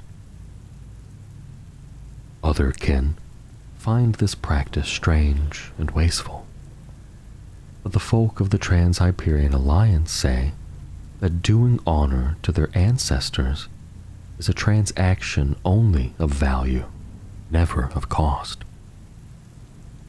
They view exploration, adventure, and battle that way also, driven ever to scatter across the stars and seek out the greatest enrichment and material riches in their ancestors' name. Hernkin are held in especially high esteem in the Trans-Hyperion Alliance, and a great number of their populace spend at least some time amongst these wandering ranger bands. Only rarely does the entire league rally as a coherent force. That is usually when one of their wandering Votann comes under direct threat. At such times, the Trans-Hyperion kindreds cast aside all other considerations, retreating from hard-fought campaigns, breaking oaths with allied powers, and even setting aside grudges as they race to the aid of the ancestors they venerate so greatly. The Cronus Hegemony. It is said of the Cronus Hegemony that there is no problem they will not solve with an axe. Existing as a military superstate, their kindreds muster some of the largest and most aggressive kin hosts known amongst the leagues of Votann. Nor are they sparing in their army's use, for the Cronus Hegemony marches ever onward. The Cronus Hegemony is a relatively young league, founded less than a millennium ago, when the fane of Khorne's kindred achieved self-awareness. This newly ascended Votann exhibited an aggressive drive for knowledge and a demanding appetite for raw materials. The battle for Khorne's kindred to enhance its physical shell and arm themselves in its defense. Prior to this, Khorne's kindred had been a relatively minor member of the faltering Capellan League. Blessed as they now were with their own Votann, they broke away to start the Cronus Hegemony, and took several other former Capellan kindreds with them. More kin were soon drawn to the straightforward aggression of the Cronus Hegemony, swelling their ranks further. That trademark aggression, which often veers into outright belligerence, has only become more pronounced as the centuries have passed and the hegemony's might has grown. A kindred wishing to join the hegemony must offer suitable tribute in order to earn its place, and its kin must swear martial oaths of service and loyalty that are considered eternally binding. It is expected that their hold and void fleet will focus upon war, that they will train and equip massive kin-host forces. The expectation of tribute does not end with joining the hegemony. Each kindred must prove their commitment by conquering an allotted quota of enemy worlds in each year cycle, sending portions of the spoils back to Khorne's kindred for their Votann's defense. The kindreds of the Cronus hegemony have engaged in border skirmishes and standoffs with other leagues, and they have a reputation, not least thanks to needing to hit their conquest quotas, for finding any excuse to escalate into full-blown war against alien races. It has been suggested that the many grudges declared by the Cronus hegemony kindreds owe as much to a need to justify costly conflicts as they do to a genuine desire for vengeance. That said, the kin of the Cronus hegemony are notoriously stiff-necked and quick to anger. It takes little offense to see their swarms of gunships and armored transports go thundering into battle. For all this, many kin have had cause to be glad of the Cronus hegemony's aid when beset by Xenos invaders. Entire Ork wars and acquisitive Imperial crusades have been shattered by their massed kin hosts. Moreover, since the manifestation of the recent warp storms, the Cronus hegemony have wasted little time in annexing territories belonging to various alien races. They cite the simple belief that the kin require them to survive, and are therefore entitled to take them, preferably by force.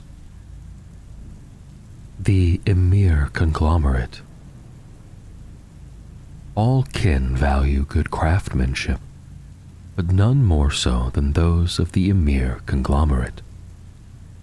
Experts in every form of manufacturing, their brokir see to it that the conglomerate's holds and fleets are replete with marvels of technology, and that their weapons of war are second to none. A kindred's entry into the elite Emir conglomerate is dependent upon fulfilling one of two criteria. Some kindreds are permitted to join after proving the exceptional skill of their brokir in fashioning battle gear, void ships, field technologies, or whatever other systems their forge specializes in. The more prolific the kindred's brokirs, the higher status they win for their kindred within the conglomerate. The other possible criterion for entry is if a kindred's territories yield a suitably spectacular bounty of raw materials for use in Emir forges. There is no stigma attached to a kindred's effectively buying its way in like this. The kin are pragmatic enough to recognize that even the most skilled brokir can achieve little without fuel for their forge and materials to work with.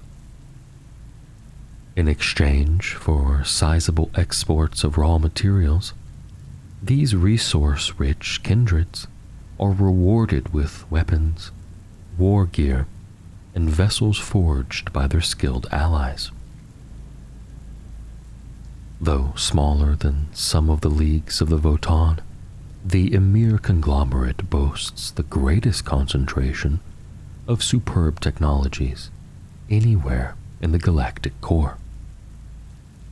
Every one of their kindreds benefits from remarkable force field generators to protect their void mining concerns and holds, expertly crafted teleportation hubs that deliver their passengers safely to their destinations, almost without fail, and high-end scanning and communication suites.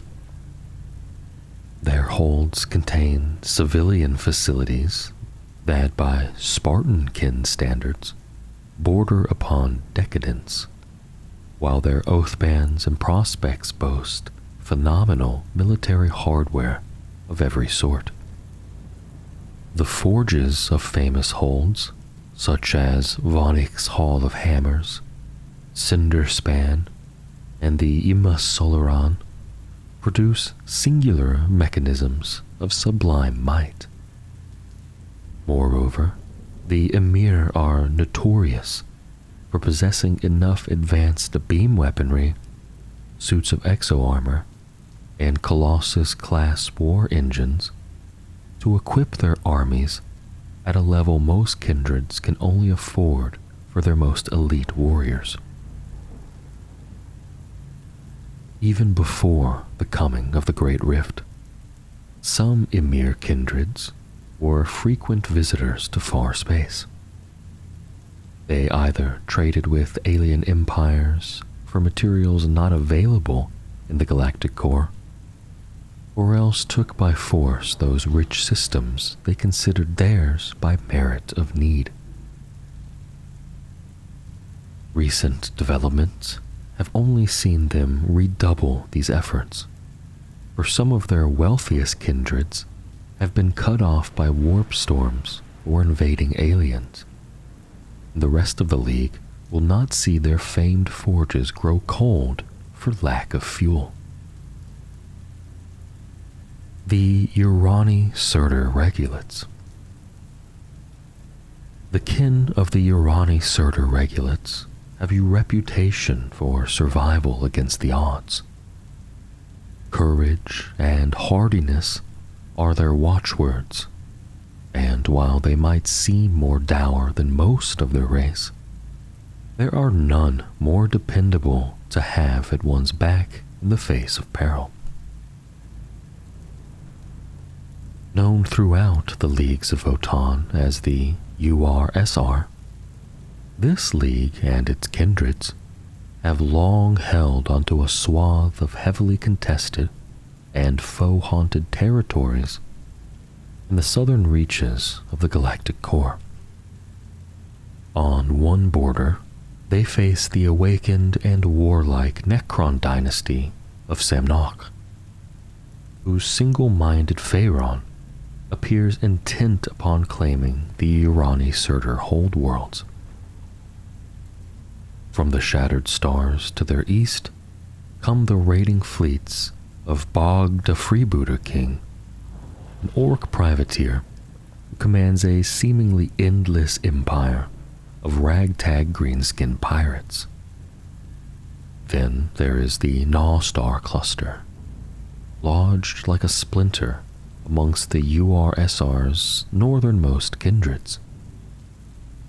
These worlds are haunted by an infestation of Tyranids that exhibit strange, almost nesting behavior patterns, unusual for their species, and are ever hungry to claim new worlds to infest.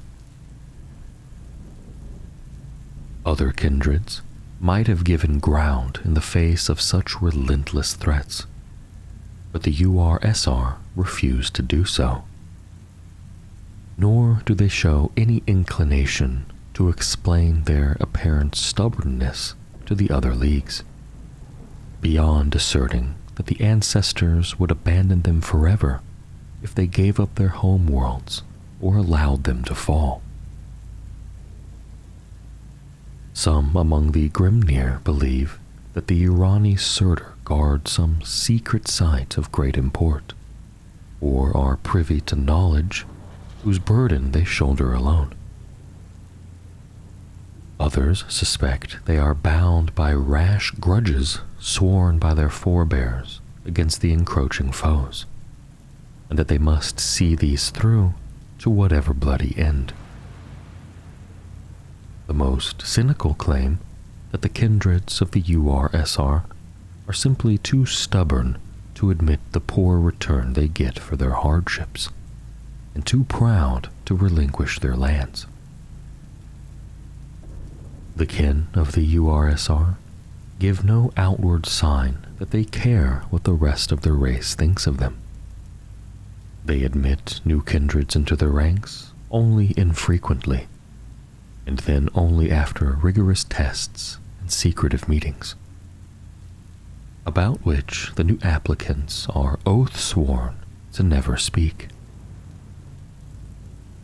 No kindred has ever left the URSR once admitted, though whether this is out of loyalty or some other, more sinister reason remains unknown. It is expected of every URSR kindred that they maintain as large a population as they can, accepting an ascetic life with the bare minimum of food, light, air, and heat in exchange for keeping their fighting ranks replenished. This selfless commitment to their cause is writ large upon the battlefield when the Urani Surtur march to war. Their kin are ferociously loyal to one another and to their league, and they refuse to countenance defeat or despair while breath remains within their bodies. Myriad leagues.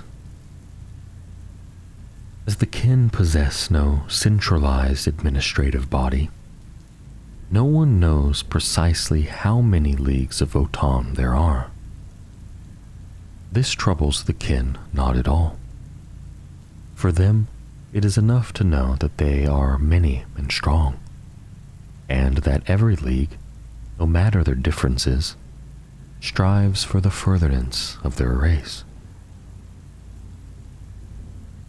The traditions and customs of each league typically grow from those of its founding kindred. They are also informed by the lore offered up by their league's Votann, and on rare occasions, by the unusual predilections or rudimentary personalities affected by these same ancestor cores. In typical kin fashion, what begins as a ratified charter or unofficial verbal agreement between allies soon solidifies into traditions that all of a league's kindreds are expected to uphold. While some of the leagues of Votann might appear homogeneous to outside observers, barring only their heraldic colors and league insignia, in truth, most are quite different from one another. Many factors impact the nature of each league.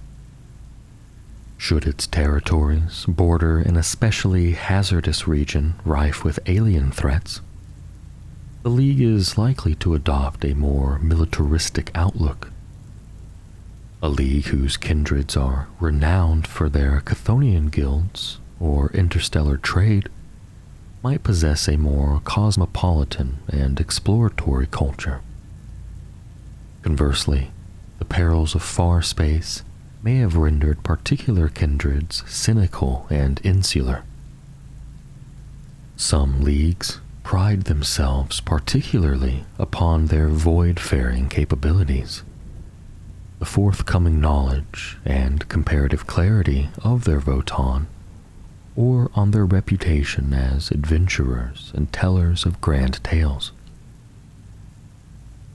Moreover, every kindred within a league has its own way of keeping its customs, and may choose to focus on one particular aspect of its overarching traditions. Amongst the Trans-Hyperion Alliance, for example, the kindred of Liminus Crag are famed as shipwrights of the swiftest voidcraft and atmospheric gunships, while Ukalak's kindred choose instead to honor their league's traditions by having every last one of their kin serve at least a decade as Hernkin during their early years. By comparison, the brutally direct kindred 6 of the Cronus hegemony pride themselves on their mastery of urban warfare, while their sometimes rivals, Silax kindred, favor massed artillery and siege warfare. Some of the leagues of Votann possess traditions that epitomize one aspect or another of their race's core values. The Typhon Styx Protectorate, for instance, seek always to render themselves indomitable so that they may be unassailable by enemies and invaders. Their oath bands lead towards steady and relentless strategies, advancing from one defensible position to the next, and allowing waves of enemy counterattacks to smash themselves apart against swiftly raised ramparts and tanks, dug in as temporary bunkers. The holds of the Typhon Styx are, without exception, massively fortified. They are forever being improved by the League's diligent brokers. The Guhulo Industrial Complex, by comparison, is a league whose kindreds pour almost all of their time and energy into maintaining trade routes and keeping their convoys of heavy haulers and escort ships moving along them. The league contains several extremely large and powerful Chthonian guilds, whose influence in the Hearthspakes is such that they are virtually the de facto rulers of the Guhulo Industrial Complex as a whole. Other leagues have more unusual characteristics, or are notable for their allies and connections. The League of the Tethys Expanse, for instance, is extremely widespread. Its kindreds maintain contact by means of a singularly potent interstellar communications network, whose proprietary technologies they will only lease to other legions for a substantial fee. The Sigma Draconi Union is a martially inclined league that prizes honorable combat greatly. Its kin hosts are held to a strict code of conduct at all times, and take an unusual degree of pride in their heraldry and decorative insignia. The Pan-Telluric Commonwealth boasts an exceptionally egalitarian society, while the Jotun-Eradni Combine have a strongly meritocratic and brokir-centric one. Meanwhile, the Saran-Tok Mercantile League is primarily known for being the league to have traded most heavily with the Tau Empire. In the Forge Rot. The Brokir are amongst the most highly skilled techno-artificers in the galaxy, making full use of the incredible bounty of the galactic core, coupled with the precious lore of the Votann. They craft devices of superlative durability, reliability, and power. In this way, they contribute greatly to their species' survival. Every Hold's forge is unique, built and augmented over centuries to specifications determined by Votannic wisdom and personal kindred preference. Yet in some respects, they are uniform. All are sleepless hubs of activity, lit by the molten fires and searing plasma arcs of technological manufacture, and are filled with mechanisms of artifice ranging from Brokir's personal Aeon Vial workstations to colossal auto foundries. As well as overseeing the work of their cog robot assistants, each Brokir takes pride in constructing their own devices.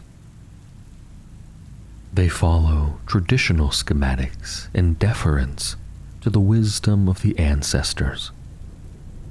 Yet there is also general recognition that to truly honor the Votann, each Brokir must humbly apply their own ingenuity, coupled with rigorous field tests, to improve upon traditional designs.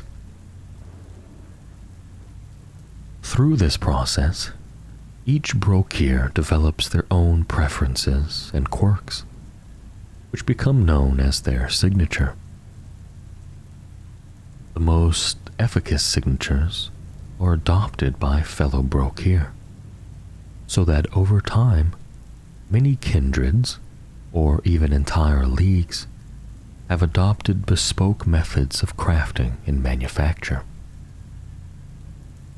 This slow but relentless process of improving upon understood technologies has helped the kin to develop original, standard template constructs even further. The most commonplace article of clothing worn throughout the leagues of Votann is the Void Suit, and it is an excellent exemplar of the no-nonsense kin approach to technology. Threaded with Bastium alloy reinforcement and fitted with thermoregulatory radiation-hardened underlayer, the Void Suit doubles as both rugged utility wear and, when combined with a helmet, a fully functional spacesuit. It is studded with connector relays that allow the coupling up of everything from exoframes and pressure rigs to reinforced void armor. This latter is the standard issue for soldiers of the line. Void armor provides substantial personal protection, multi-layer defense against atmospheric hazards, and a full suite of scanning and communications equipment. Another technological standard throughout the kin hosts is the haptic utility nerve transmission recalibrator, commonly called the Hunter module. Meshing with standardized neuro-augments, this technology establishes a physical input and feedback loop between firearms and their users. It triggers minute gravitational assistant pulses from projectors built into the weapon's body, helping to maintain a stable firing platform even while the wielder is running full pelt across the battlefield, being jolted by shell impacts, or as letting fly from a moving vehicle. Hunter modules are integral to the typical kin tactics of relentless advance, while maintaining punishing volleys of fire. When coupled with the kin's natural musculature solidity and excellent training, Hunter modules are tremendously effective. These are but a couple of examples of kin technology, yet they embody the principles to which nearly all Brokir adhere. Built to prioritize reliability, utility, and efficiency over showy decoration or ideas of ritual significance. Kin war gear is as rugged and pragmatic as the beings that wield it, and will be battered to destruction before it fails in its duty.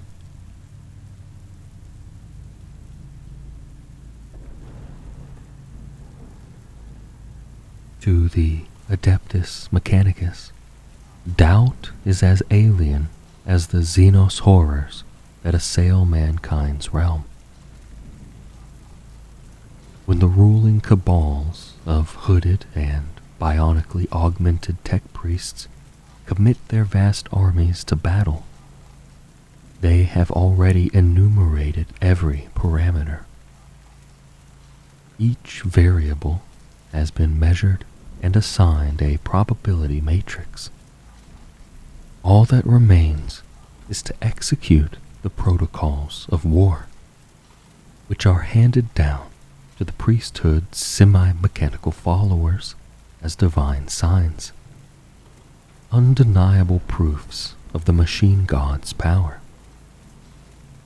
To face the Adeptus Mechanicus is to oppose those who have already calculated your demise. From their sovereign holdings on industry-choked and smog-wreathed worlds, the Adeptus Mechanicus reach out to scour the dim reaches of the galaxy for forgotten fragments of archaeotech from mankind's past. Their rulers are fanatically zealous, rigidly dogmatic, and revere technology as the object of their devotions. Yet, true understanding of the artifacts they seek ever gives way to a greater principle: worship of their machine god, who invests creations with the motive force. Verbal protocols have devolved into murmured chants, rigorous theorems into religious doctrine, and technological revolution into stultifying inertia. They aspire to the purity of the machine, but the Adeptus Mechanicus retain all the fervent faith and obsessive ambition of their humanity. Disciples of the machine god. The Adeptus Mechanicus are the custodians of mankind's technological knowledge. With great reverence and elaborate ritual, robed priests oversee the fabrication, maintenance, and repair of every device crafted by mankind, and view the careful protection of every scrap of ancient information as their religious duty. The Adeptus Mechanicus, its complex hierarchies of ruling tech priests and their myriad followers, devote themselves to the divine trinity of the machine god, the omnissiah, and the motive force, the source of all knowledge, the embodiment of wisdom, and the animus that empowers all. In their eyes, technology and the act of its creation are sacred concepts worthy of adoration, while the corruption of these ideals is heresy that invites condemnation and death. Mankind's technology is ancient. Much of it dates back to the dark time of legend before the Imperium. And it is through the tech priest's religion, the cult Mechanicus, that humanity still retains fragments of this knowledge.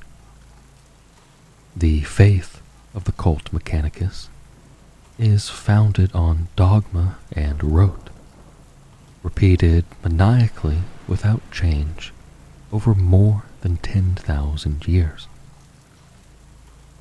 while true understanding of many of their practice has long since vanished under a smothering blanket of ritual and half-remembered mummery.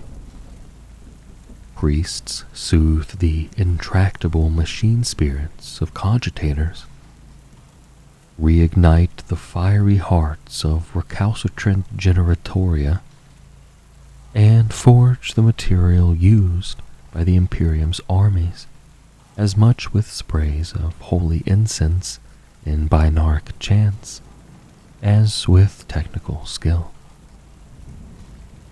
To the Adeptus Mechanicus, the production and maintenance of the machine is indivisible from their theology, and even the most mundane process is performed with all the ceremony of a rite millennia in its practice. Tech priests declaim the hand of the machine god in every aspect of human technology. In the fundamental forces of the universe, and in their own ability to comprehend such divine concepts. Such knowledge is precious, and the Adeptus Mechanicus jealously guard their power and influence in a carefully choreographed balance with the Imperium's other great powers. Without the forges and specialist knowledge of the tech priests, however fragmented and ill-used, the Imperium would swiftly fall. And without the incomprehensibly vast resources and military might of the rest of the Imperium, the Adeptus Mechanicus would crumble and vanish. Both benefit hugely from a sometimes strained, yet irrevocably connected dependence. Through the sweat of legions of slave labor, the augmented strength of unthinking cyborg thralls, and the power of monolithic forge temples, do the Adeptus Mechanicus create everything from pioneer plowshares to Ramillies-class star forts. Simple black powder explosives in use on feudal mining worlds, hololithic strategium projectors, manufactorums bigger than city-states, and god engines that can level such conglomerations in a single apocalyptic salvo, all fall under the auspices of the Adeptus Mechanicus. Through ancient covenants with the Emperor himself, the adepts of the cult Mechanicus have a monopoly on and jurisdiction over the use of all technology. To alter a machine's prescribed operation or structure, to interfere with its inner workings without the proper theological ministrations only a tech priest is privy to, are just some of the crimes for which the Adeptus Mechanicus is privileged to administer punishment. Lobotomized servitors, men and women who ran afoul of the tech priests, are a common sight throughout the Imperium. These unthinking creatures, heavily modified with bionic replacements, perform menial and repetitive tasks of every kind, and their unhealthy pallor and slack jaws are a potent reminder of the dangers of crossing the Adeptus Mechanicus. The tech priests do not exert their influence solely by their integration in the Imperium's other institutions. The Adeptus Mechanicus retains the right to raise standing armies of its own. Their ranks are the iron fist that both enforces the tech priests' laws and defends the sacred forge worlds that are the hubs of their rulers' domains. They also project the Adeptus Mechanicus's power out into the galaxy on pious quests to unearth traces of humanity's technological legacy. The numberless cohorts of the Skitarii legions are the cybernetic heart of the tech priests' military might. They are the foot soldiers of the cult Mechanicus, fully devoted to the faith, and heavily modified by their masters with bionic enhancements. Their neural cortexes inloaded with martial protocols. To witness them marching to war is akin to seeing a bizarre and grotesque religious procession conducted with scientific precision. They are a macabre mix of living tissue and mechanical augmentation, responding immediately to the broadcast imperatives of their superiors. The Skitarii do not crusade alone in the name of the machine god.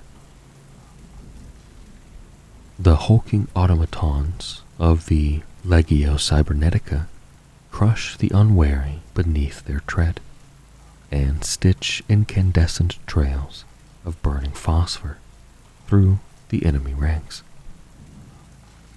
The Centurio Ordinatus martial Leviathan war machines that each bear unique and irreplaceable munitions of incredible power. The Ordo Reductor specialize in siege warfare and worship the machine god in its aspect as the Unmaker. The Auxilia Myrmidon are a caste of destructive savants, and the Collegia Titanica set the ground trembling with the strides of their god engines. The Red Planet.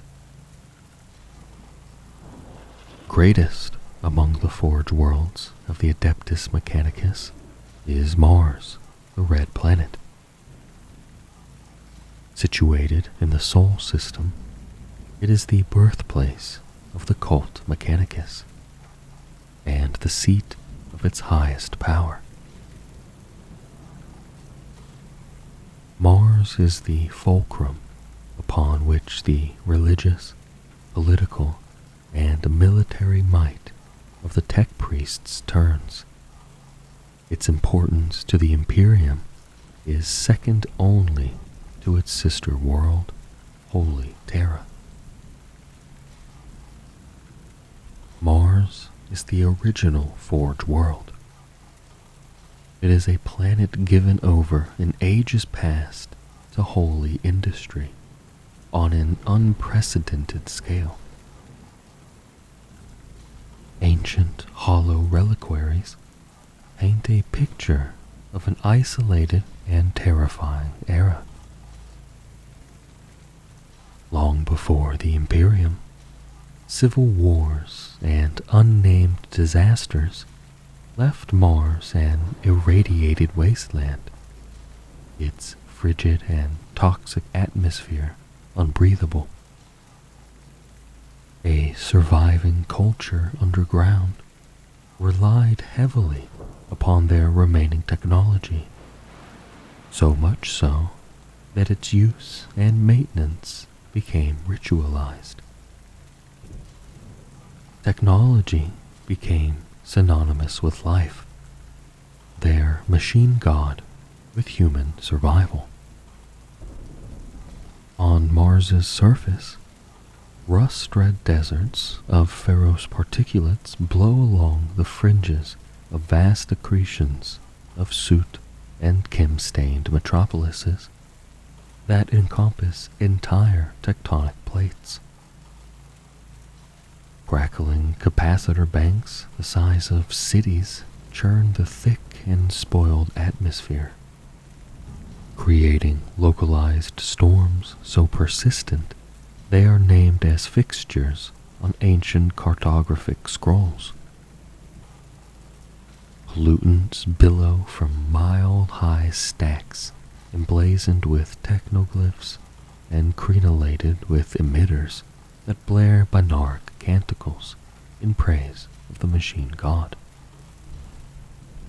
The ceaseless din of divine creation reverberates through the ground while plumes of cinders and sparks gush from huge volcano-like vents. This is the perfection wrought by the Adeptus Mechanicus, and Mars's preeminence has seen its likeness remade in praiseworthy imitation time and again across the galaxy. Tech priests throughout the Imperium are referred to collectively as the priesthood of Mars. Such is the planet's central role in their religion and internal politics. It is considered the holiest place of pilgrimage for adepts of the cult Mechanicus, who are moved to rapture by their solar collector fields of Arcadia, their optics flickering furiously at the spiraled glory of Tantalus Hive and the rearing majesty of Olympus Mons, wherein resides the Fabricator General of Mars. As political and religious ruler of the Red Planet, the Fabricator General is ex officio head of the Adeptus Mechanicus, and holds permanent position as one of the High Lords of Terra. All Forge worlds owe nominal fealty to Mars, and its ruler is vested with a divine right over all others, judging on matters of doctrine and legitimizing contentious articles of trade. Few, however, slavishly submit to the Red Planet's superiority. Discoveries of ancient techno-arcana are often hidden rather than revealed to Martian eyes. Schisms in theology and competition for resources can mar relationships for centuries, and on occasion, small wars have even broken out. Neither is Mars itself a homogeneous, unitary domain. Subsects conduct treasonous research or plot for power, hacking rival power wells, annexing territory, or appropriating assets. Most Forge worlds, though, solemnly respect the Red Planet's historical primacy. Many include elements of its ruddy livery in their own attire as a tacit recognition of this power, whether genuinely felt or not, and Mars is viewed as speaking with the authority of the machine god. Thus, its Fabricator General is well versed in complex and aggressive factionalized interests, making their positions on the Council of High Lords relatively secure against assassination, coercion, and deception. The cult Mechanicus predates the unification of Terra in the 30th millennium, though by how long remains a matter of fierce debate. It is tentatively accepted that the surviving remnants of technologically adept diaspora solidified their faith and their hold over Mars as the darkness of the Age of Strife receded. The horrors of that era, when so much data was destroyed and so many technologies lost to mankind, haunt the Adeptus Mechanicus to this day. Oblique references to lost works in the most ancient of Mars's data stacks hint at the dispatch of missions to Terra and beyond. From the cradle of humanity, the tech priests took what they needed: shards of archaeotech and slivers of archived data from mankind's lost past, while techno-barbarian tribes warred over its surface. By the time the Emperor quashed his rivals and bound Terra under his leadership, Mars was fully indoctrinated as a theocratic civilization that worshipped the machine god. The Emperor's first step to reclaim the galaxy with his great crusade was to forge an alliance with the tech priests, and with it, the Mechanicum was born. In exchange for their unalloyed aid in providing weapons and war gear for his armies, and ships in which to carry them to the stars, the Emperor promised the Mechanicum access to the ancient data and esoteric machineries discovered on the worlds he would conquer. Fully integrated into the burgeoning Imperium, the Mechanicum was not spared the galaxy-shattering civil war known to later millennia as the Horus Heresy. Tech priests serving aboard the traitors' warships and whole forge worlds in thrall to the power and promises of Horus supplied secret data and arms, pledging entire legions of titans to the arch-traitor's cause.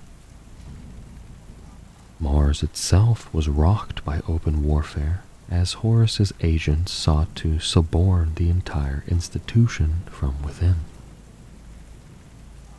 Little of hard fact survives from this time, but in the period of rebuilding after the heresy, forged anew and rededicated as the Adeptus Mechanicus, the priesthood of Mars set to the expurgation and extermination of its traitor elements, with a fanaticism born of the truly devout. Keepers of divine lore. The ruling caste of the Adeptus Mechanicus are the tech priests.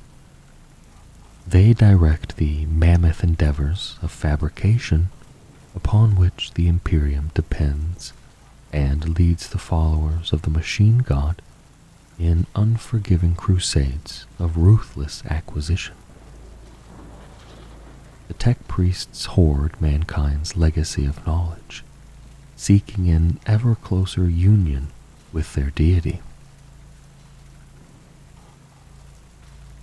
Within the continuum of the human species, its extremities warped by genetic aberration and psychic renaissance, few appear as divorced from the common stock of mankind as the tech priests of the cult Mechanicus. As acts of worship, they routinely replace what they see as fallible flesh with bizarre mechanical augmentation, seeing it as a way to move closer to the machine god and toward perfection. Bionic limbs, artificial appendages, and cybernetic organs in great profusion and variety render the majority as biomechanical horrors, barely recognizable as human. Some tech priests sport skittering multi-jointed legs or crawling tracked units as more efficient locomotion, while gilded armatures glistening with blessed dispersal fluids replace or supplement their arms. Their methods of communication can seem as inhuman as their appearance. Tech priests speak with a number of strange dialects that blend the machine tongue with those of the wider human race. These include Binarch Cant, Lingua Technis, Hexamathic Code, Noosphere Bleed, and Novabite. Few outside the tech priest's orders can comprehend them, and then only with specialist augmentation. To human ears, they are a squall of mechanical blurts, hisses, and crackles, but they also transmit on frequencies well beyond biological detection. These languages are replete with internal self-references and fragments of ancient tongues, once spoken by the machine gods chosen in mankind's ancient past. Tech priests find little use for ambiguous, emotional interactions.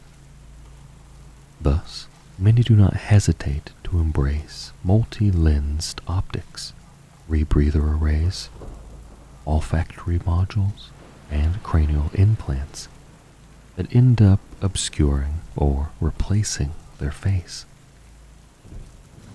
Some even dispense with their head entirely, their organic brain instead supported in crystal jars linked by complex neural interfaces.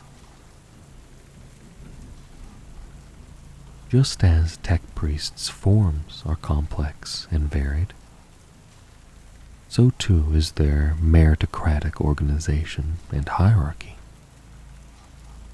Throughout the Imperium, individuals undertaking roles as engine seers, lex mechanics, techno-shamans, and new spheric spectocrats can be seen upon many worlds and ships, accompanying mankind's armies and tending to their engines of war.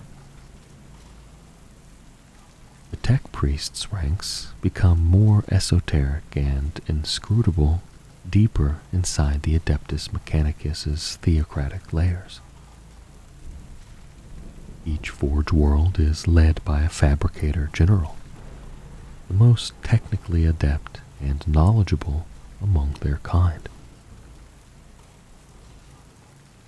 Under this august individual is the world's fabricator locum, the masters of the forge temples, overseers of bionically augmented thralls, and a dizzying array of others that can be called upon for their unique knowledge. The term tech priest covers many thousands of roles, specialties, and titles that are bestowed or adopted in a shifting matrix of power, some unique to their forge world, or espoused only within a single subcult. Genitors probe the mysteries of the biological, creating strange cybernetic creature amalgams and slaughtering xenos beyond number to uncover their alien frailties. Artisans create wondrous devices of archaic beauty and deadly effect. Their ornate weapons and filigreed war gear highly coveted throughout the Imperium. Magi of countless kinds plumb the depths of increasingly narrow ravines of arcane know-how, heedless of the cost in their thrall servants' lives. While Logi dig with acquisitive intensity through the physical and abstract strata of the universe, with pure information as their goal. While those tech priests in service to senior magisters are bound to their master's obsessions and intrigues, more powerful adepts have few limitations on the avenues of holy knowledge they pursue. Tech priests manipulus shape and wield the motive force, that aspect of the machine god that grants vitality to all things, mechanical and biological. Others focus on the disciplines of metallurgy, alchemical synthesis, psychic resonance, gravitic theodominance, and countless more that all contribute to the grinding imperial war machine. Tech priests do not shy away from the horrors of war. The demonstration of the machine god's primacy in the universe and the application of their destructive theological devices are an opportunity to be grasped with fervor. Many replace more delicate mechanical appendages with war forms, steel-shod bionics fitted with esoteric weaponry. The most senior adepts, in charge of calculating grand strategies and directing the zealous forces under their command, will adopt the title of Dominus. They will bend their considerable mental prowess and the computational and logistical resources at their behest to the complete annihilation of the foe. Though the title is commonly temporary, some tech priests choose to remain a Dominus, addicted to the superiority and divine power such a position grants. Skitarii legions. On limbs of hardened alloy march the cohorts of the Skitarii. They are soldiers of the machine god and form the armies that answer to the tech priests of the cult Mechanicus. They glory in their augmented forms, granted the knowledge by their masters that each calculated kill and every grinding victory is achieved under the unblinking gaze of their deity. The Skitarii are warriors made. Many were once part of the numberless pools of forcibly indentured laborers, or else vat-grown in mass flesh farms.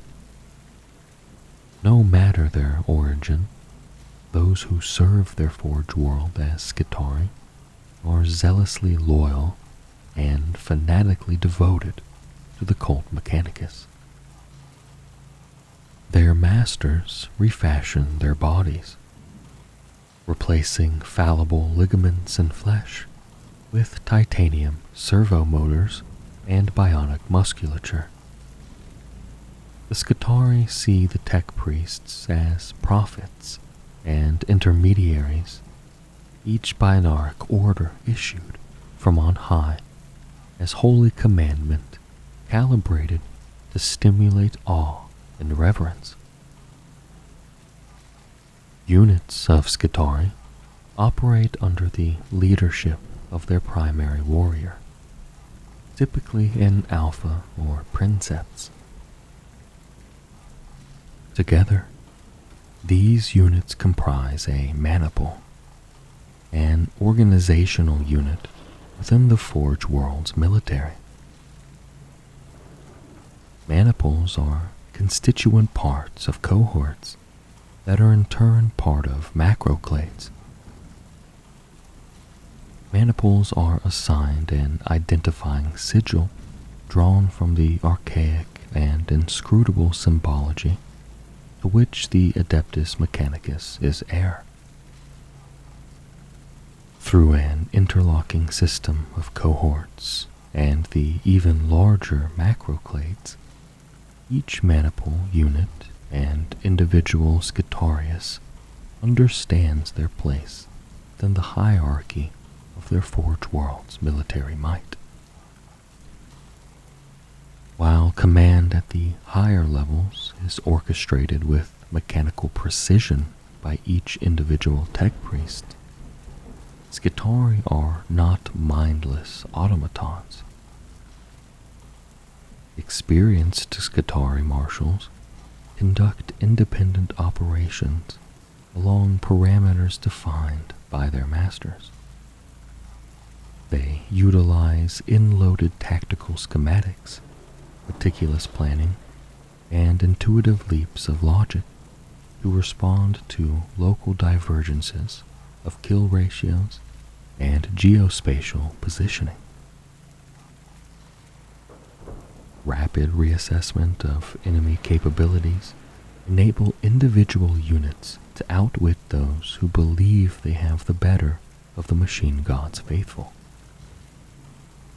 The information acquired is broadcast back along the nodes of command, informing hundreds of decisions per second, and is implemented to crush the enemy.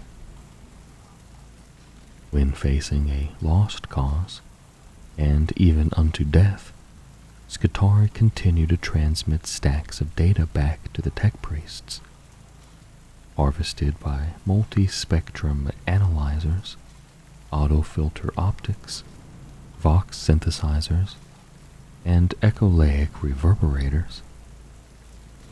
The adepts of the machine god care not if 100, 1,000, or 1,000,000 of their fanatical warriors fall in battle. These Skitarii are tools to be employed in the destruction of mankind's enemies, a worthy sacrifice to absolute dominion. The data acquired by these fallen soldiers provides yet more knowledge of the foe's weaknesses and feeds the grim computation of Adeptus Mechanicus strategy. As carefully crafted weapons, a Forge World Skitarii fulfill as broad or as specialized a role as the tech priests require of them, bearing the arcane technologies of their religious orders to war.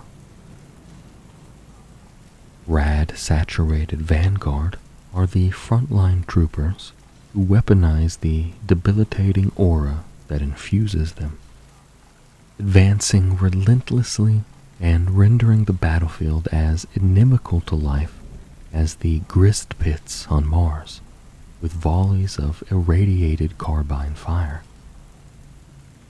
Those promoted from the infantry maniples may be allocated to the Cerberus Corps, long-range outriders, or aggressive line breakers mag-locked atop loping mechanical cyber cannons. Many Skitarii are refashioned into more particular forms, either as necessity or dogmatic traditions dictate. The Sicarians are warrior clades comprised of hyper-aggressive and sinister combatants. Some, codified as rust stalkers, hunt as gladiatorial assassins, their transonic blades and claws fused permanently into their bionic appendages, while infiltrators pick their way stealthily across the most abused of landscapes, emitting multi-sensory white noise to confuse and disable their prey. Perhaps strangest of all are the Taraxi, routinely implanted with limb stumps that plug into hyper-reactive, membranous wing packs or the control systems of aerial gunships. They undertake purgation missions in orbital docks and the dark, girded rafters of manufactorums, but hungrily turn their weapons upon more dangerous prey at their master's command. The arcane and the ancient. The tech priest's strange rites, biomechanical servants, and ability to work incomprehensible devices make them figures of awe and fear throughout most of the Imperium. Strange creations lumber forward at their command. Energies that primitives consider magical are summoned, and technologies from ages best forgotten are unleashed in destructive tempests. The Adeptus Mechanicus draw upon millennia of surviving human technology and the mysteries of their own arcane religion to create not only slab-sided battle tanks, huge capacitors, and city-sized vessels, but far stranger and more sinister creations. Servo skulls, crafted from the craniums of loyal imperial subjects, hover on anti-grav thrusters. Gene-cloned familiars packed with advanced sensory suites, perch in the shadows, while entirely mechanical cyber constructs growl through box grills at their side. In their creation, tech priests employ scarce metals, carboniferous fibroids, bone, infraglass, seventh phase hyaluronite, and rarer substances in the efforts to duplicate the construction formula set down by their predecessors. Many creations are known only within the closed orders of the cult Mechanicus, while some are granted as gifts to staunch allies. By far the most common creations are servitors. The servitor complement of even a single forge world will typically number in the tens or even hundreds of billions. Many were once criminals, accused of any one of the Imperium's Byzantine and ruthlessly enforced laws. From low-born black marketeers to outmaneuvered members of the political elite, or inquisitorial enforcers who saw too much, forcibly given a second chance to serve the Imperium as a useful servant. Such men and women are now grim husks of their former selves. Each individual is mind-wiped, chemically and surgically lobotomized, so that their memories and personality are a blank slate, in theory at least. For there are tales of servitors retaining vestiges of consciousness. The condemned is then augmented to fulfill any number of countless roles in manufactorums, dockyards, refineries, and anywhere else that requires menial and repetitive labor. Most have one or both arms cut away and replaced with bionic armatures fitted with grappling claws, laser scalpels, servo manipulators, heavy lifting rigs, or even weapons.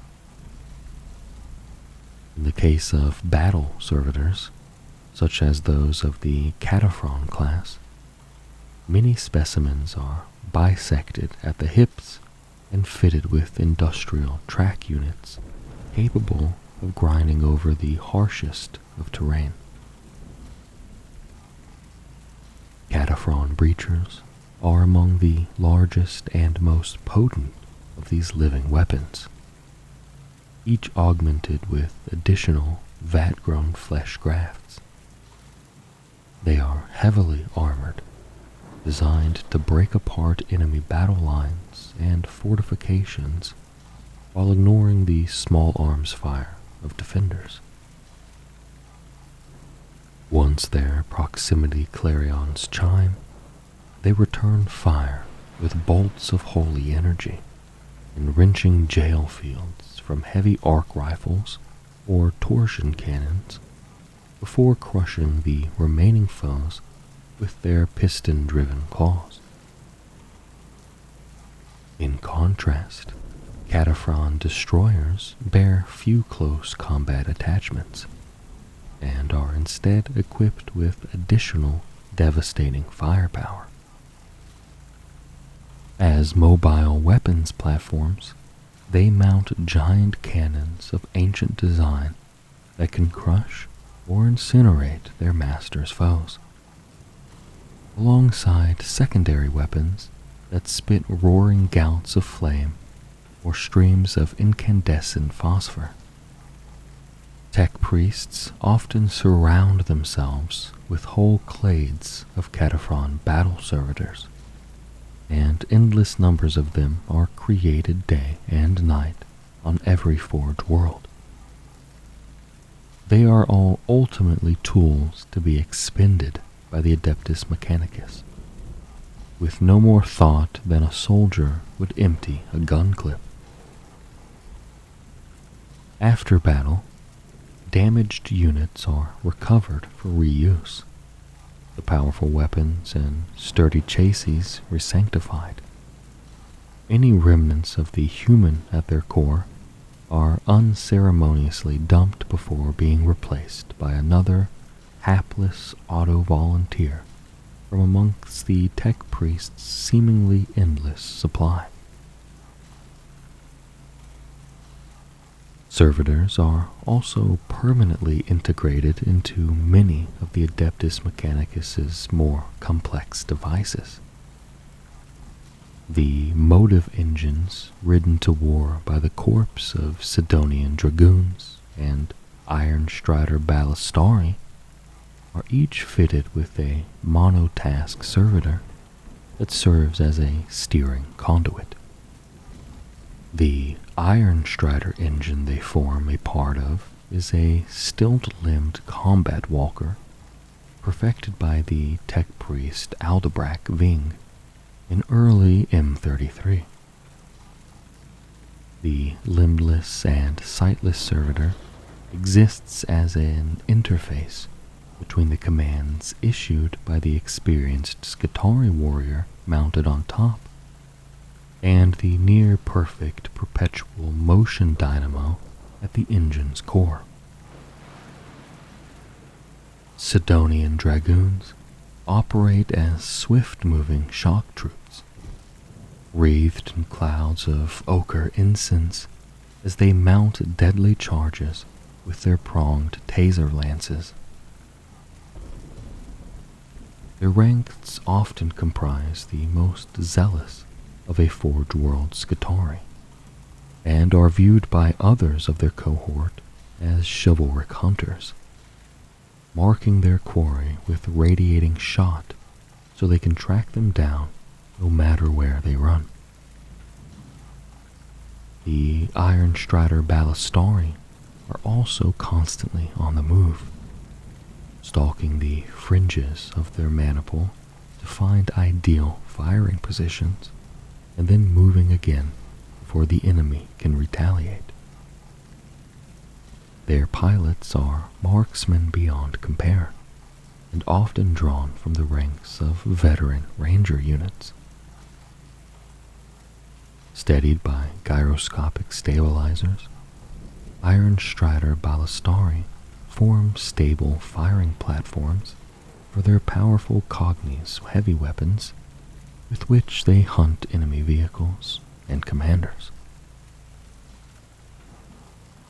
Congregations of electro-priests embody many of the arcane and fanatical aspects of the cult Mechanicus.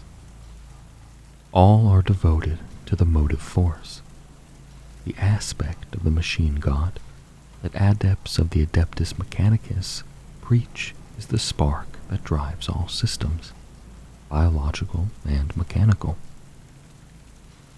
It is the fire that leaps from neuron to neuron, and the illumination that reignites cold reactor cores. The motive force runs like a current through the bodies of electro-priests, channeled by electus and amplified by their fervor so that their bodies crackle with power. Implanted under the skin of electro-priests, electus connect their entire nervous system, sending bioelectrical pulses potent enough to incinerate incoming projectiles. An example of the less obvious, but no less bizarre technologies to emerge from the forge temples of the Adeptus Mechanicus, electus can be made to be nearly invisible. Alternatively, they can be made to radiate vibrantly through the flesh of those who bear them, serving as proud brands bestowed by the machine god.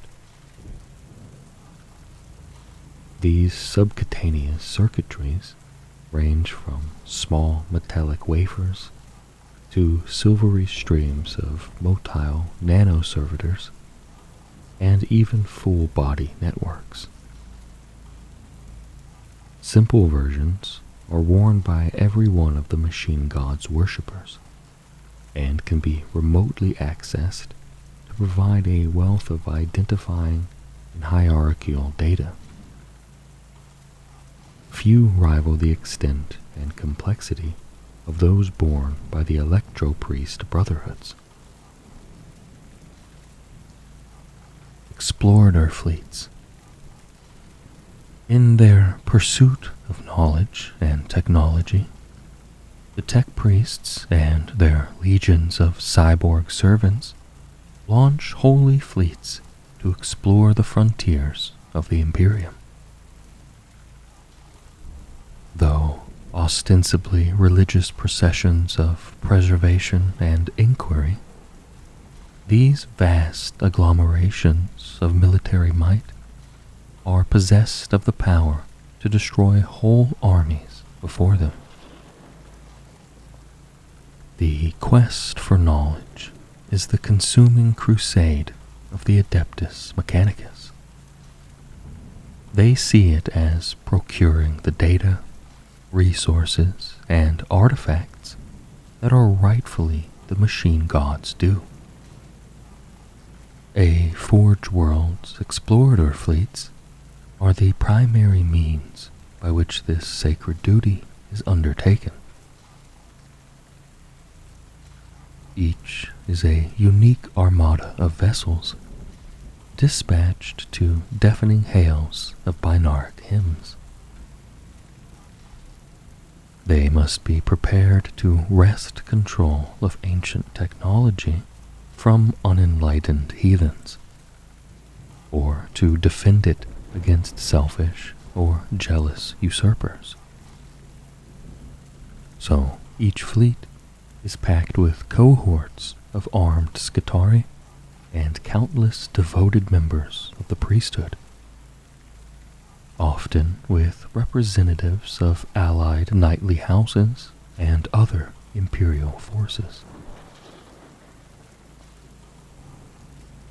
They set out to uncover lost fragments of human technology, locate fresh resources, or catalog emergent xenos species and celestial phenomena.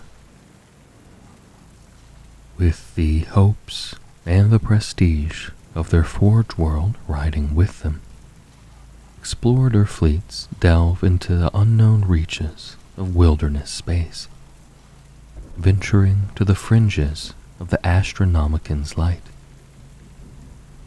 They are viewed as intrepid pioneers, accepting great risks for the greater glory of the machine god. Operating in isolation for decades or even centuries, explorer fleets must be self-sustaining, rapaciously plundering worlds of resources and forcibly requisitioning the contents of mercantile traders' holds.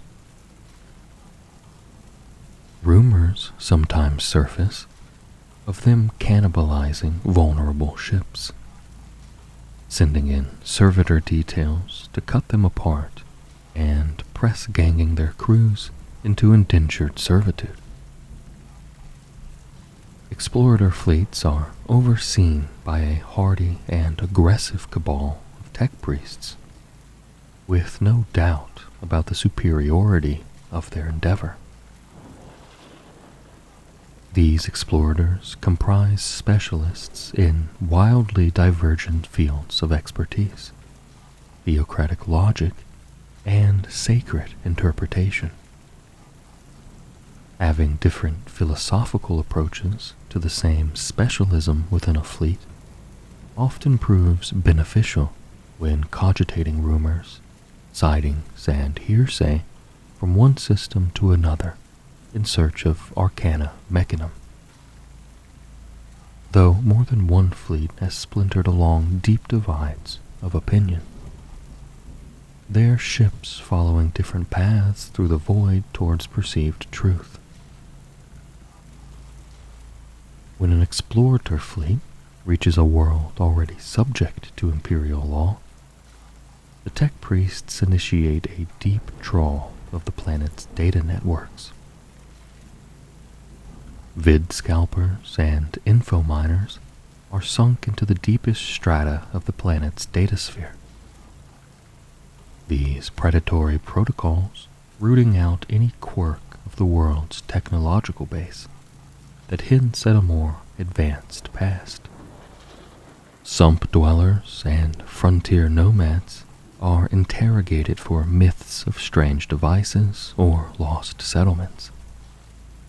Sometimes, even the whiff of arcane artifice suffices, and the explorer fleet will deploy its strength.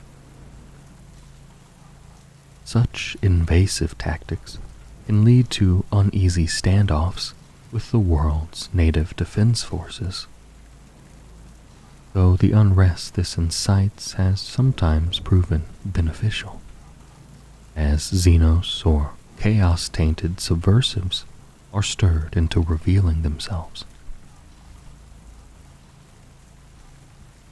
Derelict worlds are scoured with deep penetrating auspex probes and continent-shaping earth movers.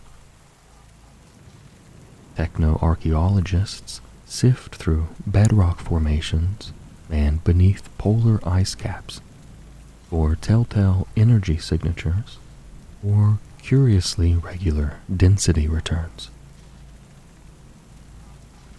Ancient battle sites are also prime targets for investigation. Fragments of STCs are among the most highly prized shards of archaeotech, packed with condensed technical know-how from the days when the machine gods chosen worked nigh sorcerous miracles, or so it is said. While many explorer fleets are given open-ended mandates, some are raised as explorer crusades and tasked with the rediscovery of a specific legendary engine, lost forge temple, or resource-rich planet.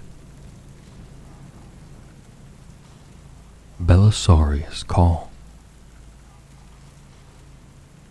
Arcanologist and fabricator, Tyrannus Mechanicum, and Genitor Majoris, Belisarius Call augments and supersedes his numerous achievements as his demanding mind dictates. The shadow of Call's signature genius can be seen in many of the Imperium's greatest technologies of today, though their genesis dates back millennia. Archmagos Dominus Belisarius Call was already old at the birth of the Imperium over 10,000 years ago. During that span of ages, the tech priest has served Mars and the machine god as a forge lord and lexico arcanus, among other positions both known and unknown to his contemporaries. But it is in his role as Magos Biologus that Call's greatest mastery lies. It is rightfully said that the aged Archmagos Dominus has forgotten more knowledge, particularly about genetics, than all but the most studious adepts could ever hope to learn.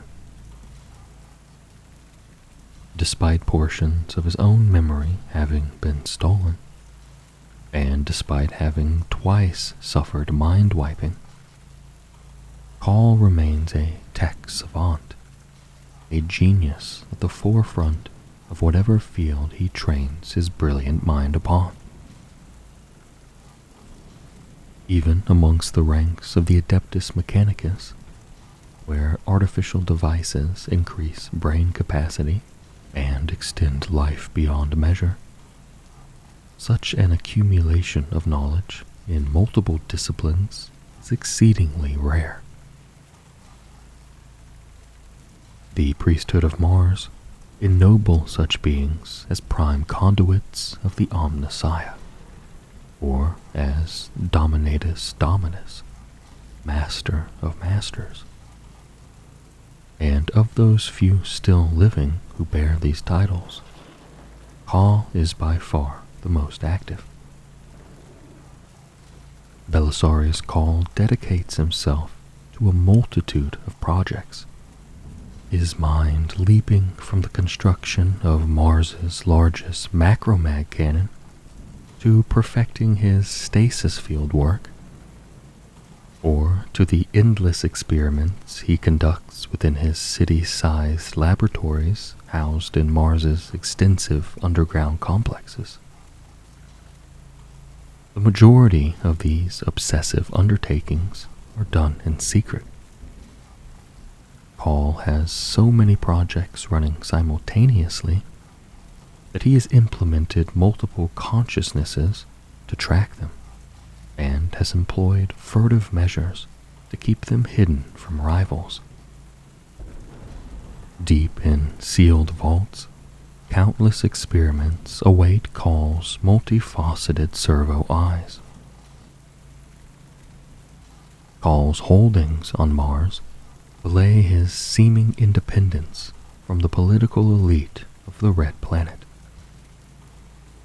There are Forge Lords whose temples are aligned to receive the favor of the Fabricator General, and whose resources and power should far outstrip Kahl's. Yet, his manufactorums are far more extensive than most. They thunder through the ember-lit nights and smog-shrouded days of Mars, churning out esoteric material and exquisitely crafted constructions. As Kahl's accelerated cogitation sprints from design to design, so does he reconfigure his plasma forges, magnecoil weavers, crystal alloy aligners, and other immense sigil-carved engines so that their production keeps pace with his energetic deliberations. Quite from where the Age Dominus receives the entirety of his insights, patronage, and resources, isn't established to the satisfaction of some of his peers.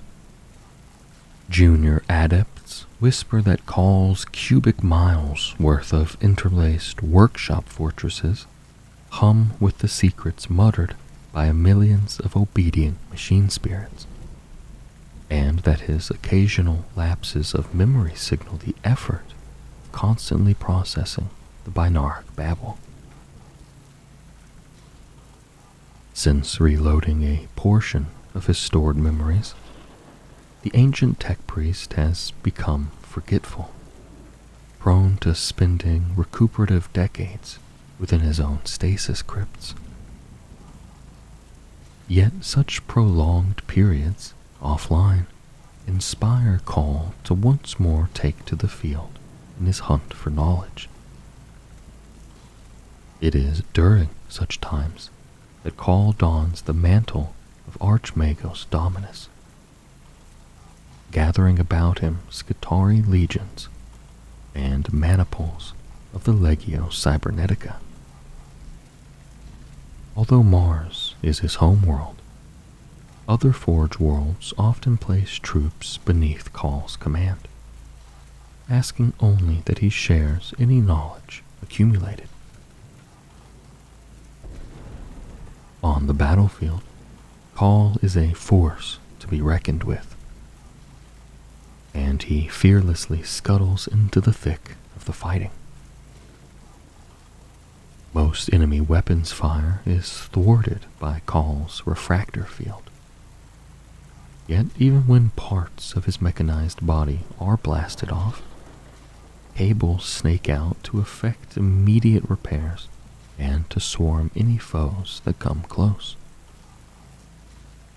The hunched figure is a whir of activity as cogitators adjust firing angles, broadcast orders to his troops and dispense the imperative word of the machine god. Amidst the maelstrom of combat, the tech priest himself remains calm, his mind assessing threats, predicting enemy attacks, and calculating victory probabilities. Belisarius Cawl has invented dozens of weapons, uncovered scores of STCs, and quested for knowledge across the galaxy, even once venturing into the Eye of Terror. Malfunctions, erasures, and jumbled transformats have left vast holes in Cawl's memories. But what remains fills vaulted halls the size of a battlecruiser. There, in binaric code stacks, are mountains of information. From the hundreds of Xenos races that he helped drive to extinction, to the schematic details of wonder engines lost since the age of technology. From the galactic census during the Great Crusade to studies of communication difficulties in the aftermath of the Great Rift. It is a knowledge hoard unlike any other. So vast is this information stockpile that Cawl no longer remembers how he obtained huge portions of it. Still, that knowledge, along with the potent genetic material contained within the device known as the Sang Primus Portum, allowed Cawl to successfully complete the creation of the Primaris Space Marines and implement the Ultima founding. Despite the import of this act to the Imperium, Belisarius Cawl holds that he has even greater experiments currently in development.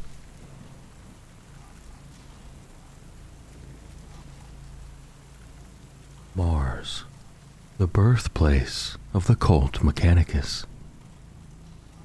The Red Planet is the foundation stone of the Adeptus Mechanicus, and is vaunted as one of the holiest of all celestial orbs by its adherents, second only to Terra itself. Mars's arrogant tech priests see themselves as the most blessed of the machine god's followers, to which all others must pay an exacting measure of respect, and to whom is due a commensurate ratio of resources. The zealotry of Mars's tech priests is heralded by the constant buzz of static psalms, their obedient warriors incanting the holy rites to the Omnissiah as they march forward. Mars maintains its preeminence among the Adeptus Mechanicus by colonizing worlds rich in resources, launching explorer fleets to the fringes of the Imperium, and raising monumental forge temples to the glory of the machine god. Agents of Mars are spread throughout the galaxy, throughout mankind's armed forces, among a great number of the Imperial Navy warships, and are even found overseeing other forge worlds. The Red Planet counts among its empire more subservient industrialized worlds and forge moons than any other of its peers, and great trails of machinery, ammunition, and technological wonders flow between its holdings. Mars's tech priests are the heralds of the machine god. They suffer no affront to the forge world's majesty, and no suggestion that its creations are not the greatest. Their engines are blessed with the most holy unguents, and their vast Skitarii cohorts exult in their role as the holy warriors of their deity's chosen realm. Though still considered mere tools by their tech priest masters, the Martian Skitarii are inducted into selected lesser mysteries of the cult Mechanicus. For if the tech priests are the most blessed, then so must their tools and creations be. Marshals are implanted within stringent superiority protocols, making them unrelenting in their mobilization of Mars's cohorts and fanatically driven to derive nothing less than perfection from those they direct. In the mammoth logistical undertaking of the Indomitus Crusade, macroclades from the Red Planet accompany a great many of Guilliman's fleets, fighting alongside contingents from across the Imperium. Their warriors know they embody the martial honor of the Adeptus Mechanicus in the eyes of others, and will not be found wanting. The religion of the Adeptus Mechanicus is an aberration. The ecclesiarchy promulgate that the imperial creed is mankind's sole system of belief, and that any deviancy from its subject to a variety of inventive punishments. The worship of the machine god, however, is allowed to continue, and even spread without hindrance. This policy stems primarily from the fact that the Imperium could not exist without the Adeptus Mechanicus, and the prospective horrors of a cataclysmic civil war mean the ecclesiarchy has no stated desire to force the tech priest's conversion. The ecclesiarchy's rationalization of the cult Mechanicus is also eased through the tech priest's praise of the Omnissiah, a common aspect of the machine god, with the terms sometimes synonymous. The Omnissiah is the machine god made manifest, and the priesthood of Mars believe the Emperor to be this manifestation. The Adeptus Mechanicus thus revere him not only as the master of mankind, but as an avatar of omniscience. It was to Mars that the Emperor came when his historic alliance was made with the tech priests. And though no records are known to document this, the Omnissiah's blessing is something the Red Planet frequently reminds other Forge worlds of. Despite this, there are subcults and factions who whisper that the Emperor is merely a prophet of the machine god and not divine. Tensions quickly run high amid claims and counterclaims of such tech heresy, and the ever-present shadow of potential schism. Lucius, the Hollow Forge. Classified as a Supernatura Majoris, the Forge world of Lucius is a vast, hollow planet whose industrial sprawl carpets its inner surface.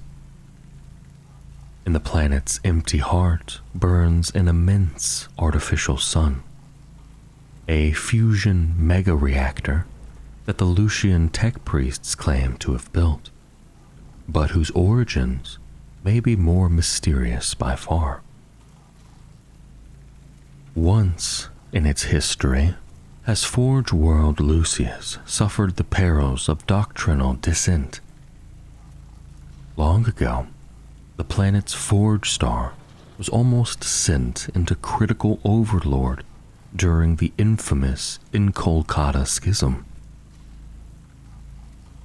Lucius survived the near catastrophe, however, and has ever since been a blazing beacon of orthodoxy and compliance with the dictates of Mars. Its tech priesthood are fierce of faith and dynamic of action, devoted servants of the Omnissiah all. Moreover, the incalculable energy yield of their artificial star ensures that the Lucian Magi stand at the forefront of martial production. Their world has the capacity to fashion many incredible technologies, not least of which is the proprietary alloy Lucian. This remarkable substance is incorporated into ornate masterwork weapons and bionics, which are granted to the most worthy Skitarii and the marshals that lead them to battle.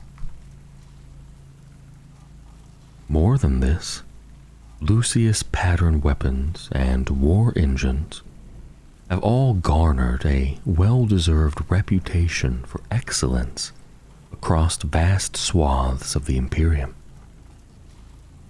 From the radium carbines and galvanic rifles of Lucius's own Skitarii to half-mile-long void ship lance arrays, heavily armored battle tanks, mass-stamped las guns, and bizarre techno-esoterica. The mark of this forge world is a byword for quality and efficiency. Amongst the most amazing of Lucius's technologies are the immense god engines of its Titan Legion, known as the Legio Astorum, or more colloquially as the Warp Runners. These machines glory in the unique ability to teleport directly into battle. It goes without saying that the sudden appearance of towering engines of destruction upon the battlefield has won more than one battle in spectacular fashion, with weaker-willed foes fleeing in abject panic or dropping dead from terror before the Legio Astorum engine so much as opened fire. Yet the Warp Runners are far from Lucius's only proud martial asset.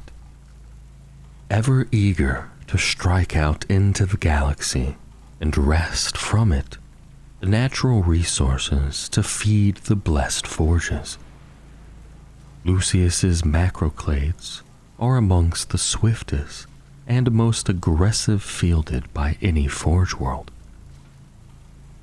Their iron striders, Cerberus corpse, and dune crawlers surge toward the enemy with ferocious speed, often overrunning the enemy before they realize their peril. The genius and innovation of the tech priests of Lucius was displayed anew when a splinter of Hive Fleet Leviathan invaded the planet.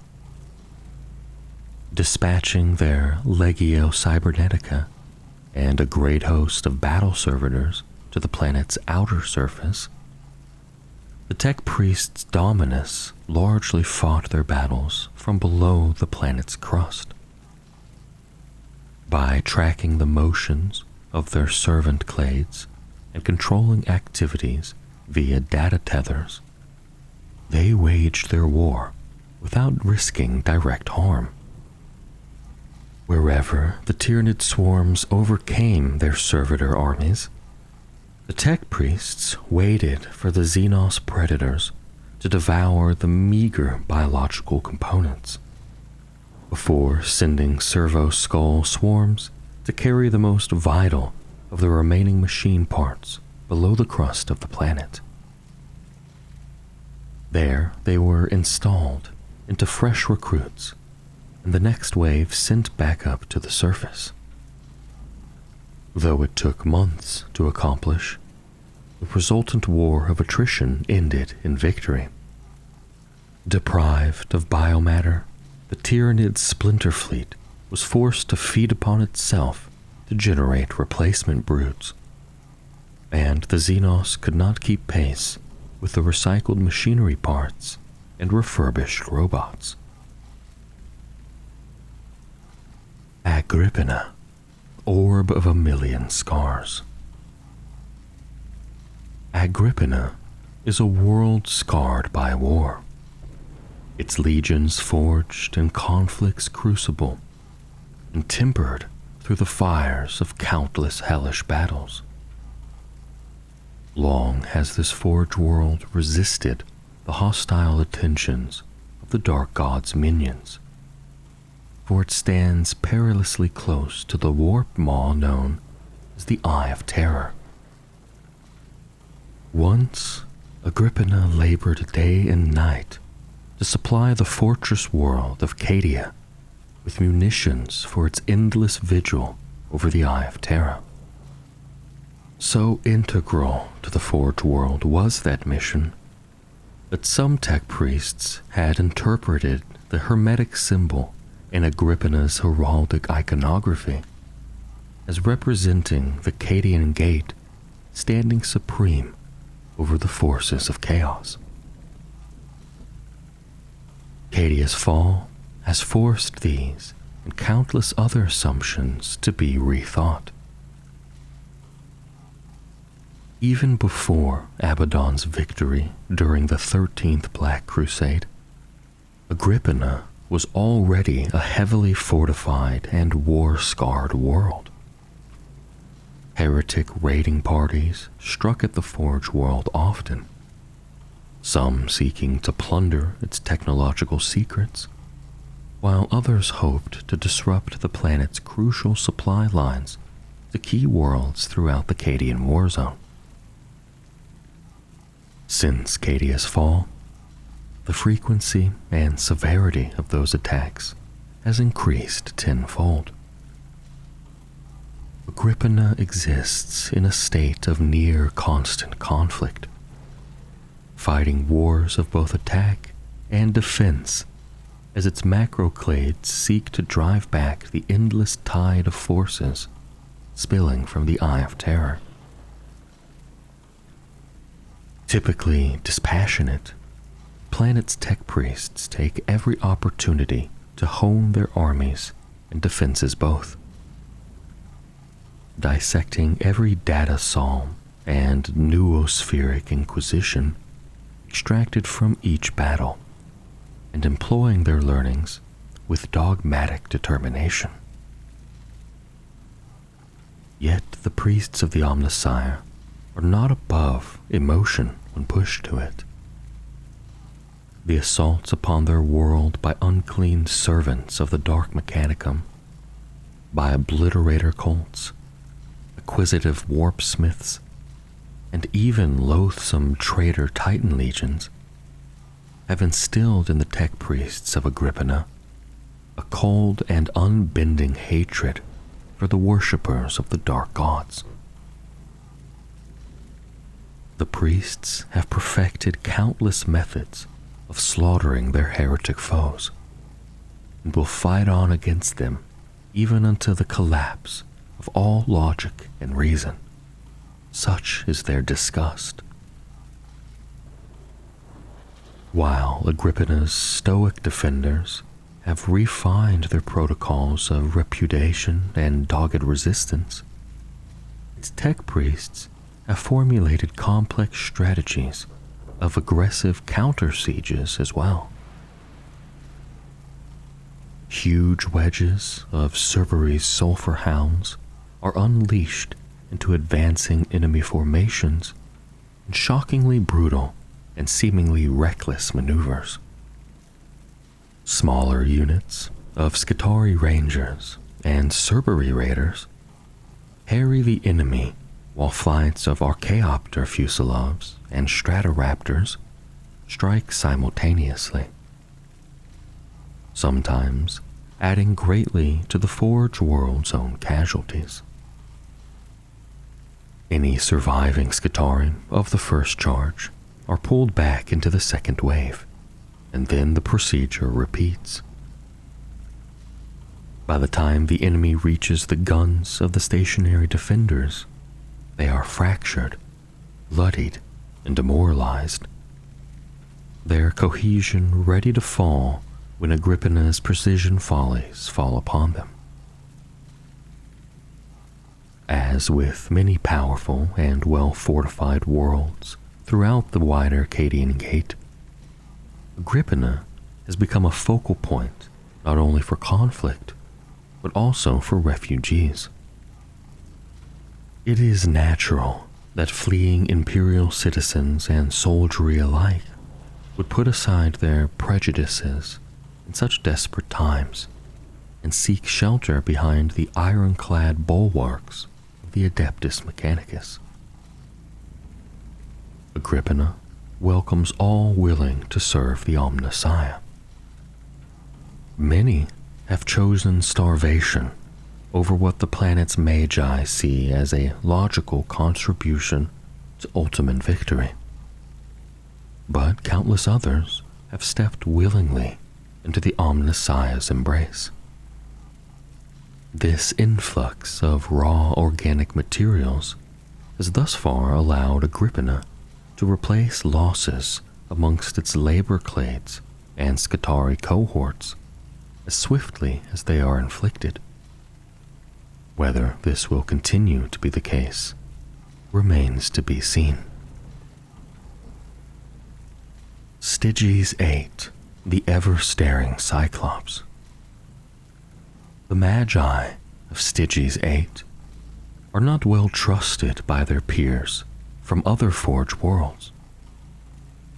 Their cohorts have a dark reputation for dubious behaviors relating to the pursuit and acquisition of proscribed Xenos technologies, a practice about which their tech priests remain secretive and singularly unrepentant. The Forge world of Styges 8 lies far to the galactic north of Terra. It is actually a moon, one of several orbiting a ringed gas giant in the binary star system of Vulcanus. Though the knowledge of the event is buried in the Forge world's deepest and most ancient data stacks, this system was almost lost to heretic forces long ago, during the dark days of the Horus heresy. As malevolent as the touch of the traitor might be, Styges 8 was further tainted in that it was saved from conquest not by good, honest imperial reinforcement, but by the pernicious activities of the Eldari. None now live who know the truth of these events, for even Styges 8's fabricator general is unaware of the hidden truth buried in the Forge world's cogitational architecture. Yet, though the root cause of Xenos intervention might be lost, the effect of this strange interdiction can be seen in the secretive society known as the Xenorites, who exist within the Forge world's tech priesthood. The Xenorites study and seek to exploit all aspects of Xenos technology. They court accusations of heresy by delving into the secret workings of everything from Drukhari shadow fields and Tau gravitic propulsion technologies to chimeric shiver tech, Kynbrock spite forging, styrite bar blades, and countless other alien sciences besides. Ever acquisitive, the armies of Styges 8 have come into conflict many times with Xenos races whose technologies they wish to appropriate, but also, on occasion, with Imperial forces who have either taken a dim view of the Xenorites' research, or else stood, knowingly or not, between the clandestine group and their prized knowledge. The more orthodox forces of the Forge world are talented obfuscators as well, and use their shrouding technologies, diversionary activities, and secretive binaric subcodes to conceal their labors, has given the tech priests of Stygies 8 a suspicious reputation indeed. In recent centuries, the Xenorites have taken an interest in Noctilith, known as Blackstone throughout most of the Imperium. Noctilith is found upon many quarry worlds, scattered in strangely uniform deposits. Incredibly durable and remarkably ancient, Blackstone can be either positively or negatively charged in relation to warp energies, effectively attracting or repelling them. While the utility of the substance appears obvious, priests of most Forge worlds have remained reticent to investigate so obviously alien a substance. The Xenorites have no such compunction.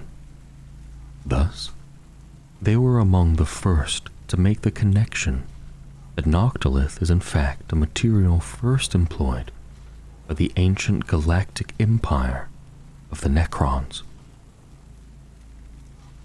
As the rate of the aliens' revivification increases, more and more Necron tomb worlds are awakening upon the same worlds where Noctilith is found, rendering its acquisition ever more perilous.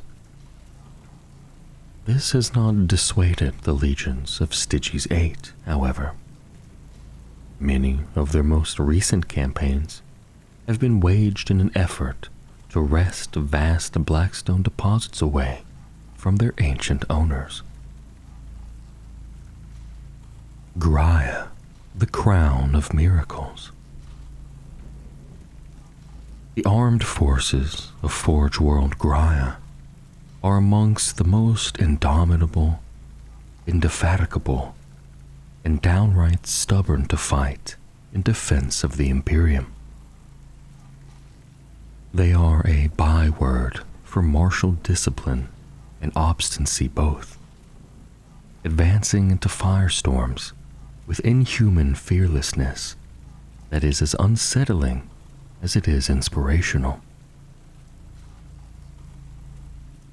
Everything about the armies of Graia bespeaks ironclad control.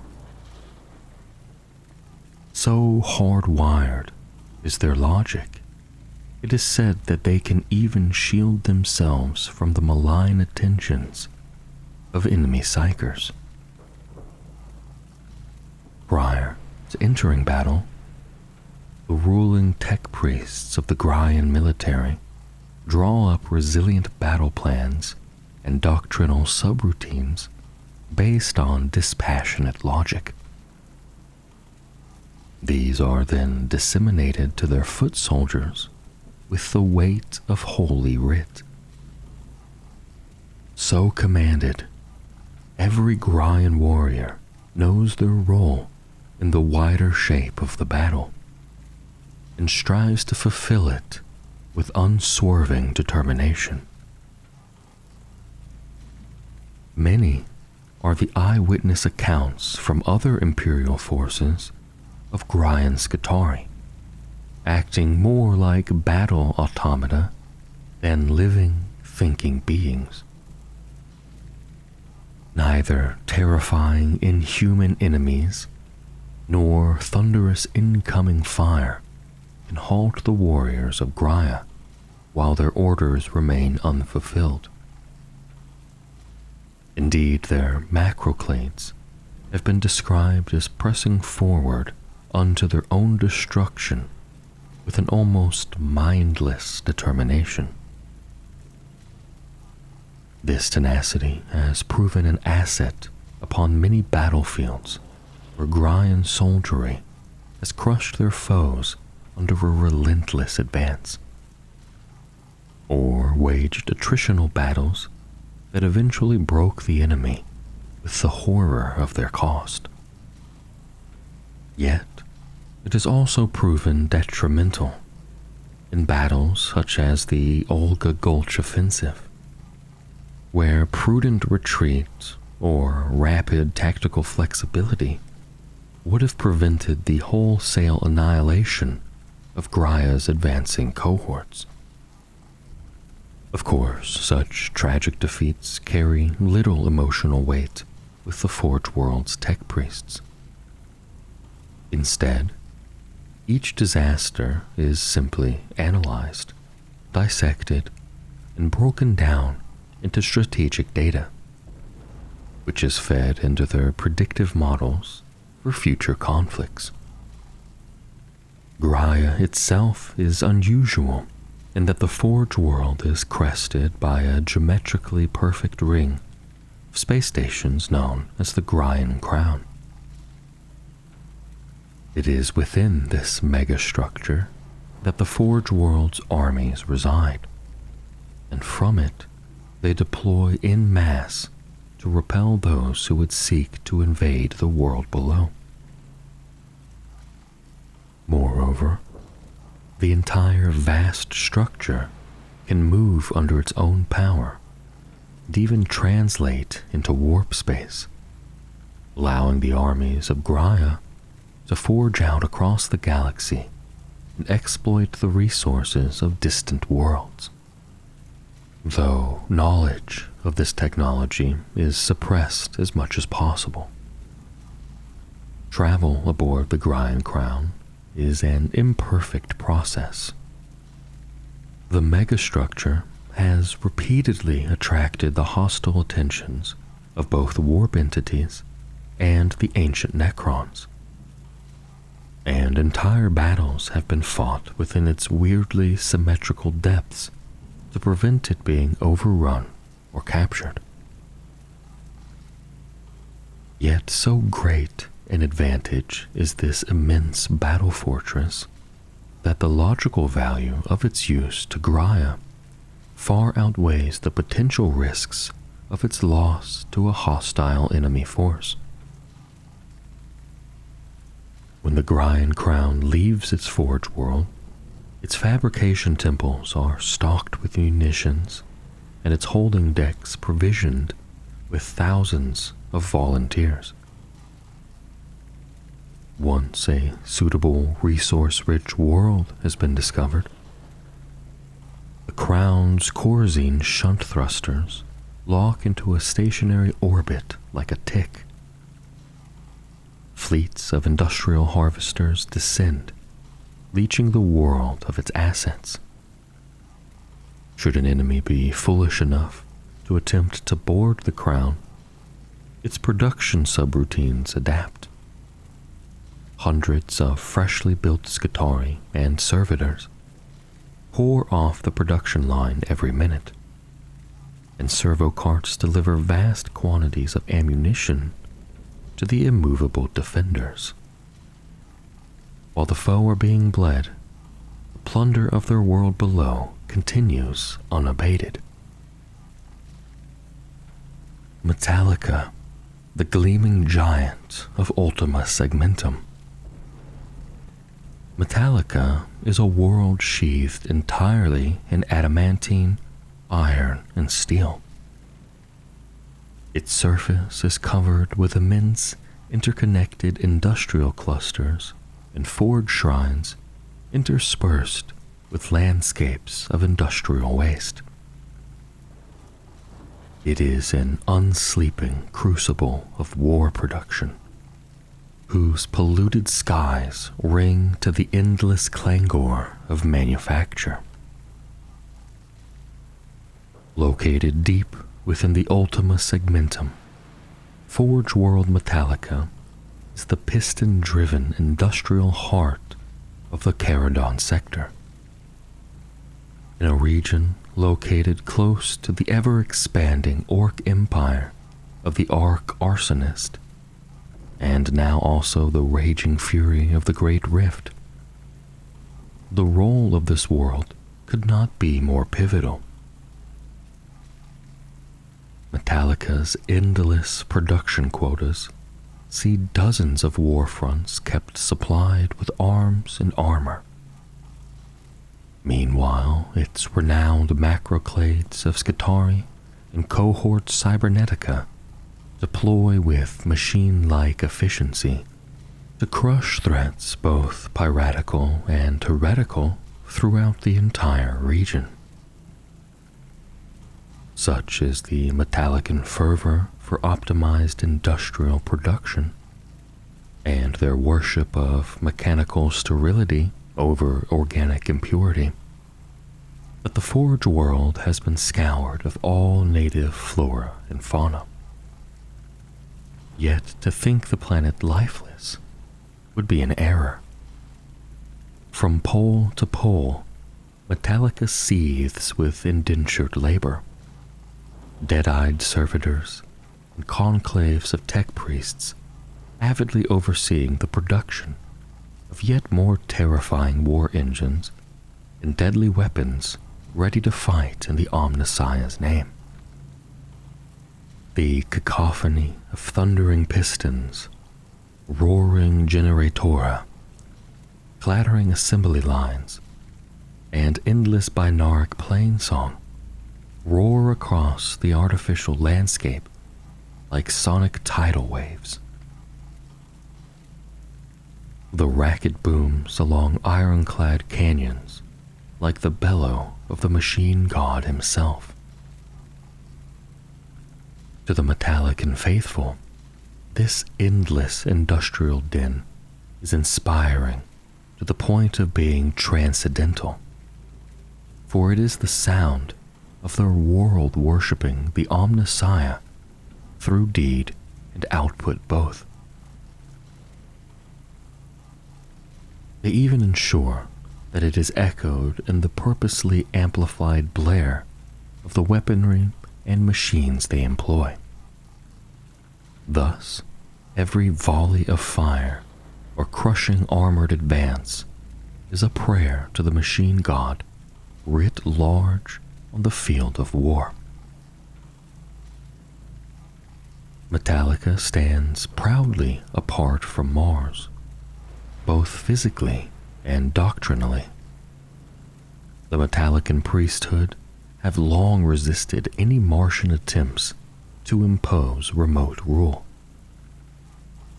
Thus, their Skitarii display only the barest amount of crimson within their heraldry, a grudging nod to the red planet that is all but drowned out amidst the white of Metallica. This color is symbolic to the Metallicans as representative of the purity of the machine and of its inevitable victory over weak organics. This striven-for purity has been tested as never before in recent times, as Metallica has been imperiled by a chaos invasion led by the Death Guard Traitor Legion. Forge World Metallica maintains its own Titan Legion, formerly known as the Legio Metallica, and more recently as the Iron Skulls. This august body was ravaged during the fighting on Armageddon. Under the careful leadership of Princeps Weinstein van Krassen, they have gradually recovered their strength. Yet, in the bloody era of the Great Rift, it seems all too likely that the Legion has worse yet to endure. Ryza, furnace of shackled stars. Forge World Ryza is famed as the cradle from which many plasma-based weapon technologies have sprung. It is the originator of such wonders as the Stormblade and the Leman Russ Executioner. Yet for all its magnificence and tech heritage, Ryza is a world sorely embattled, caught amidst a storm of Xenos foes. From its thrumming forge temples to its colossal dust dunes, its smog-thick skies and acidic rivers, to its dense clouds of low-orbital industrial platforms, Ryza stands besieged. The greenskins of two vast Ork Waaghs have converged upon this forge world in their billion. Waagh Grax and Waagh Rarguts, either of which, by themselves, possess the sheer strength and weight of numbers in brutish warriors and war machines to overwhelm entire imperial systems, pour down upon Ryza in endless waves. Savage greenskin techno-barbarians blast ancient and irreplaceable machineries to scrap, then add insult to injury by scavenging the wreckage in order to fashion ramshackle weapons of their own. Roaring with glee, hordes of orcs surge over the planet's surface in breakneck races and beat against the defenses of each forge complex like the crashing waves of a bestial storm. For all this, Ryza remains unbowed. If anything, the world's tech priests could be accused of taking an unseemly delight in some aspects of their world's predicament. With the express permission of their world's fabricator general, the priests of Ryza unleash their most potent weapons in their arsenals upon the invaders, treating each new engagement as a testing ground and gathering reams of combat data from victory and defeat alike. From macro Gatling lasers and plasma disintegration cannons to building-sized transdimensional beamers, anti-gravitic minefields, electrovoltaic blunderbusses, and countless other martial esoterica, the priests of Ryza unleash endless terrifying weaponries against the Ork invaders. Of course, this has transformed the planet's surface into a hellish vision of total war. Yet neither the Ryzans themselves nor their green-skinned foes appear perturbed by the nightmare they have created. Nor does Ryza fight alone.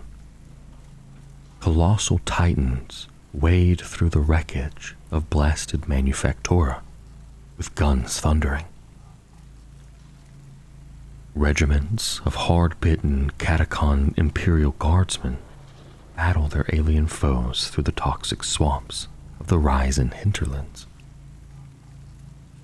Through amassed martial might and ever-developing weaponry, the Forge world continues to resist the overwhelming greenskin invasion. Though the battle still shows no end in sight, Ryza's commitments to other war zones remains undiminished, and they seek ever more diverse testing grounds for their protocols and material. Triplex Fall, Forge of the Eastern Frontier. Triplex Fall is an isolationist forge world. Far from the cradle of humanity, its tech priests have developed secretive practices that have seen them withhold blessed blueprints even from holy Mars. This is made all the more noteworthy by the fact that the archetechnological secrets of Triplex Fall are potent indeed. The tech priests of Triplex Fall rake over the most far-flung extremes of human galactic settlement. They unearth long-lost worlds settled during mankind's early expansion into the stars, and uncover secrets that predate even the dark age of technology. Such remote delving has also brought the legions of Triplex Fall into contact with a number of lost night worlds, such as Grim and Roland. These they have been swift to bring back into the Imperial fold, but also to bring first and foremost within their Forge World's sphere of influence. Despite its remoteness, Triplex Fall's wealth of ancient tech lore, which even includes several STC fragments unknown to outsiders, has made them a known name across the wider Imperium. The Astra Militarum, in particular, has benefited from many Triplex Fall pattern arms and armor over the millennia. For all this, the remote Forge World's reticence to share their secrets has drawn the displeasure of Mars. In recent centuries, Martian legions have accompanied the explorer fleets of Triplex Fall wherever they venture, and flagged new discoveries to the Red Planet, lest they too vanish. Despite their invasive nature, these Martian reinforcements have proven fortuitous, as, along with the lances of Triplex Fall's knightly vassals and the titans of the Legio Victorum, they have helped to defend the remote Forge World from repeated invasions and demonic incursions. Demios, the gift of the Sigillite. Upon the inception of the Grey Knights, the secret chapter of Space Marines tasked with directly combating the demonic threat, it was recognized that they would need their own Forge World.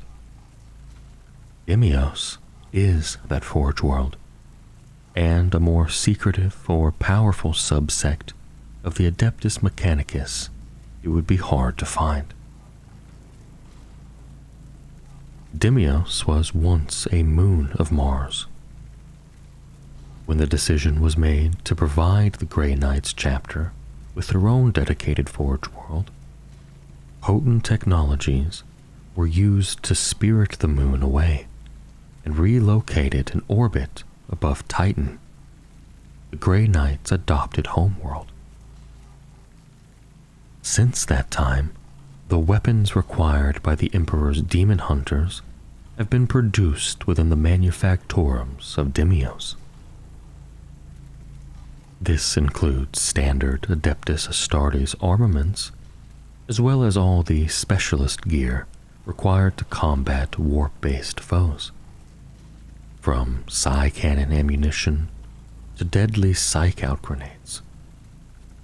Each item receives psychic wards atop the blessings of the Omnissiah to ensure protection against the demonic taint. The handover of Demios' forged war gear is carried out by especially debilitated servitors, whose scant minds and circuitry are scrubbed clean after each transaction.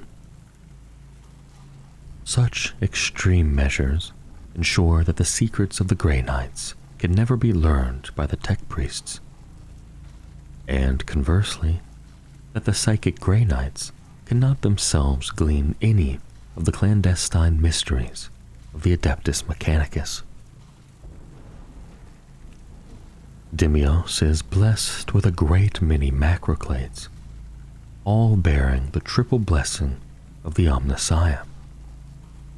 Additionally, 3 night houses are permanently stationed on Demios, including House Steel.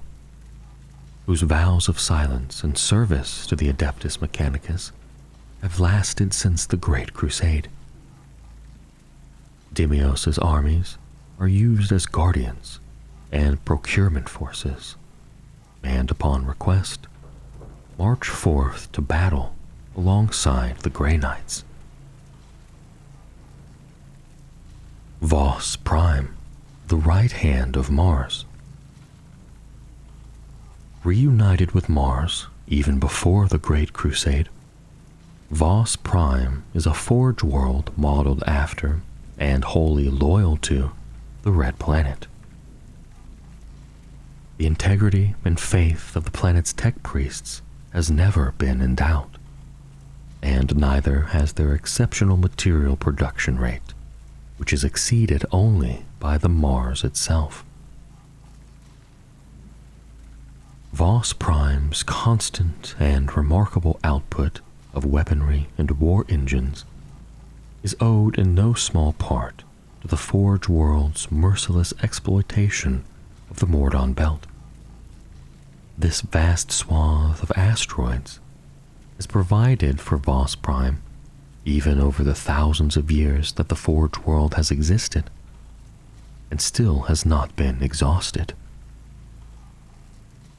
The countless rocky husks already mined hollow by the servitors of Vos Prime have been repurposed as defensive emplacements, some autonomous, some manned, to create an incredibly potent defensive barrier around the Forge world.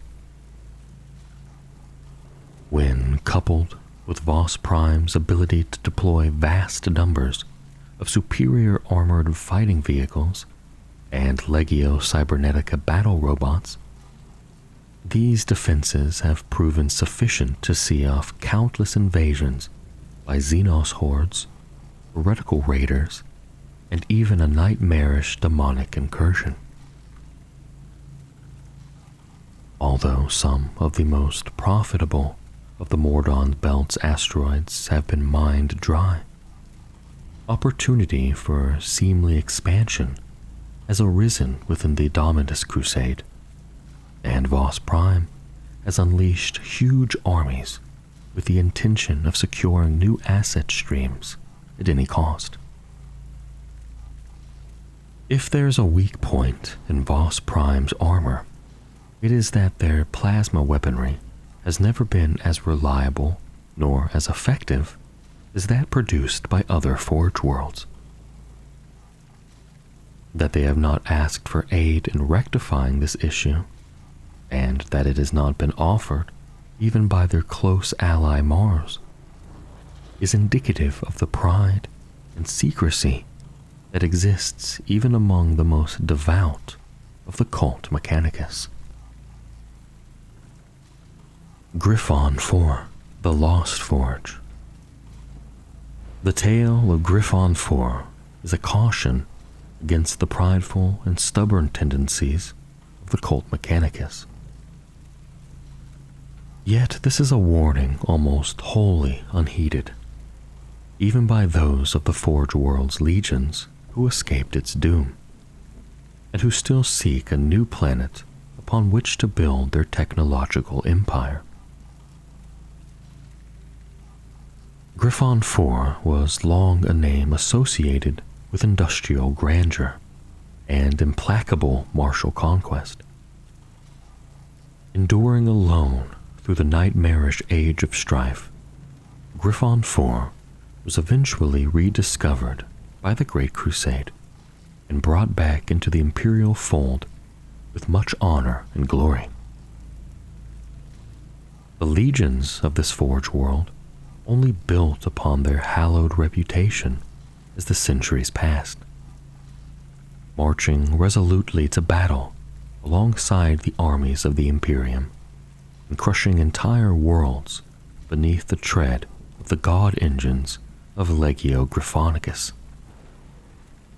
The Forge world ruled its own not inconsiderable empire of 8 entire star systems, known as the Griffon Octat, and it drew from them the vast material wealth that only rendered the Forge world ever mightier. It was the alien scourge of the Tyranids that finally laid Griffon 4 low. Hive Fleet Leviathan descended upon the Griffon Octat, and rather than relocating their facilities and abandoning their empire, the tech priests of Griffon 4 elected to stand their ground. Their certainty in their own invulnerability endured even as their guns were silenced and their legions devoured, their titans dragged down by the endless swarms, and their forged temples overrun.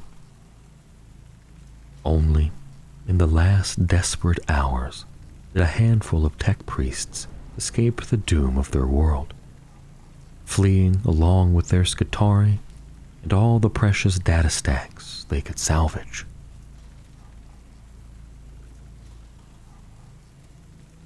There are no more devout warriors to the God Emperor of mankind than the orders of the Adepta Sororitas. To witness their wars of faith as an ally is to be awestruck with the force of their belief.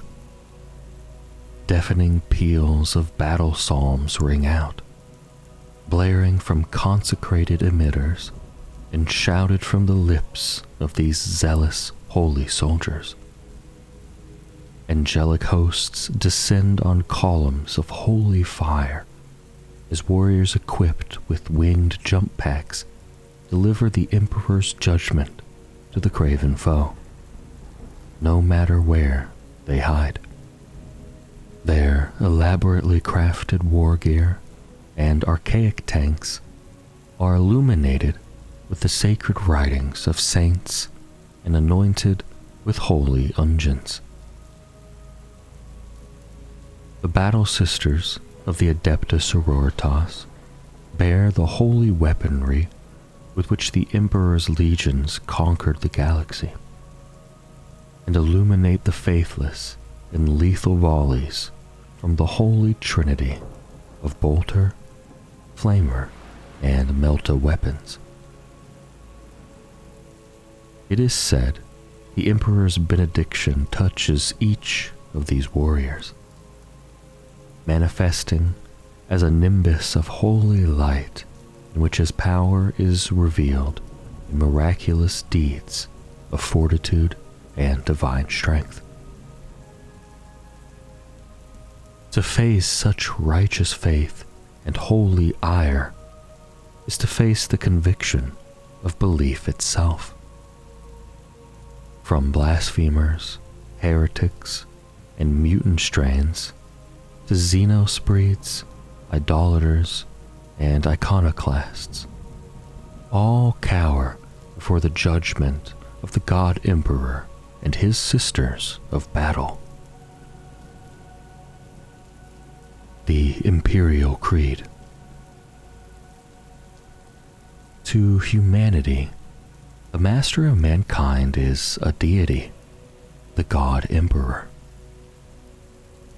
He is the source of their strength, their defense against abomination, and the deserving object of their adoration and loyalty. The galaxy-spanning religion that surrounds his worship is the Imperial Creed, its rites overseen by the Ecclesiarchy's priesthood, and its doctrine enforced by the Adepta Sororitas. Amongst the untold billions that populate the Imperium's planets, the Imperial Creed is the official religion. From the teeming slums of hive worlds to the noble spires that rise over civilized worlds, on isolated frontier planets, and aboard the countless ships that ply stable warp routes between them, the Emperor is deified and worshipped. Every day, offerings are made to him in praise, in tithe, and in blood, through the endless wars fought in his name. It is the ecclesiarchy that provides the structure through which these offerings are demanded. Known formally as the Adeptus Ministorum, the ecclesiarchy raise ostentatious temples and meager chapels, giant cathedrals that accommodate thousands, and shrines that house saintly relics, drawing pilgrims from many sectors away.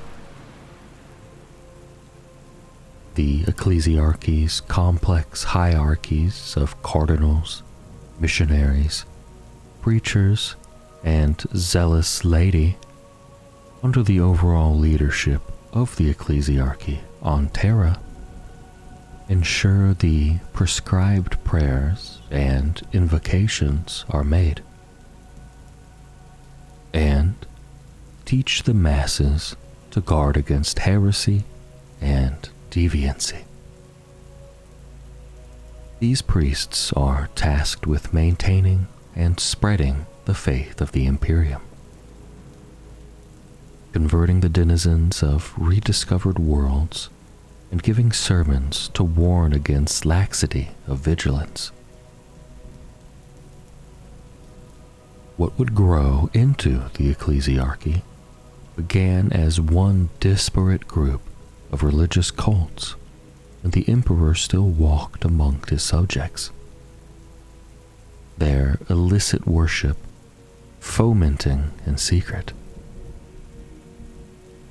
In the wake of the Horus heresy, when it became known that the emperor had crushed the arch-traitor Horus and ascended to the Golden Throne, he was openly worshipped on hundreds of worlds. The nascent ecclesiarchy crushed or absorbed their rivals over many centuries, spreading to every strata of the imperial life before their recognition in M32 as the Imperium's official religious authority. How? Their influence and power is nigh on inescapable.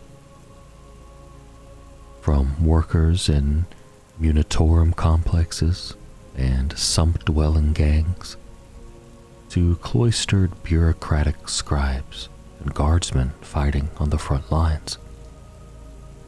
Almost all of humanity is ingrained with the concept of the Emperor's divinity. They know the sweat and sacrifice needed to honor it, and fear more than anything the vengeful punishment for not meeting such requirements.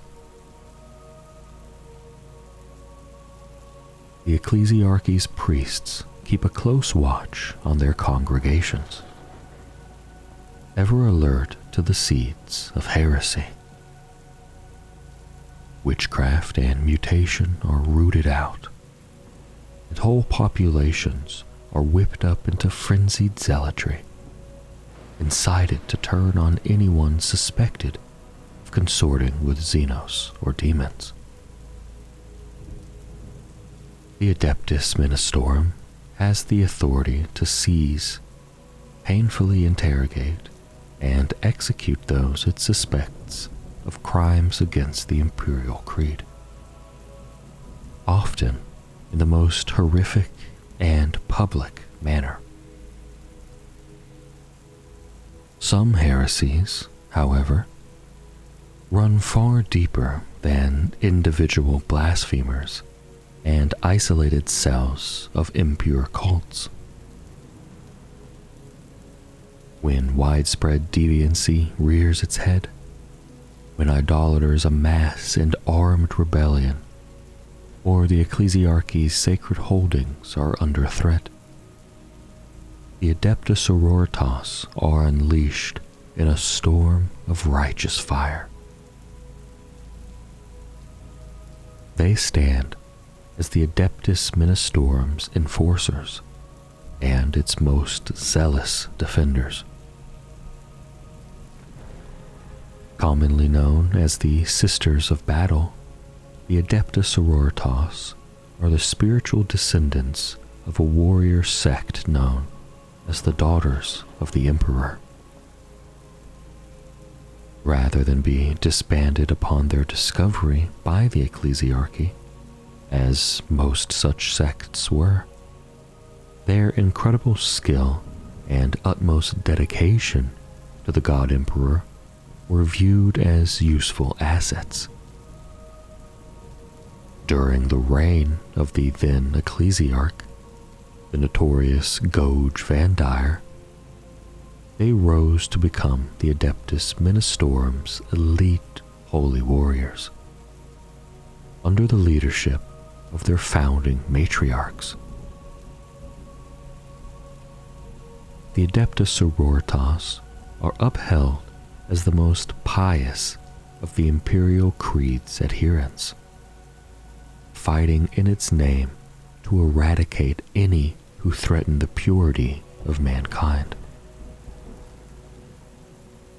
They comprise a number of strict ascetic orders, the most numerous and conspicuous of which are the orders Militant, which form the Adeptus Mechanicus's military strength. They project the ecclesiarchy's power through the Imperium from the halls of the ecclesiarchal palace on Terra to blood-soaked battlefields on countless worlds.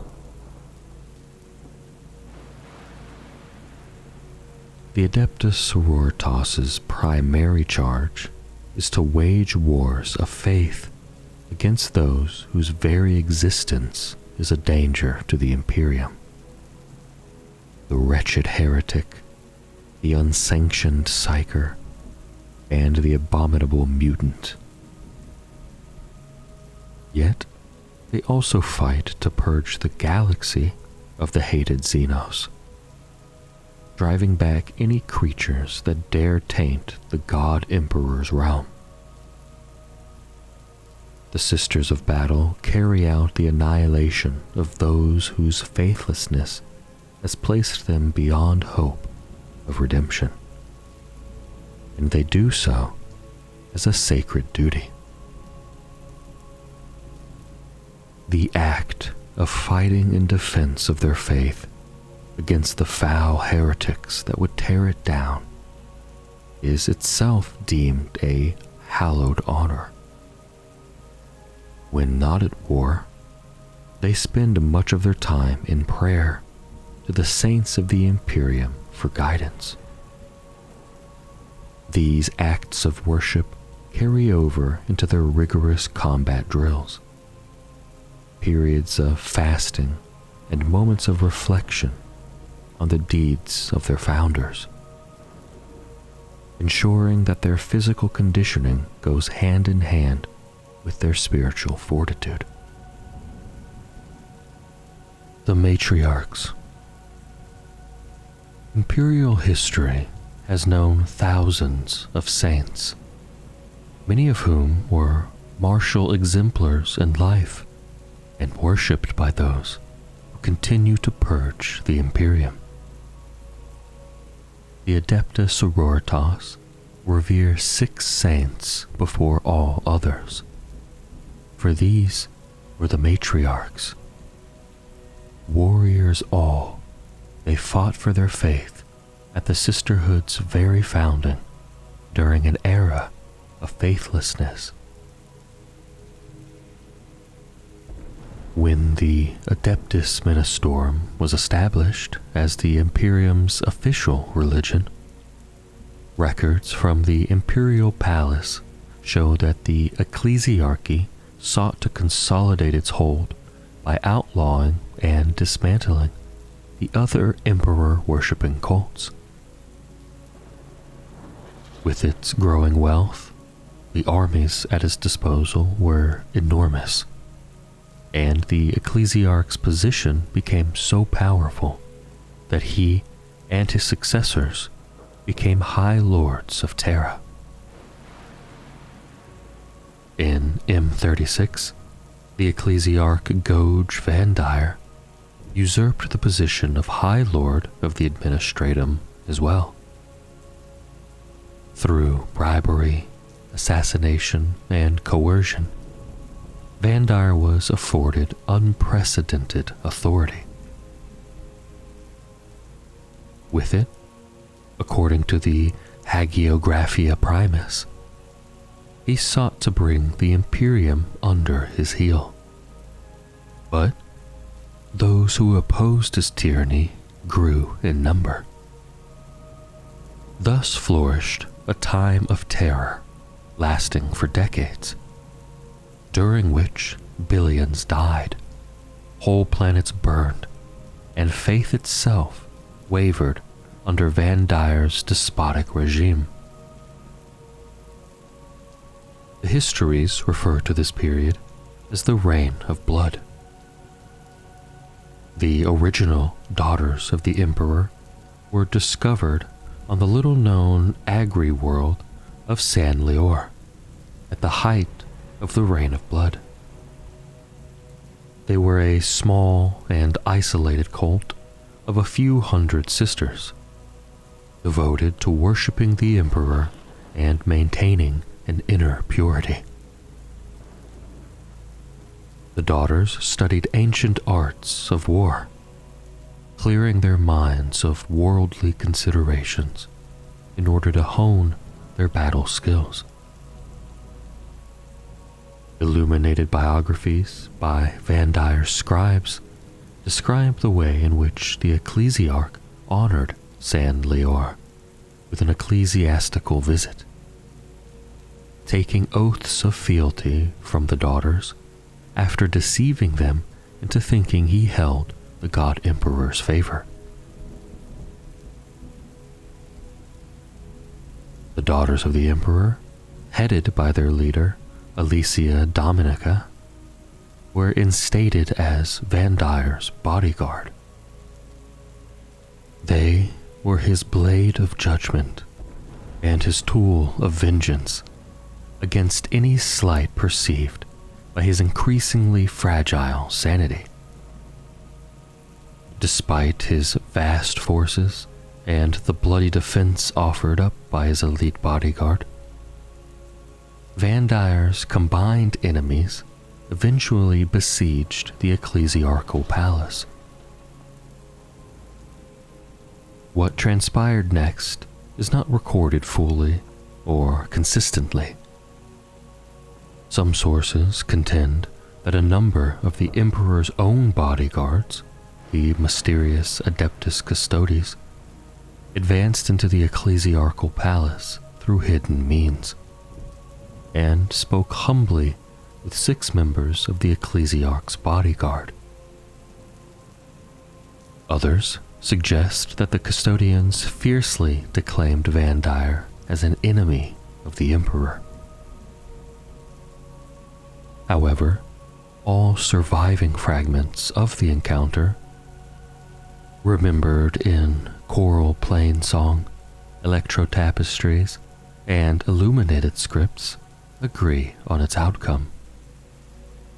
Unable to sway the 6 devout bodyguards to abandon the insane ecclesiarch, the custodians led them through uncharted ways to the most sacred place on Terra, the chambers of the Golden Throne itself.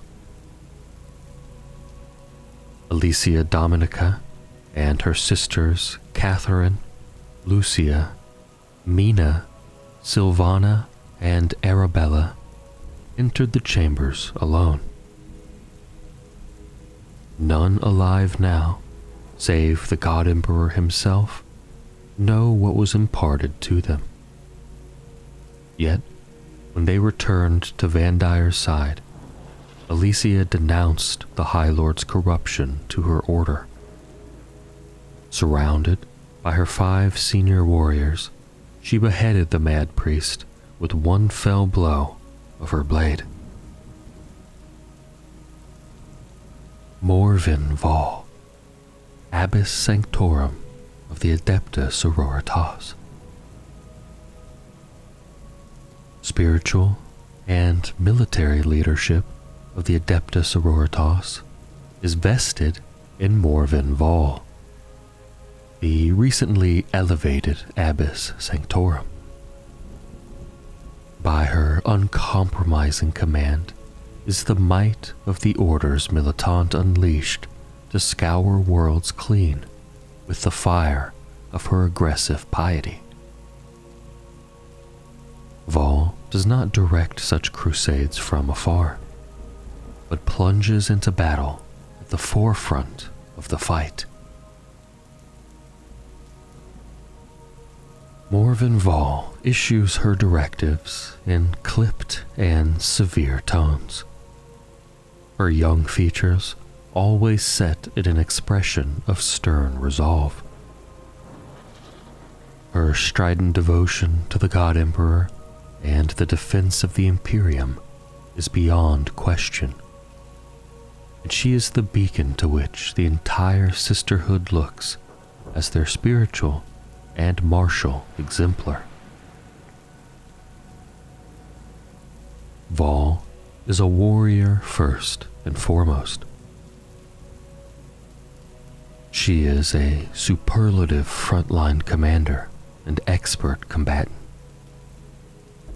However, she must be more than just this, for a galaxy-spanning force awaits her every order, and the guardianship of the faith of mankind is in her hands.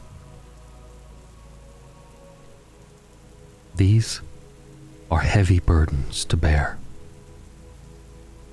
Rather than a mark of honor, the heirs to Saint Dominica consider the position of abbess to be the highest of duties and responsibilities, one to be borne with stoicism, rigid devotion, and humble acceptance. The former abbess's ship was declared lost en route from Ophelia 7 to Holy Terra during the anarchic cataclysm when the Great Rift split the Imperium. News of this dire loss was achingly slow to reach the wider Adeptus Sororitas, for amidst such galactic unrest, every order and far-flung mission was on its own, maintaining their isolated devotion in the face of encroaching madness. Only as the darkness began to recede was the terrible loss uncovered. The need for an icon of leadership was greater than ever, and the ecclesiarchy appealed to the convent's sanctorum and prioris to submit their candidate for abbess. Amongst those considered, Val was by far the youngest. She was an aggressive and selfless Celestian superior of the Order of the Argent Shroud, whose dedication in the face of monstrous onslaughts had earned her the approval of her somber order. The complex factions within the ecclesiarchal palace on Terra believed that so young and politically inexperienced a sister might be more easily maneuvered. Her expected naivety would be a gateway for the ecclesiarchy to exert more influence into the sisters' operations and internal hierarchies than convention dictated. What many within the ecclesiarch's ear wanted was a ceremonial and malleable figurehead. What they got was a forthright and iron-willed warrior. Morven Val was on a campaign in the Rescard Purgation when the Ecclesiarchy's delegation arrived. The priest delivered the Ministerum's declaration with ostentatious ceremony and layered ritual. Scarred and blood-stained, her silver armor chipped and fire-blackened, Celestian Superior Vol listened in absolute silence and without emotion to the elaborate ceremony of appointment, couched in terms of mere invitation. She then stunned the congregated bishops, prelates, hierarchs, and confessors by quietly requesting a period of prayer on the matter. Vol entered her mission's shrine to Saint Sylvana and undertook a solitary meditation for 3 days, while increasingly nervous priests paced anxiously. When she emerged, she seemed to those present to walk taller, her eyes hard and unreadable to the clergy, some of whom involuntarily backed away from her. With a handful of words, Vol accepted the appointment. She commended a successor to her canoness before turning on her heel and striding swiftly for the priest's orbital transfer ship. Having planned many days of worship and ceremony to mark the appointment, gathered priests were aghast. Only a handful had the presence of mind to hasten in her wake.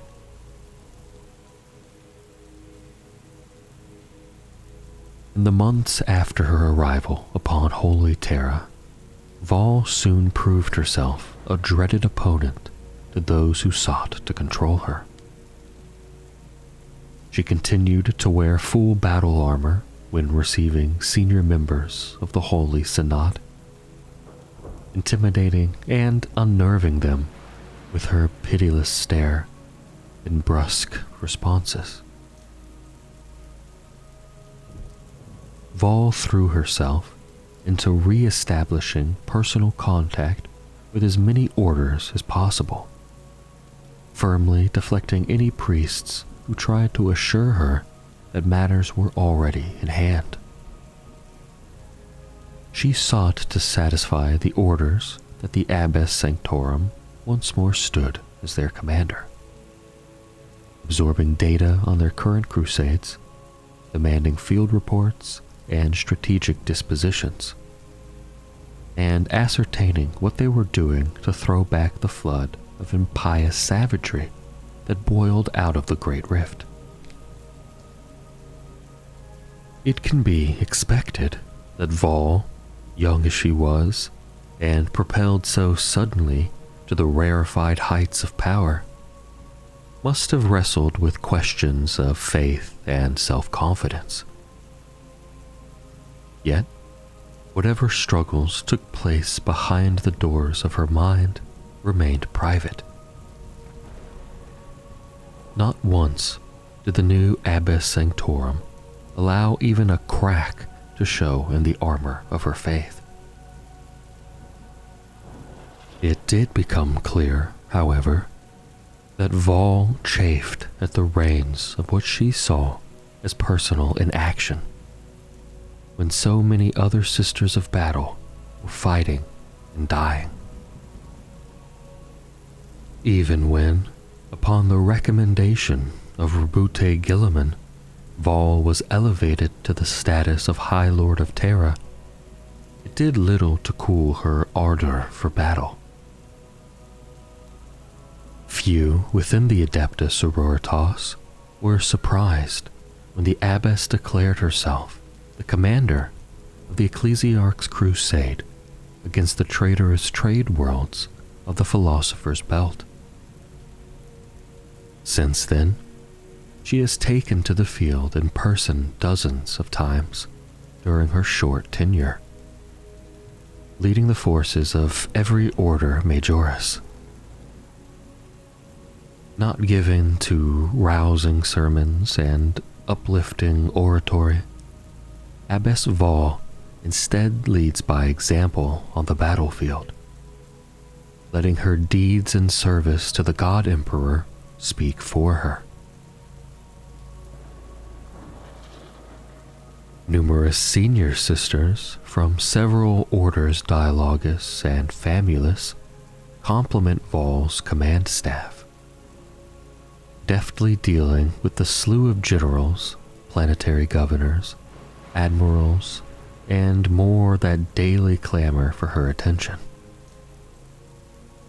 Morven Vol does not see herself as the Emperor's chosen, but as an instrument of defense who must place herself between the Imperial Creed and the countless horrors that seek to defile it.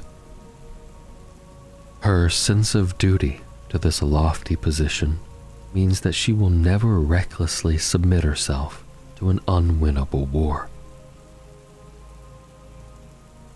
Martyrdom, as her former order taught, is a release from one's duty, and not its ultimate expression. As all her predecessors understood, the position of Abbess Sanctorum is a burden that can be set aside only when the last heretic, mutant, xenos, and demon is expunged from existence. Only then might she step back into anonymity as a sister of her order. Wars of Faith. Since their inception, the Adepta Sororitas have bolstered their ranks to the point that their presence is now felt far across the Imperium. No longer the Ecclesiarch's bodyguard, they are an active and crusading military force, crushing the enemies of the Imperial Creed wherever they fester, and illuminating the Emperor's realm as a beacon of faith. When humanity is faced with a substantial threat, it falls to the High Lords of Terra to order a crusade against mankind's enemies. Such crusades are enormous military operations that mobilize multiple branches of the Imperium's colossal war machine, including Space Marine chapters, Astra Militarum regiments, Navis Imperialis fleets, as well as forces of the Adeptus Mechanicus. But the Ecclesiarch also has the individual authority to issue calls to battle when the sanctity of the Imperial Creed is imperiled. Such large-scale mobilizations are known as wars of faith. When a war of faith is declared, those sororitas orders able to respond send their finest troops to obliterate the heretics and sinners marked for death by the Ecclesiarch.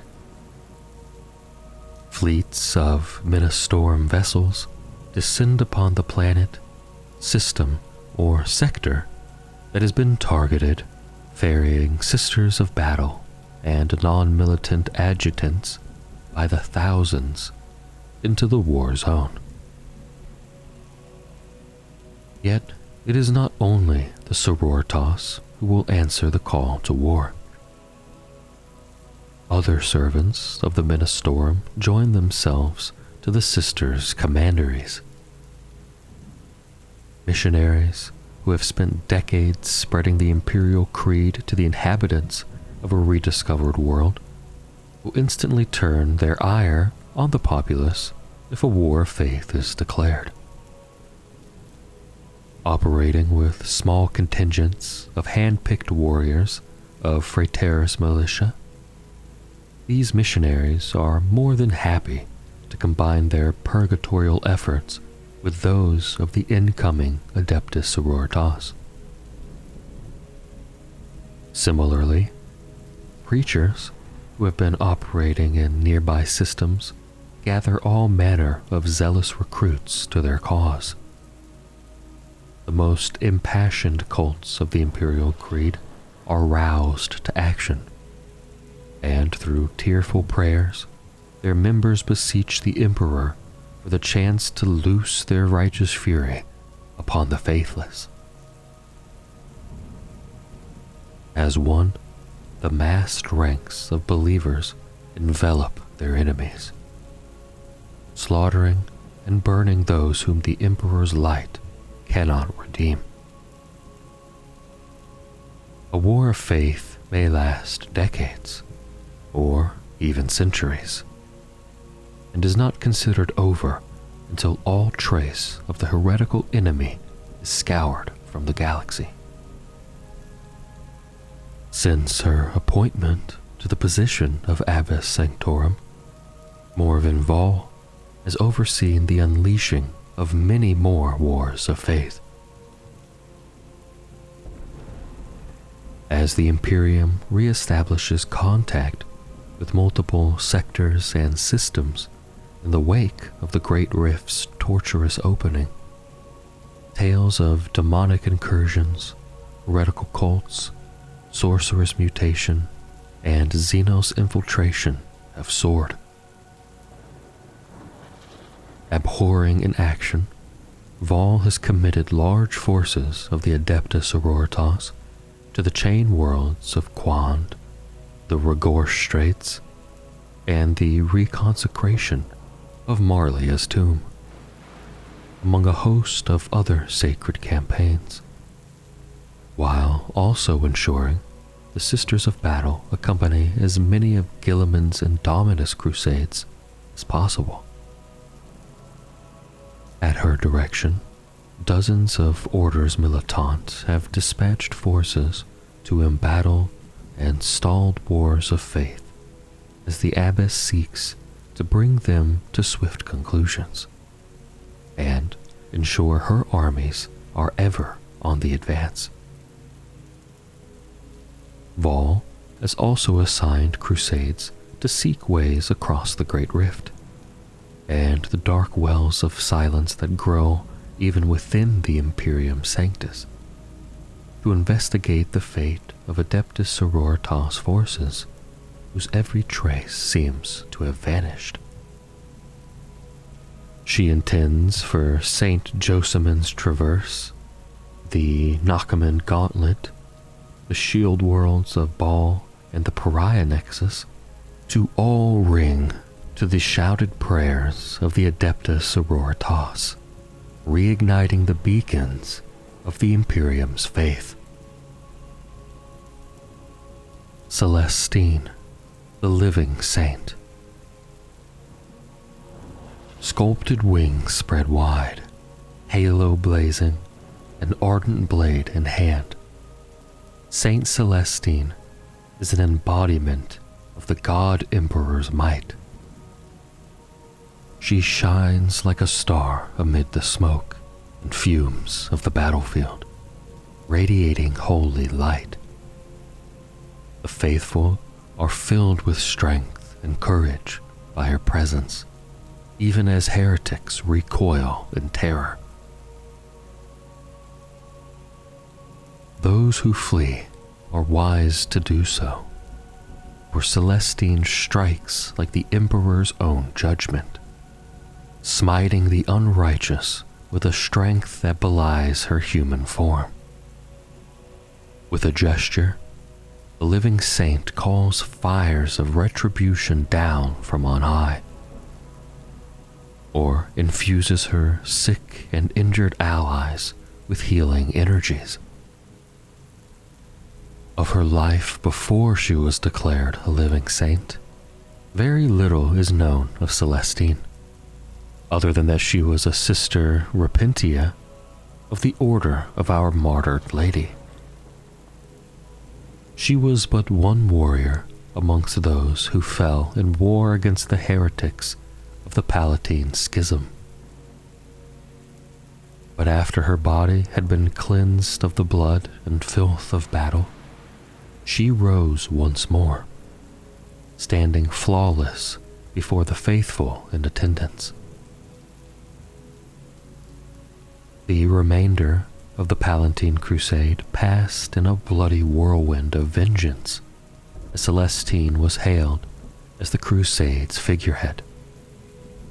The entire sector being scoured of not just the schematisms, but every being the Crusaders deemed unworthy of existing upon the worlds of man.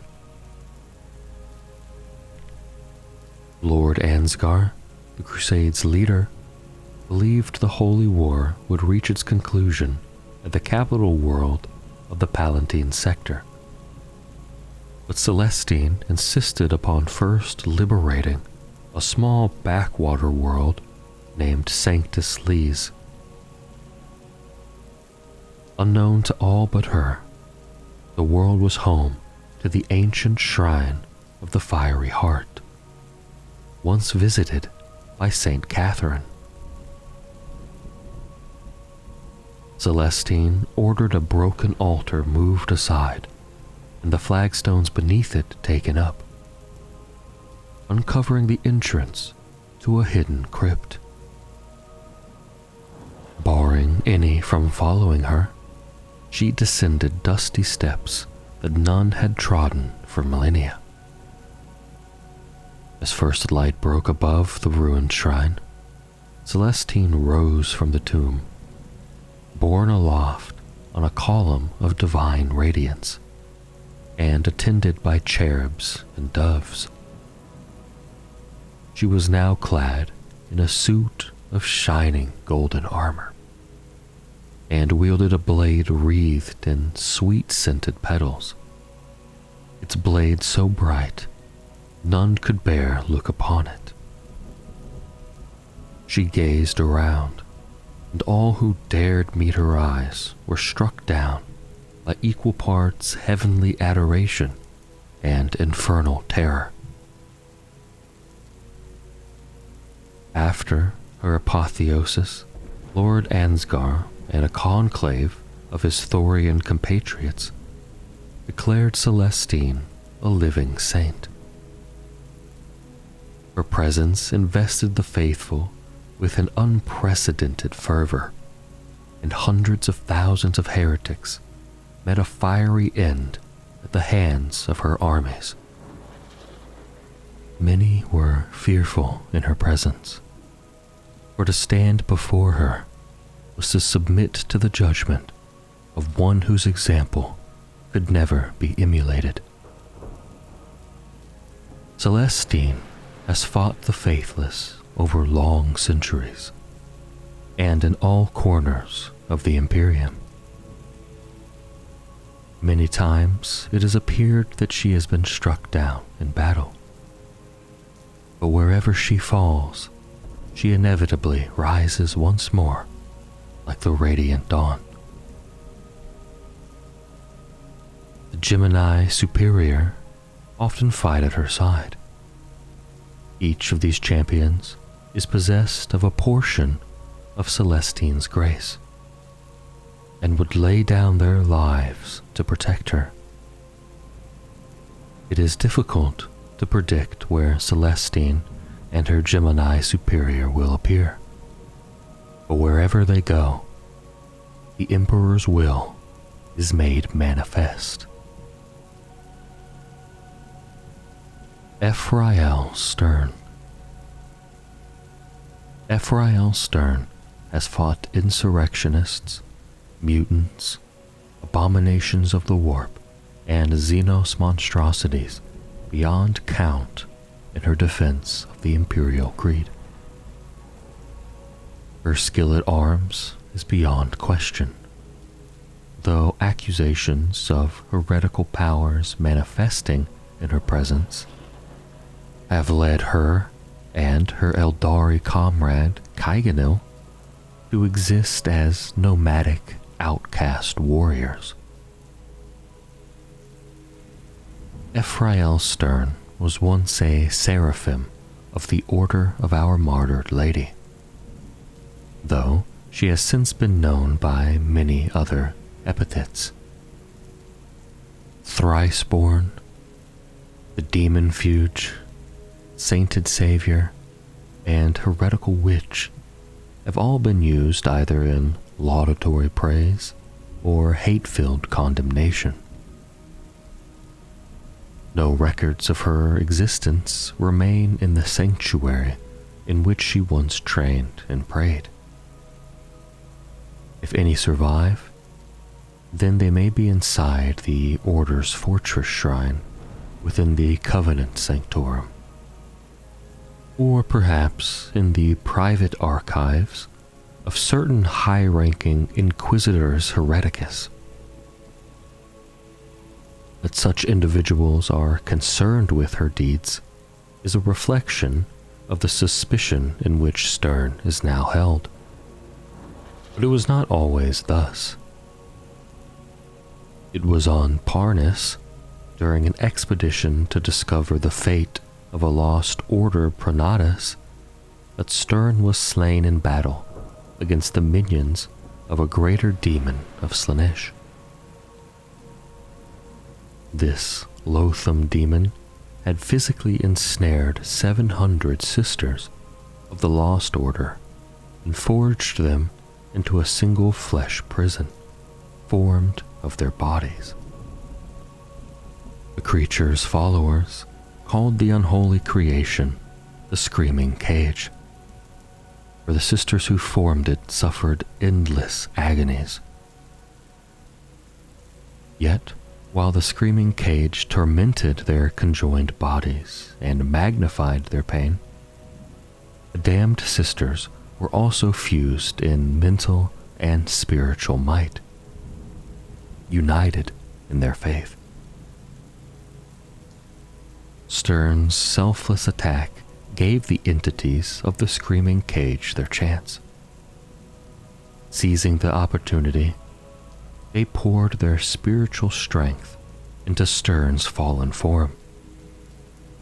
In a blaze of righteous power, Stern was propelled back to life as a tremendously potent and gifted champion against the servants of chaos. Since that day, Ephrael Stern has had to battle not only the worshippers of the dark gods, but also those of her own Imperium who believe her to be irrevocably tainted. Though they might find their fuel in faith, Stern's powers manifest themselves in a supernatural fashion that many have mistaken or chosen to condemn as witchery. She is stronger and faster than any of her sisters, unleashes searing bolts of holy judgment upon her foes, and when death has claimed her, she is returned to life each time. In this era of proliferating psychic mutation and heresy, such supernatural occurrences are more than enough to render Stern a target for more than one zealot. Nor is she helped by the company she keeps. Bound together by the strands of fate, she travels with an Eldari known as Kaiganil, or simply the Pariah.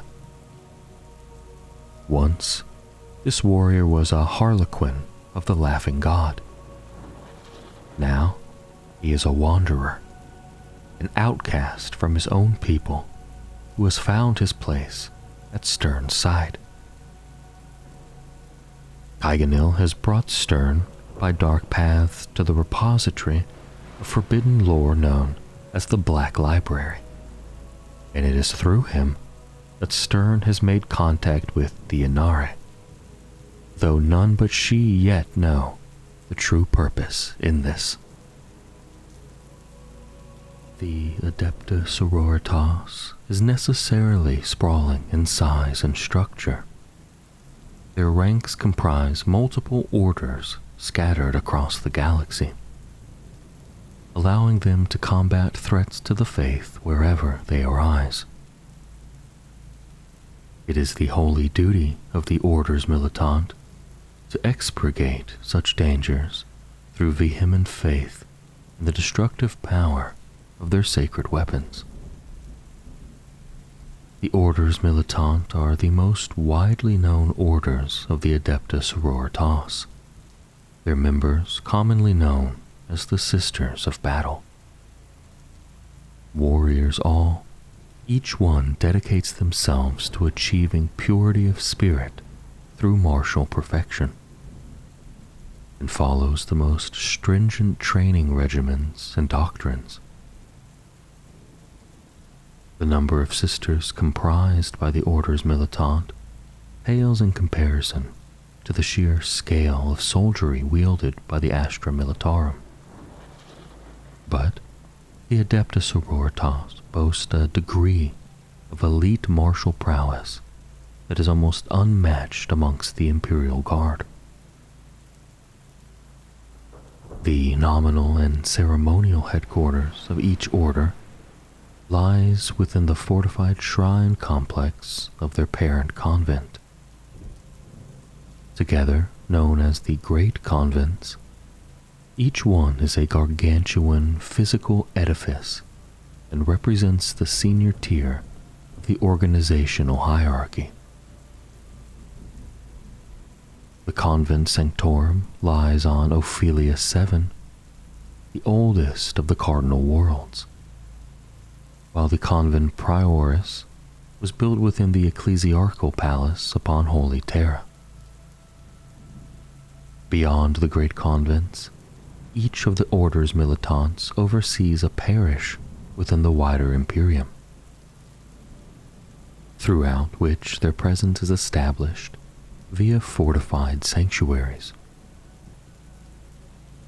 The oldest of these parishes are ancient, and many cover immense areas of space. Yet wars of faith do not stop at a parish boundary, while there are heretics still to burn and idolaters to root out. Most orders spread the illumination of the God Emperor to worlds far beyond their primary sanctuaries, establishing far-flung missions and subsidiary chapels to extend the influence of their order and the ecclesiarchy. The weapons, war engines, and exquisitely crafted battle gear of the Orders Militant are supplied to the ecclesiarchy by the tech priests of Mars, under a millennia-old treaty known as the Writ Illuminat. The Adeptus Mechanicus ensure that the elite warriors of the ecclesiarchy are armed in perpetuity. Reaffirmed by each successive ecclesiarch, the Writ Illuminat symbolizes the communion between the Adepta Sororitas and the tech priests of the machine cult, and by its sacred words do the sisters know the adepts of Mars to be loyal servants of the God Emperor, despite their unconventional devotions. Every piece of war gear supplied to the Adepta Sororitas is first taken to either the convent prioris or the convent sanctorum. There, they are blessed by choirs of novitiates in rites that can last for days or even weeks. The order's weapons, such as the Godwin Diaz pattern bolter, are daubed in sacred oils and polished with cloths touched by saints. Every bolt and chain sword tooth is inscribed with verses from the Sage Imperialis, the battle hymn of the Adepta Sororitas, to ensure that its path is true. The hulls of the fearsome battle tanks and the ceramite plating of sculpted power armor are adorned with the Order's traditional colors and illuminated with script from devotional books of prayer, while the armor worn by Sisters of Battle foregoes those auxiliary systems that require a Space Marine's genetically enhanced physiology to function, it still provides the same indomitable degree of protection. Order of Our Martyred Lady. The fires of vengeance burn brightly in every sister of the Order of Our Martyred Lady. They are the deliverers of the God Emperor's holy justice, the dreaded instruments of his will, to whom no sacrifice is too great. And to the clarion call of impassioned prayers, they rain unrelenting destruction upon his enemies.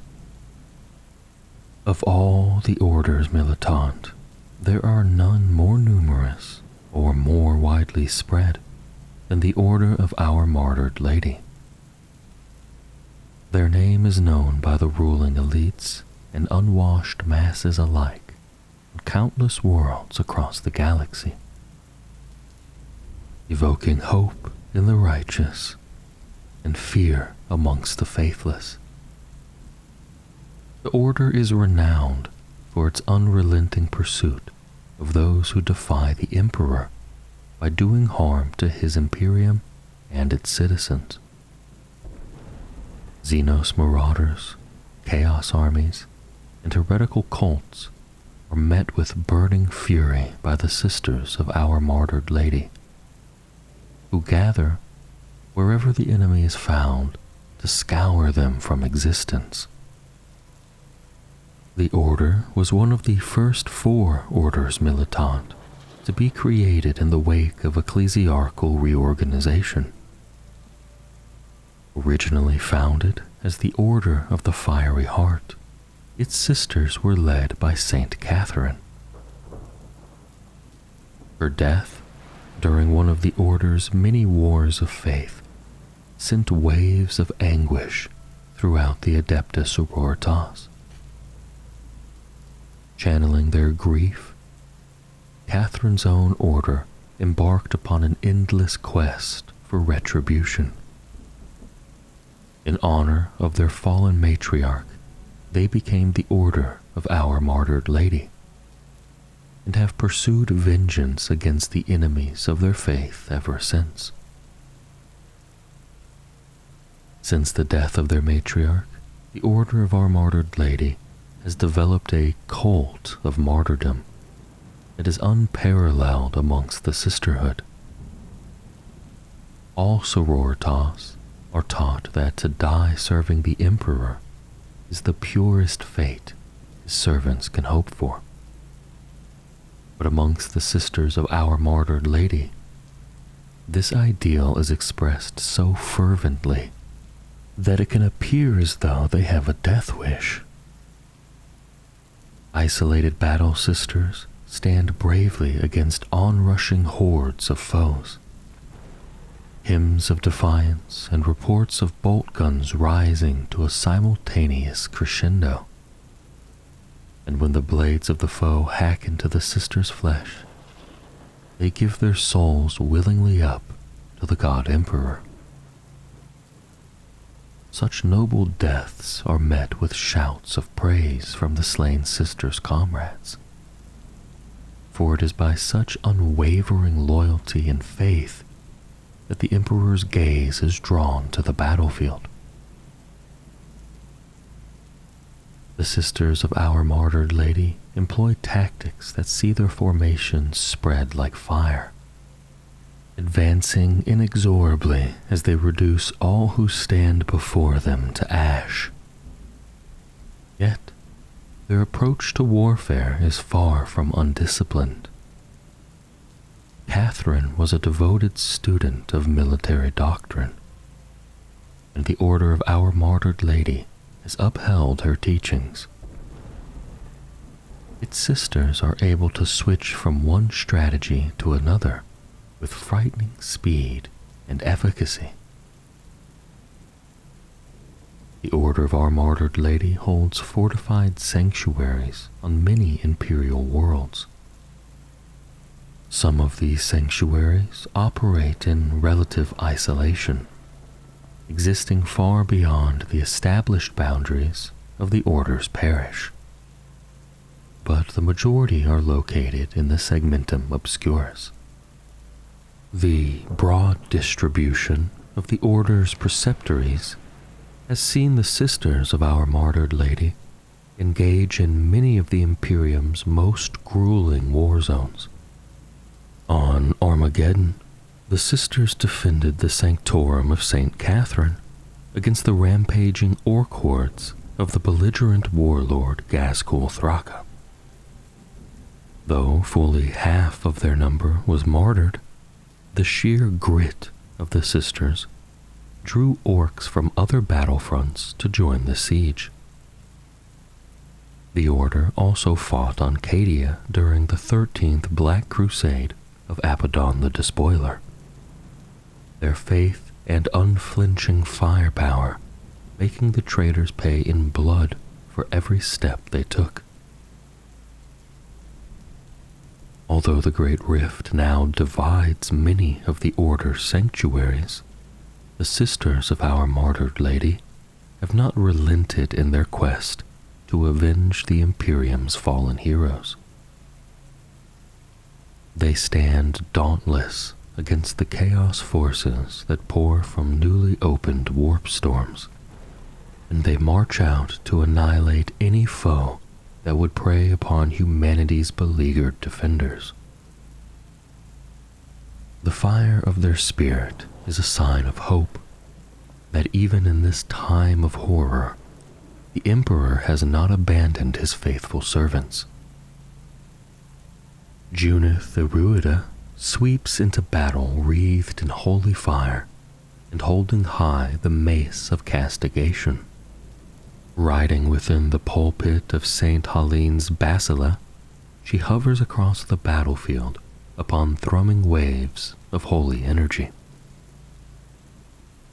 The pulpit's heavy flamers swivel seemingly of their own accord, seeking out the heretical and the faithless, and immolating them without mercy.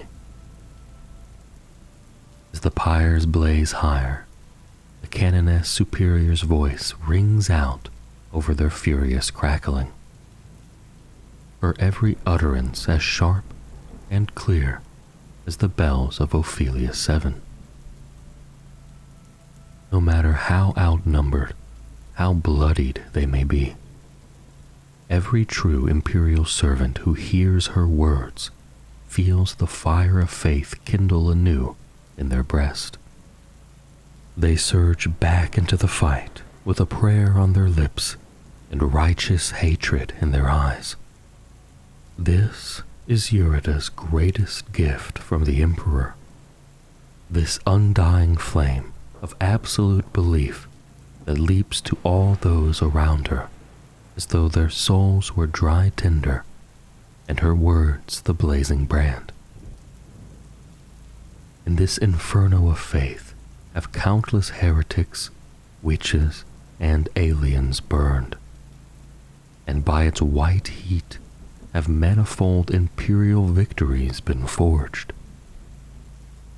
From her first days in the Scala Progenium, it was remarked that Junith Eruida exhibited almost frightening intensity of faith.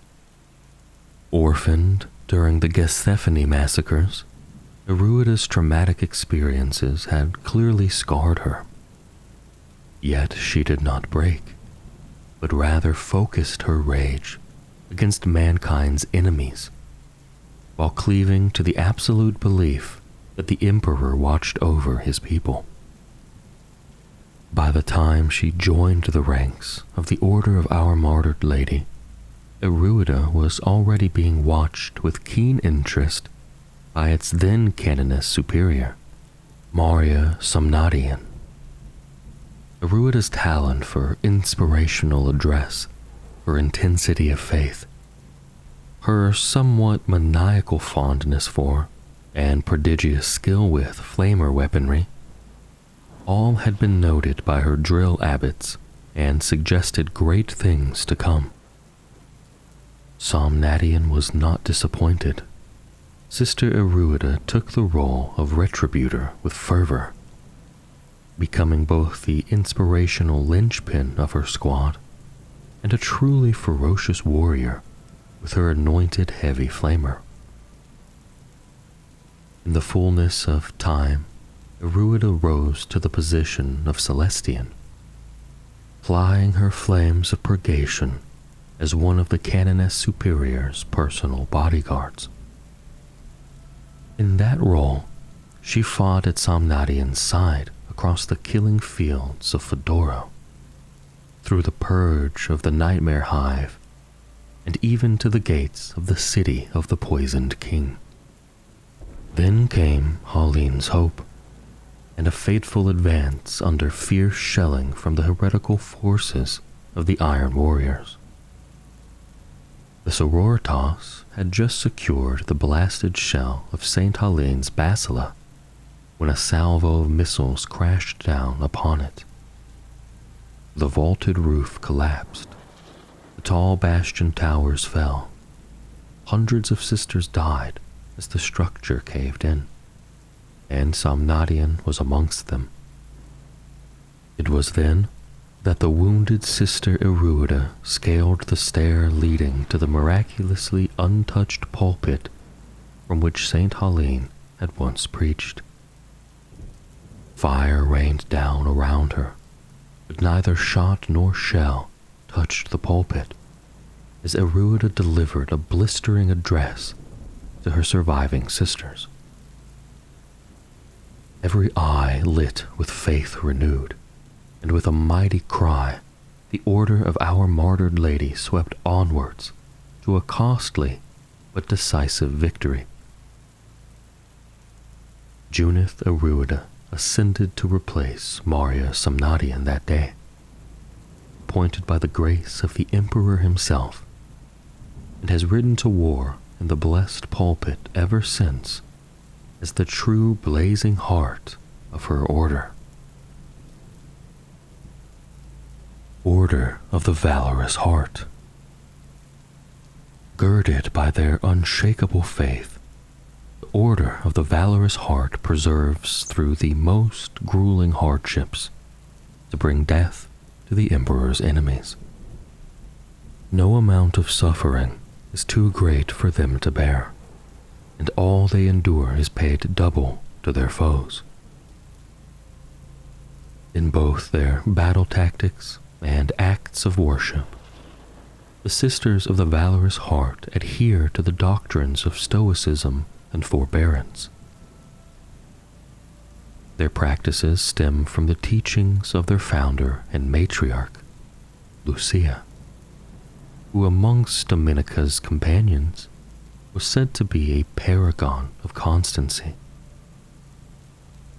She was the level-headed counterpoint to Catherine's burning passion. When the sisters of the convent sanctorum were split, Ecclesiarch Alexis XII wrote that Lucia's Order of the Valorous Heart was to be the immovable anvil to the fiery heart's crushing hammer. Yet from their inception, the Valorous Heart were far from a purely defensive force. Led by their matriarch, they aggressively sought worlds upon which the roots of heresy had grown deep, where witchcraft and profane mutation ran rampant, and then set themselves to the task of systematically expunging all traces of faithlessness. The Order willingly plunged itself into protracted battles amidst horrific conditions, laying siege to sorcerous cults on death worlds and storming Xenos planets that were inimical to human existence. Aside from being undeniably effective in grinding away the enemy, these tactics also served as a form of penance. In the oldest manuscript of Lucia's teachings, recorded during her first address to her order, she explained that the Adepta Sororitas would forevermore carry the burden of atonement for the actions that she and the daughters of the Emperor had taken in supporting the pretender Goge Vandire. Lucia's martyrdom came at the hands of a recidivist sect. She was captured and tortured over long months, the heretics attempting to break her spirit and make her recant her faith in the Emperor.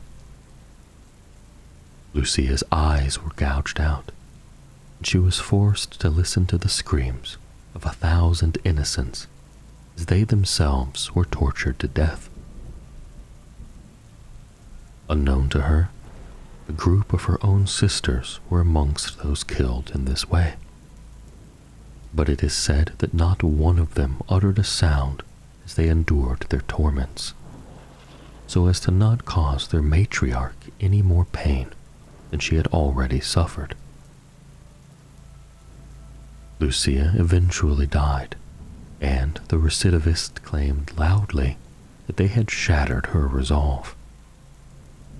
But over the following decade, the Order of the Valorous Heart tracked down and captured every last member of the sect, all of whom confessed to lying about the matriarch's lapse of faith. What became of those heretics is not known outside the Order. What is known is that a contingent of Sisters Hospitaller from the Order of the Silent Vow has been seconded to the Valorous Heart ever since that time, and its sisters have been putting their knowledge of life extension and pain enhancement to use deep beneath the sanctuary of Lucia's reprisal. The example set by Lucia in her life, as well as through her martyrdom, has led to the Order of the Valorous Heart employing methods of warfare that are unique among the Adepta Sororitas. At the outset of battle, the sisters pray to the Emperor and their matriarch for the strength to endure the horrors to come. They then launch offensives to cut off their foes' supply routes and lines of retreat. With the enemy locked in place, the Order begins sabotaging any infrastructure in the area. Water supplies are drained, fuel reserves destroyed, and pipelines transporting noxious substances are vented into the atmosphere. On feral worlds, anything that could provide the enemy with the least sustenance is incinerated. In short order, the battlefield is transformed into a harrowing desert, with a grinding war of attrition remaining as the only path to victory for either side. Given the nightmarish conditions in which they choose to do battle, it is no surprise that many sisters of the Valorous Heart bear gruesome scars.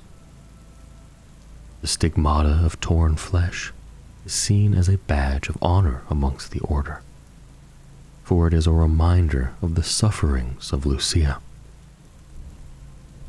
A sister who loses an eye in battle is considered truly blessed, for it allows her to better understand the pain endured by her matriarch and to see more clearly the path of faith before her. Sisters of the Valorous Heart rarely accept numbing agents or pain-reducing stems when their wounds are being tended to, even where surgery or amputation is required. To avoid the experience of pain in this way would be to deny the power of faith to overcome all suffering. The bulk of the Order of the Valorous Heart's sanctuaries lie deep in the Ultima Segmentum, with the vast majority having been established during hard-fought wars against Xenos and traitor forces. Sanctified fortresses stand amidst death-world swamps, jagged mountain ranges, and barren wastelands that were scoured of life millennia ago. Relief sculptures and stained armor-glass panes within these sanctuaries depict Sororitas obliterating hordes of Xenos and roasting foul heretics in cleansing flames.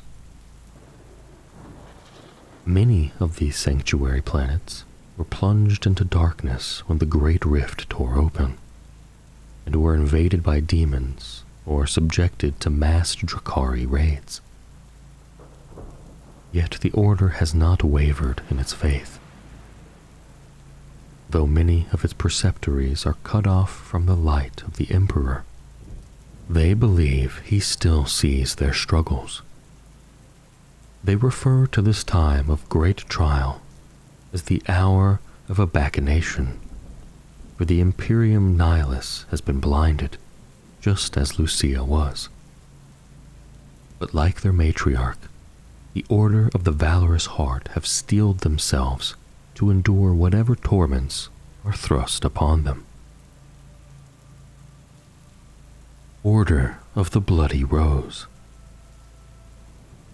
The Order of the Bloody Rose are the embodiment of the Emperor's hatred towards the heretic, the psyker, and the mutant.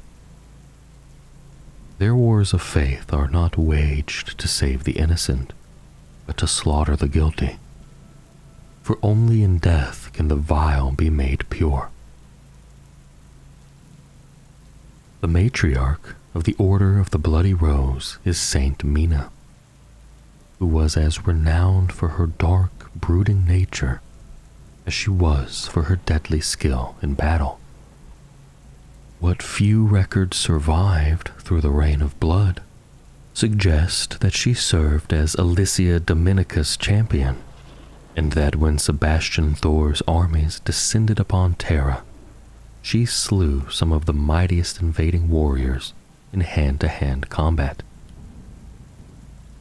One account, albeit riddled with inconsistencies, suggests that she dueled with the leader of the custodians who entered the ecclesiarchal palace during the siege, and that the two fought to a standstill before words of an alliance were finally spoken. Whether true or not, the Sisters of the Bloody Rose reserve Mina as the epitome of the martial virtues laid out by the daughters of the Emperor, and dedicate themselves to emulating her violent prowess. From their first war of faith, the Sisters of the Bloody Rose made a name for themselves as brutal executioners. They were dispatched to the Nephilim sector to put down the Slaneshi pain cults that had transformed many Imperial shrine worlds into planet-spanning torture chambers. Hospitallers of the Order of Serenity and Dialogi of the Order of the Quill followed in the wake of the Sororitas, where they were to tend to the bodies and souls of the faithful after the afflicted worlds had been liberated by the Bloody Rose. But when the non-militant orders arrived in the war zone, they found only death. The militant sisters had moved from planet to planet, mercilessly butchering the cultists they encountered, without stopping to free the pain cult's imprisoned victims. When the last of the Slanesh worshippers had been eradicated, the Canoness Superior of the Bloody Rose, who upon her death would become canonized as Saint Mari, penned the Thorn Treaties, using the blood of those sisters who had fallen to record the teachings of this war.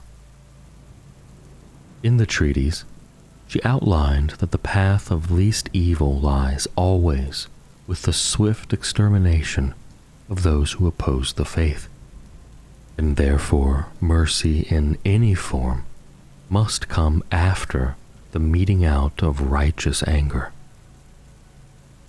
From the moment a sister joins the Bloody Rose, she is taught to foster and harness her most violent impulses so that they may be unleashed upon the enemies of the faith.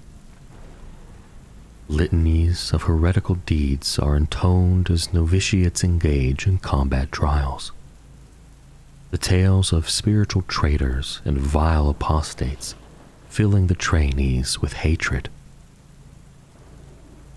Prayers that would be whispered in silence by other orders are bellowed loudly within the Bloody Rose's sanctuaries.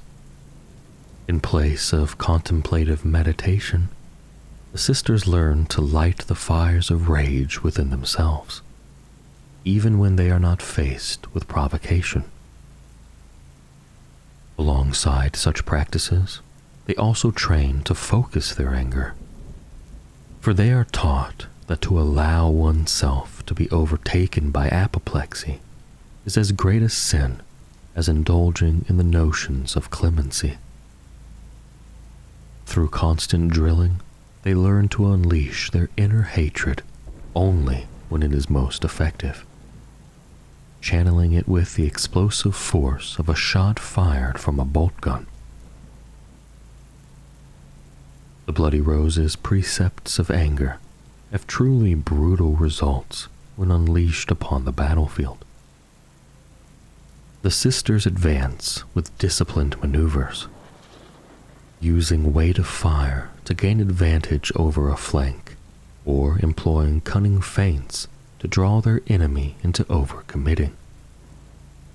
As soon as the foe is at close range, the sisters charge, striking at the moment they crash into the enemy lines, and screaming wrathful praise as they give vent to their hatred.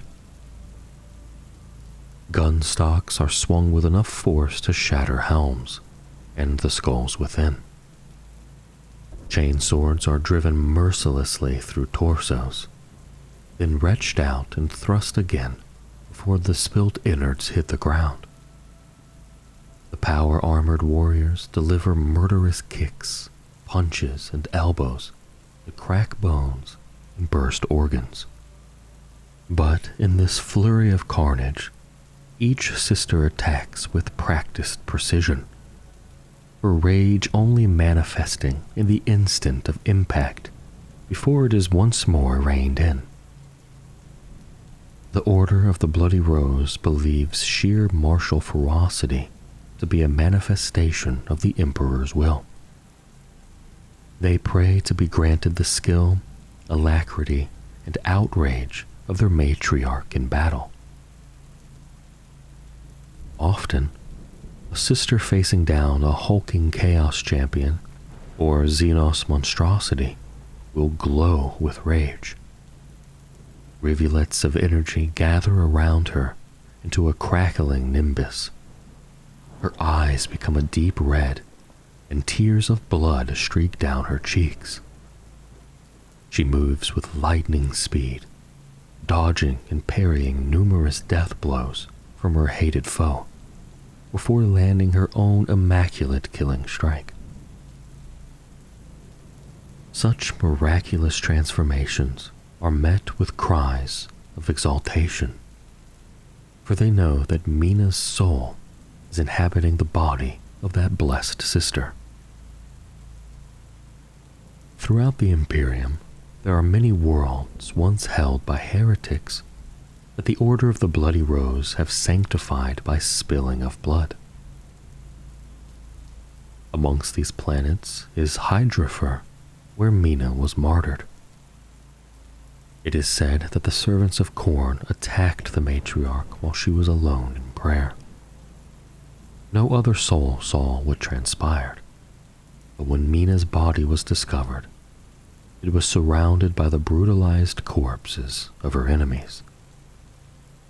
Armored heads and limbs lay strewn amongst the rubble, and gore flowed in rivers through cracks in the flagstones. The circumstances of her martyrdom are enshrined in the symbol of the Bloody Rose, which has a pair of crossed blades dripping with fresh blood. Though the Order of the Bloody Rose has committed a significant contingent of its sisters to war zones along the Great Rift, the majority of its forces are battling against incursions coming from the galactic south. They have met the tendrils of Hive Fleet Leviathan and Hydra on multiple fronts, where they have butchered the ravenous creatures and the gene-stealer cults that worship them. They have also fought a series of harrowing battles against the Thousand Sons cult of duplicity, combating the sorcerous machinations of the Tzeentch worshippers with bolt, blade, and faith. Order of the Ebon Chalice. Obstinate in their traditions and indomitable in combat, the Sisters of the Ebon Chalice seek to perfect the martial disciplines of the Daughters of the Emperor, employing tactics that have been honed over millennia to annihilate the enemies of the Imperium. The Order of the Ebon Chalice was the first of the orders Militant to be created, with its sisters drawn from the Convent Prioris on Holy Terra. Its founder, leader, and matriarch was Alicia Dominica, slayer of the tyrant Vandire and chosen of the Emperor. Under her guidance, the Ebon Chalice quickly established itself as the exemplar against which all other orders would be measured. Dominica herself served as the military and spiritual head of the Adepta Sororitas. The Sisters of the Order displayed devotional and martial discipline that was second to none, with their fortitude in battle matched only by the depth of their faith. In their training and on the field of war, they cleaved unerringly to the doctrines laid out by the Daughters of the Emperor, with the only adaptations being those that incorporated the use of modern imperial weaponry and armor. A desire to emulate the perfection of Dominica burned in the heart of every sister of the Ebon Chalice. Dominica repeatedly showed herself to be the God Emperor's most worthy champion, displaying her strength, constancy, and tactical acumen across myriad war zones. While other orders battled the faithless in the distant reaches of the Imperium, the Sisters of the Ebon Chalice dedicated themselves to safeguarding the sanctity of Terra and the Segmentum Solar. Planet by planet, system by system, the Order expanded their parish, rooting out cults buried deep in the bowels of hive worlds, and eradicating mutant conclaves that were infesting barren moons and isolated outposts. Shrine worlds that had long ago fallen to Xenos invasions were besieged by waves of chanting warriors. Wherever the servants of chaos were found, they were met with damning oaths and cleansing flames. As they brought more territories under their care, the Sisters of the Ebon Chalice were able to expose scores of planetary governors and Astra Militarum officers whose practices did not conform to the exact letter of the Imperial Creed. Preachers and confessors were called upon to make examples of the unrighteous, and where such efforts to enforce true faith were met with resistance, the Sisters of the Ebon Chalice marched forth to purge the impure. No sinner was safe under the exacting gaze of Dominica's order. During these early wars of faith, Dominica carried the Grail of Ages with her to war, the goblet of black stone that was created to be the embodiment of the matriarch's communion with the Emperor. Little is known about the Grail and the power it held. Few accounts exist of this relic's holy energy being unleashed on the battlefield. The details they provide range between miraculous and heretical. Awed ecclesiarchal scribes wrote that when Dominica poured out the vessel's contents, the emperor's voice boomed, and with a single word, shattered whole armies.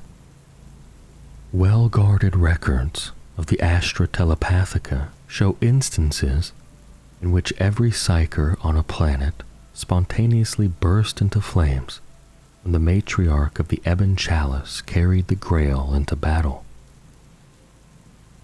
It is believed that there are tales of the Grail of Ages within the eldritch tomes of the Black Library, and possibly even in the writhing pages of the Book of Magnus. As for the Sisters of the Ebon Chalice, they do not speak of its powers, but have always professed that the relic symbolizes their sacred duty and eternal burden, that they are the bearers of the secrets learnt by Dominica before the Golden Throne, and are the vessels of the God Emperor's holy truth. This goes some way to explaining why the Order has ever sought to destroy any texts concerning the Grail, and have immolated their scribes as heretics. After several centuries of faithful service to the Emperor and her Order, Alicia Dominica was martyred, falling in combat during the scouring of Friedeswide's world. Not since the passing of Sebastian Thor had the bell tower of the ecclesiarchal palace tolled so dolefully. Her martyrdom left a gaping void in the organization of the Adepta Sororitas, for none amongst the ranks considered themselves worthy to follow in her hallowed footsteps. Eventually, Sister Palmiro, the Dialogus of the Order of the Holy Word, was chosen by her peers as the most suitable to take over from the fallen matriarch, and became abbess of the Adepta Sororitas. Palmiro accepted, but not before solemnly expressing that she could never hope to equal her predecessor's faith, vision, or fortitude. It was this humility that made Palmiro the obvious choice, for to serve the Sororitas, the Ecclesiarchy, and the Emperor in Dominica's stead was regarded not as a mark of honor, but as an undertaking of a grave and thankless responsibility. The Sisters of the Ebon Chalice have striven to embody Dominica's perfection in all that they do. While they have waged wars of faith across the galaxy, they remain a bulwark of faith in the Segmentum Solar, combating gross nonconformity with flame and blade. They view themselves as first amongst the Sororitas, the order that all others must strive to emulate. On those rare and grave occasions where a group of sisters has a lapse in their faith, it is the Ebon Chalice that is called upon to bring the judgment of the Emperor and the Ecclesiarch and Dominica down upon them. Like all of humanity, the Order of the Ebon Chalice has been faced with untold horrors since the Great Rift opened. Alongside their allies of old, the Adeptus Custodes, Space Marines, and Adeptus Mechanicus, the spiritual descendants of Dominica fight to keep the unleashed forces of chaos from overwhelming the Segmentum Solar. The Sisters have eradicated several warbands of Chaos Space Marines, most notably the Blades of the Despoiler, a coronate host of the Black Legion whose path of slaughter was headed directly for Terra. Yet the Ebon Chalice has also taken heavy losses. Though the Scala Progenium proffers a constant stream of new recruits, only the most promising are accepted into the Order, and of those, only a small percentage proved themselves in the grueling initiation rites to become battle sisters. This has left the Sisters of the Ebon Chalice straining against the sheer weight of the heretical incursions, but they are far from broken. Each is an expert in the ancient forms of battle established by the Daughters of the Emperor. A warrior who has mastered both their weaponry and their faith. Those who prove themselves worthy enough to rise to the rank of Celestian or Zephyrim are amongst the most skilled veterans in the entire Adepta Sororitas. The most honored of these sisters are even entrusted with a portion of the hallowed truth learnt by their matriarch in the chamber of the Golden Throne. Order of the Argent Shroud. Like a silver bolt, the Sisters of the Argent Shroud strike at the Emperor's enemies.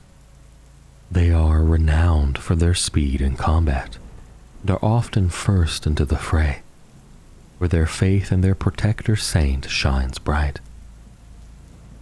The matriarch of the Argent Shroud is Sylvana, first martyred and most mysterious of Dominica's bodyguard. Her service as head of the order was brief. Shortly after Alicia Dominica had founded the Order of the Ebon Chalice, the remaining sisters of the convent priors were placed under Sylvana's command. But Sylvana was struck down before launching a single war of faith. The most reliable records concur that a death cult assassin poisoned her, although these accounts vary wildly in their speculations as to motive. Some suggest the murderer was an agent still loyal to Vandire's vision of the ecclesiarchy, whereas others propose that the forces of the heretical Alpha Legion played a hand in the fell deed. The Sisters of the Argent Shroud hold that it was Dominica whom the assassin had attempted to slay, and Sylvana had sacrificed herself in order to save the Emperor's chosen one. This is in keeping with her character, for on numerous occasions she had placed herself in harm's way to protect the least of her allies. The Journal of Ecclesiarch Alexis XXII relates that while Sylvana's body was laid in state within the inner sanctum of the convent priors, after 7 days it mysteriously vanished. Only a silver image of her bones was left, imprinted on her death shroud, and it is from this treasured relic that her order received its name. The Order of the Argent Shroud teaches that deeds have more power than words when it comes to purifying the spirit and purging the taint of corruption from the Imperium. This belief is derived from the example of Sylvana, whose acts of bravery and faithfulness were well recorded during the age of apostasy, yet not a single word spoken by her is recorded in any surviving transcription from that time. Her sisters emulate this by speaking very little and by entering long periods of complete silence whenever they engage in training. This limitation of speech does not preclude them from prayer or worship, and like the members of other orders, they still chant hymns of wrathful purgation as they march into battle. But Sisters of the Argent Shroud believe that it is more righteous to provide their service to the God Emperor than it is to ask for his holy favor. They avoid formulating grand stratagems and rarely communicate intended tactics to their allies, to the ire of many imperial generals. Simply put, the Order places its trust in the divine guidance of the Emperor more than in the carefully orchestrated plans of his fallible servants. The results achieved by the Argent Shroud soon put paid to any misgivings.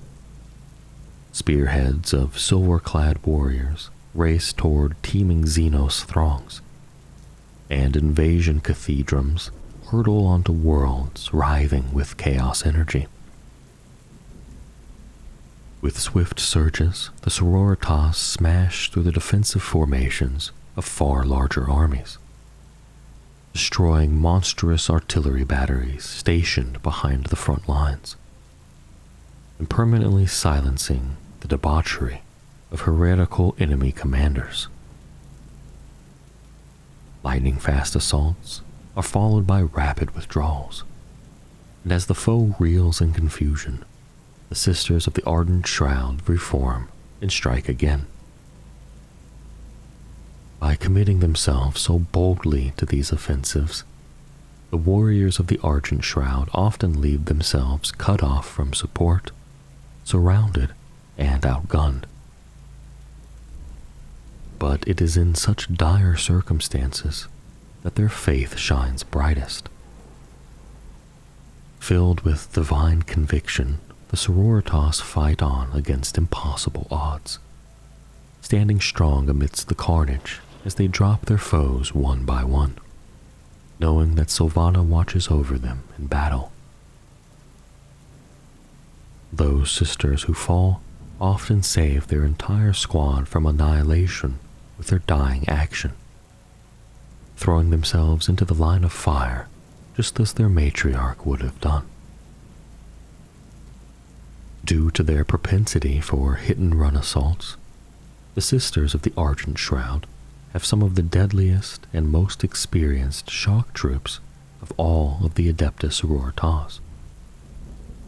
Many of the Order's commanderies boast large contingents of Dominion squads, who are deployed en masse to break through the defensive lines of unsuspecting enemies, or are sent in small numbers to infiltrate fortresses, macro bunkers, and command centers in hostile territory.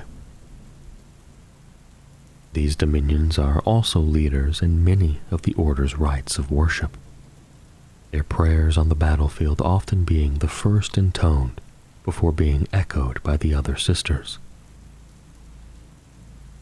A peculiarity amongst the Order of the Argent Shroud lies with how they treat their dead. Where the members of other orders cry out when a comrade is slain, reciting prayers to guide the fallen soul to the Emperor, and oaths of holy vengeance against the enemy, the Sisters of the Argent Shroud say not a word. Amongst their ranks, death is met with silence.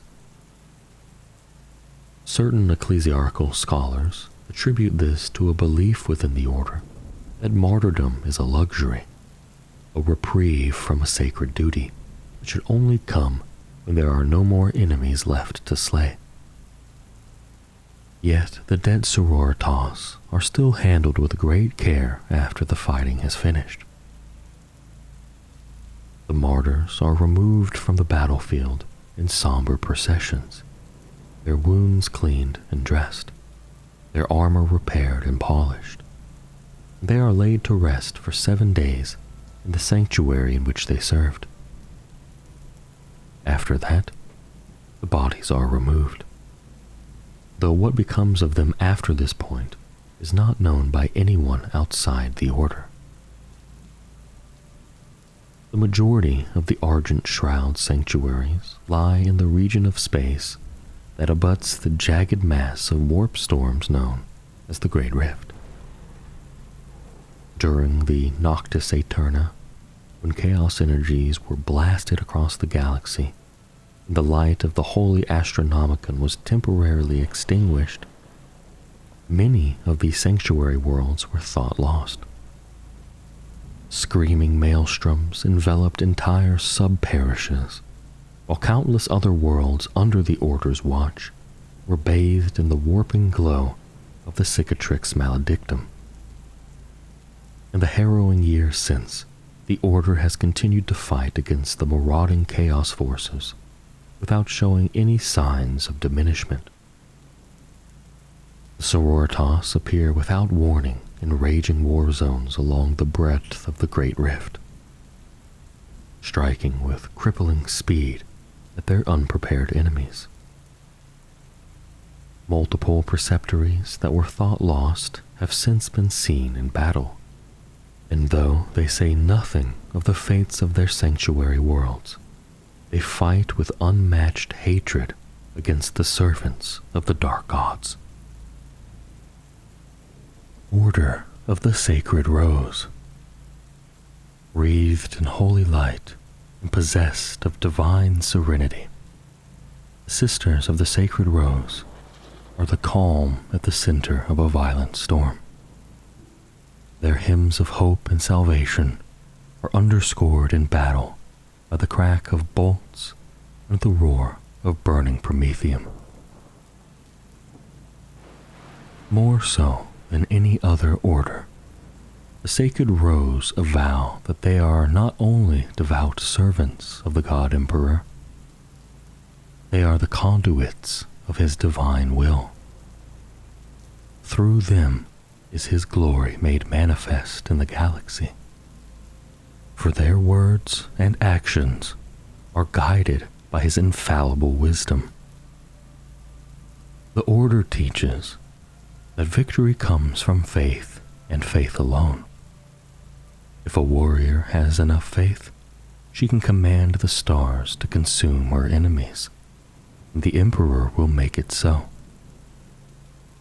The Sisters act on this belief in every battle, war, and crusade they wage, trusting that the triumphal slaughter of their foes has been preordained. Even when one of their number falls, they know that this too is part of the Emperor's plan.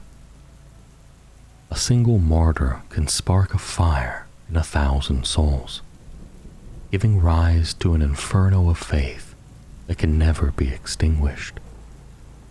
These beliefs give the Sisters of the Sacred Rose an air of devout serenity that approaches that held by their matriarch, Arabella. She was renowned for her calm nature in the face of horror, and was known among Alicia Dominica's guard as being the most even-tempered. It is widely told that Arabella was instrumental in the negotiations between Dominica and the custodian who led the matriarchs before the Golden Throne. Arabella subsequently earned the honorific of Liberator, for she sought to break the shackles of fear and doubt that bound the faithful, and strove to free humanity from the evils of the faithless. Though a formidable combatant, her true strength sprang from the abundance of miracles that are said to have happened in her presence. There are stories of heretics imploding into lumps of smoldering flesh as her gaze fell upon them, being crushed by the weight of their own wickedness, or having their eyes meld from their face as they beheld her glory. Though Arabella was only canonized posthumously, she performed countless miracles during her lifetime. She traveled the Imperium, serving as a commander and beacon of faith for many decades. The circumstances surrounding her martyrdom are not recorded in any ecclesiarchal text, but in the 38th millennium, the Order of the Sacred Rose was founded in her name. Ecclesiarch Decus VI formed the order from the Sisters of the Convent Prioris, and from the outset, the Sacred Rose proved themselves worthy of their matriarch. Through their wars of faith, they brought the light of the Emperor to regions long thought lost to the darkness. Imperial planets were freed from the yoke of heretical tyrants. Cabals of Xenos mystics were hunted down and butchered, and sanctuaries were established to serve as outposts of divinity in the most remote corners of the Imperium. The Sacred Rose forged a sizable parish in the Ultima Segmentum, but like Arabella, they brought their faith to bear across the galaxy. When the Sisters of the Sacred Rose march to war, they do so in a state of holy grace.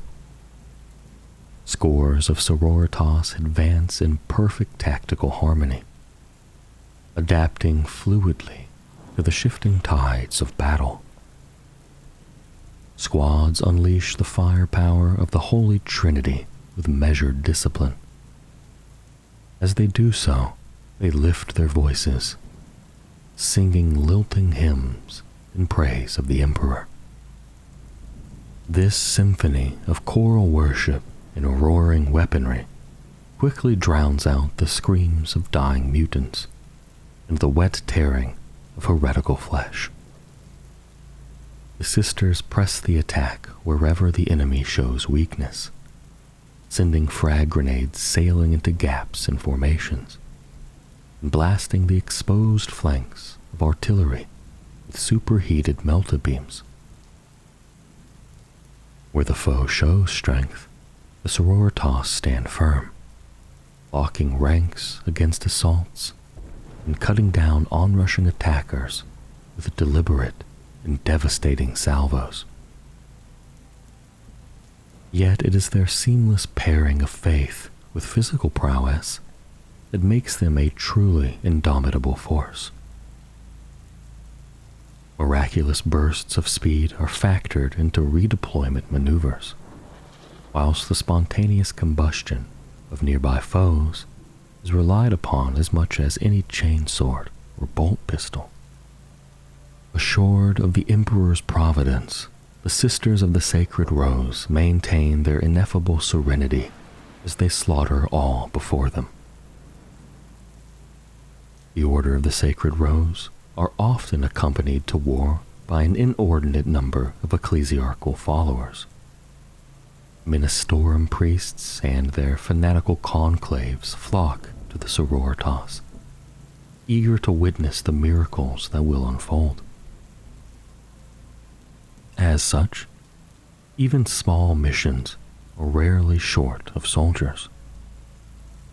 Corps of sororitas may be supported by many devotees of the imperial cult, their prayers and cries of penance intermingling with the battle hymn of the Sacred Rose. Canonesses of the Order welcome these faithful auxiliaries and teach the Sisters in their charge that the Emperor has the power to act through the least of his servants.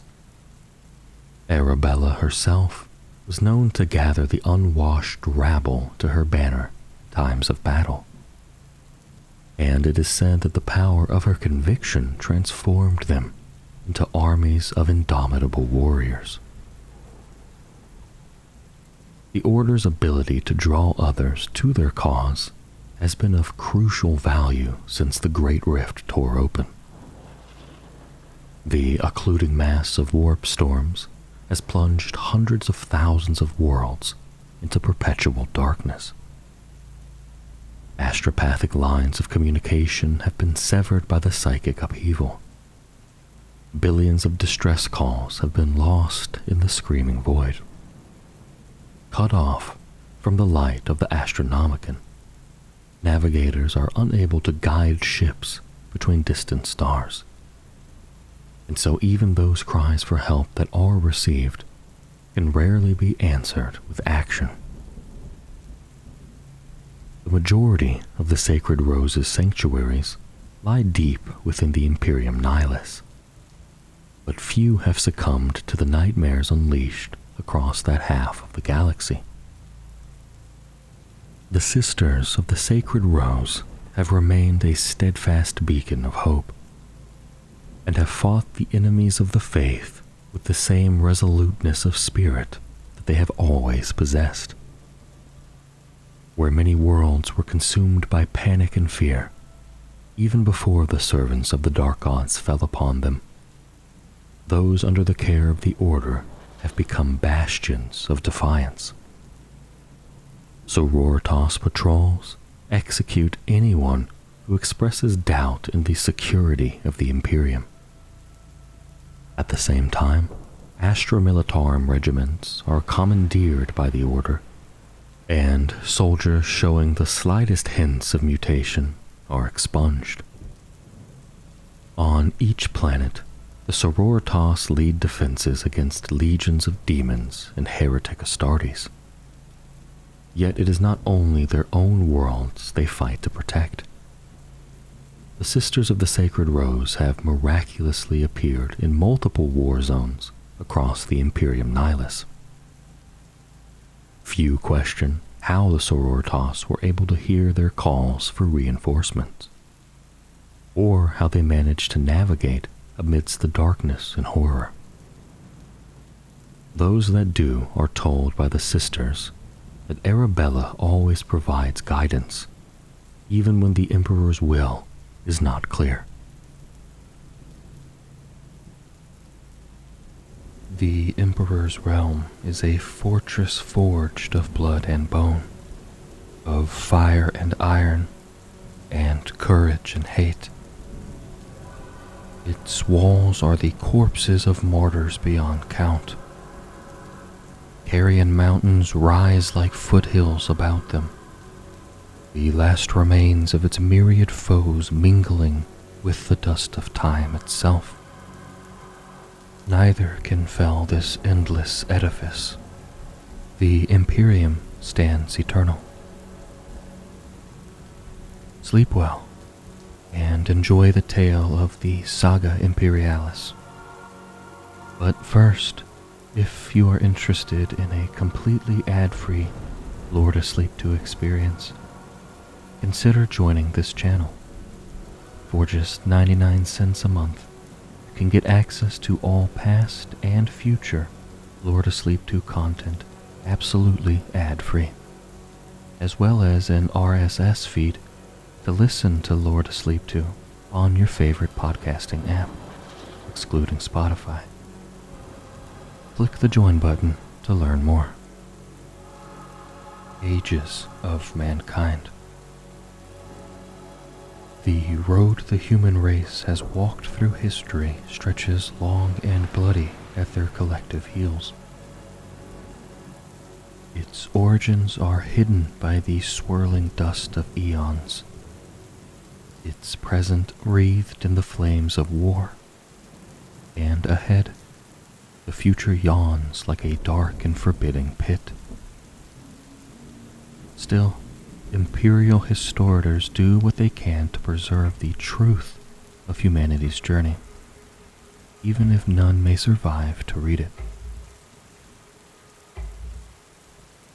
Beneath the Imperial Palace on Terra lie thousands of miles of catacombs, hushed vaults, and scroll-stuffed libraries.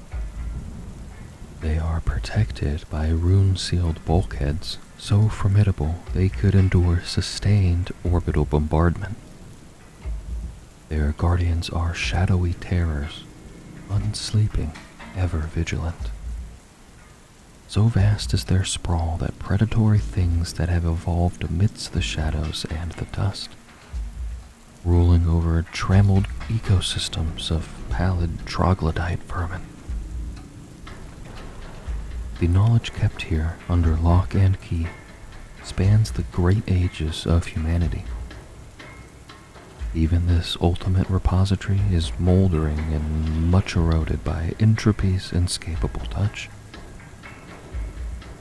Yet, just those fragmented records that remain would take many lifetimes to study, and contain secrets enough to blast the reader's sanity or bring the entire Imperium crashing down. It is well, perhaps, that few even know of the endless archive's existence. Fewer still are permitted beyond their doors. Age of Terra, M1 through M15. No record now remains of humanity's first faltering steps into the interstellar void. Yet step they did, their confidence and skill increasing until steps became strides, became bounding leaps through space. Ancient Earth became the shining hub of a powerful human realm, with Mars, the first world terraformed, standing proud as a bastion of technological innovation and scientific learning. Humanity's first encounters with alien races are not directly detailed, though fragments suggest that accords were struck with some, while wars were fought against others, most notably the ever-belligerent Orks. Little more can be said of this long-lost age of adventure and hope. Glimpses and echoes are all that survive. Age of Technology, M15 through M25. The first indications of human warp travel date from the early millennia of this age. They hinted gruesome disasters and many setbacks. Yet it is clear that eventually the technology was perfected. The cultivation of the navigator gene and the establishment of the navigator houses came soon after, allowing vast leaps in interstellar travel, and the establishment of a full-blown human empire amongst the stars. As humanity's power and influence grew, so too did its hubris. The indomitable spirit of human endeavor has ever risen to the sternest challenges. Interstellar exploration, trade, and inevitably warfare presented challenges like nothing mankind had faced before. Planetary colonization proceeded at a ferocious rate. It seems likely that during this era the human race splintered and reformed time and again into warring or competing power blocks and planetary empires. But nothing could destabilize human space as a whole.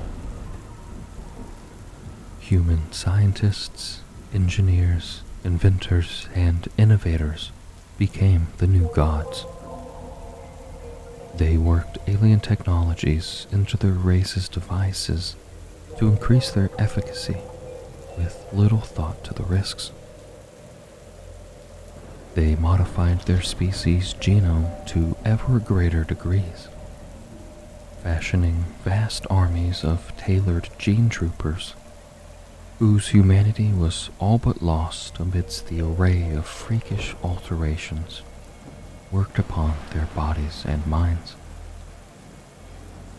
They invented standard template construct machines, or STCs, that allowed human colonists to rapidly fashion everything they needed to dominate new worlds from whatever natural resources were available. They developed sentient nanoplagues, world-sundering energy weapons, and endless ranks of fearsome men of iron that could be unleashed upon those who refused to bend their wills, alien and human alike. They fashioned thinking machines of vast intellect that administered to the every need of a colony world, transformed into glittering utopian paradises. It was during this age also that humanity's psychic evolution is said to have accelerated apace, and therein lay the seeds of this first human empire's annihilation. Arch-historitors, chronopedants, and inquisitors of Ordo Hereticus have combined what scraps of information exist from this era and have agreed upon two things. First, that it is impossible now to separate fact from allegory. Second, that the first mentions of psychers appear around the end of M22, are near ubiquitous across humanity's worlds by late M23, and that absolute anarchy is said to have engulfed the worlds of mankind soon after. The collapse was sudden and appalling, a wave of apocalyptic catastrophe that was swept across human space. Terrible wars saw entire star systems scoured of life. Armies of mechanical soldiers marched against their creators and slaughtered billions. The scourge of mutation ran rampant, and everywhere psychic atrocities were unleashed. Everything from psychers claiming godhood over entire worlds to demonic possession and full-blown reality collapse. Then came the most ferocious warp storms that had been seen in all of mankind's history. Age of Strife, M25 through M30. If the previous age had been one of prosperity and enlightenment, the Age of Strife was its dark mirror. It is hard for historians to separate fact from insane ramblings or prophecies of doom. But it appears that terrible wars raged across the length and breadth of humanity's galactic domain. Many worlds were consumed entirely, while even those whose populations endured were cut off from one another by the warp storms ravaging real space.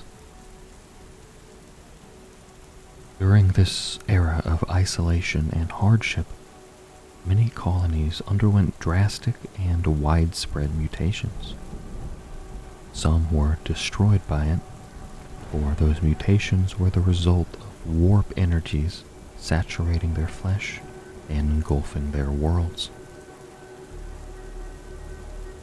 Others underwent more natural processes of adaptation, transforming into abhumans such as ogrins, ratlings, stilt limbs, or beastmen. Many wondrous advancements were lost or fell into disrepair, most of the STC technologies amongst them. Subjected to millennia of isolation, hardship, invasion, and horror, countless worlds plunged into post-apocalyptic barbarism. Among them was Earth itself. Legend tells how the home world writhed in the grip of terrible wars beyond count. Techno-barbarians battled collectives of gene soldiers through the blazing ruins of once great arcologies.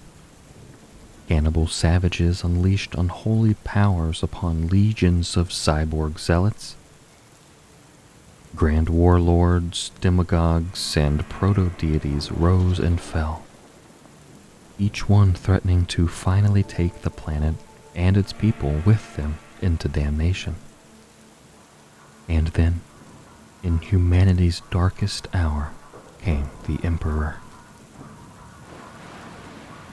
It was he who at last healed the terrible breaches between renamed Terra and rebellious Mars. It was he also who led the brutal campaign known as the Unification Wars, at the head of armies of super soldiers known as Thunder Warriors.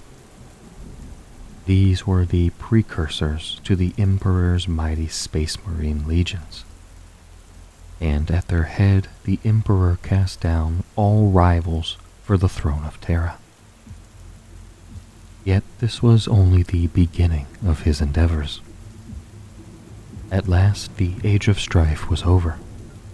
Hope was restored.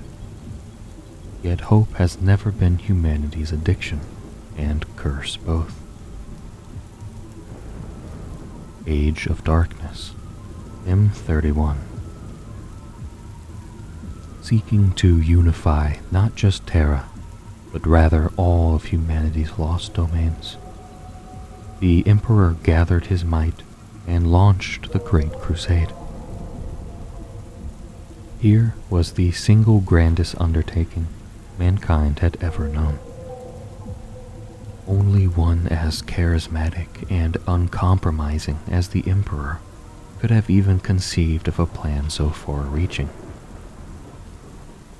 Mighty fleets departed Terra, vast space marine legions at their heads, and sweeping all resistance before them. In their wake came all the manifold agents of Imperial compliance, ready to impose the Emperor's secular truth upon what they were taught was an ignorant and fearful galaxy of misrule. It was the Emperor's vision that the Great Crusade would reclaim all the lost worlds of humanity and reunite them beneath his banner. Not only this, but all xenospecies would be purged mercilessly from the galaxy, and all resistance to Imperial rule crushed. Only in this way, the Emperor claimed, could the dark tragedies of the past be prevented from occurring again. The Great Crusade swept the stars for more than 100 years, pushing always outward and bringing ever more systems and worlds into the nascent Imperium. Yet the seeds of disaster were planted at the very heart of the Emperor's designs. Before beginning his labors, he had first fashioned the Primarchs, a brotherhood of alchemically engineered demigods from whose genetic material the gene seed of the Space Marines Legion was created. Before they could be truly born, however, the Dark Gods discovered the Emperor's designs and contrived to snatch away the Primarch's incubation pods and cast them adrift upon the tides of the warp. Each Primarch landed upon a different planet, scattered far and wide across humanity's ancient domains, and grew to maturity amongst the people of their adoptive worlds. As the Great Crusade pushed out across the stars, the Primarchs were rediscovered and repatriated into the Imperium. Each was given leadership of the legions their gene seed had created, and charged to lead them as the Emperor's vision dictated. It was the Emperor's favored son, War Master Horus of the Luna Wolves Legion, who first turned. Even as humanity stood upon the brink of triumph, he was seduced by the whispers and lies of the Dark Gods, and turned in wrath upon his father's empire. Horus led fully half of his Primarch brothers into damnation alongside him, and plunged the Imperium into the worst civil war mankind had ever known. This dark and terrible conflict raged from one end of the galaxy to the other, pitting brother against brother, and Space Marine Legion against Space Marine Legion, until at last it was decided at the cataclysmic siege of Terra itself. It was during that final battle that the Emperor felled Horus at last, and drove his traitor legions into exile, but not before the War Master had mortally wounded his sire. So was the Emperor confined to the Golden Throne. So was the Imperium sundered, never to be truly whole again. So began hope's slow death. Remnants of a dark age. The Imperium of the 41st millennium is a deeply superstitious realm, its people bound in shackles of ignorance and blinded against dangerous truths. Atavistic terror and religious disgust characterize its attitudes to the mechanical innovation, stemming from the barely remembered horrors of the dark age of technology. Technology is but dimly understood by the mass of humanity. Be they erudite scholars, military heroes, the pilots of spacecraft, or ragged serfs. The majority of mankind attributes the operation of technology to fickle machine spirits that must be beseeched with the proper rituals of activation and appeased with offerings of sanctified oil, sacred unguents, and the like. Only the magi of the Adeptus Mechanicus possess true repositories of technological lore. They hoard all they have gathered in towering data stacks deep within the industrial sprawls of their fortified factory planets known as Forge Worlds. Yet even these insular priests make no distinction between technical blueprint and sacred scripture, component and holy relic. Their prayers are delivered in blaring binaric cant, their repairs conducted as incense-wreathed rituals, and the construction of their revered machines performed by rote rather than understanding. Experimentation and invention are considered tantamount to heresy. The doctrines of their machine god, the Omnissiah, grew out of the terrors of the Age of Strife, and warn of the dangers of rampant innovation. Knowledge lost to the ravages of time remain lost for the terror of tech heresy, or at least its discovery and the subsequent punishment, is greater by far than the dread of ignorance. For all this, the Adeptus Mechanicus holds vast power in the Imperium, which is reliant upon technology to survive. There is a reason that worship of the Omnissiah is the only officially tolerated religion besides the Imperial Creed. Nor do the Adeptus Mechanicus view the acquisition of lost technologies to be in any way equivalent to the sin of fashioning devices anew. There is an irony long lost on the tech priests that they hunt rapaciously for even the slightest fragments of ancient human artifice, many of which are examples of the very dark age technology so reviled by their own creeds. Such relics of the Omnissiah are viewed as sacred treasures. Armies are readily sacrificed to ensure their acquisition. Most precious of all are the remnants of standard template construct machines that have survived the millennia. These remarkable STCs allow auto-fabrication of devices that humanity can well use in their war for survival. Many of the Imperium's most ubiquitous weapons and war engines are still produced in this fashion. The Imperial Creed is as damning of unsanctioned technology as it is of mutation or rebellion. Many allegorical parables warn against the horrors of artificial intelligence. Such thinking machines are regarded with horror, and are banned even amongst the Adeptus Mechanicus.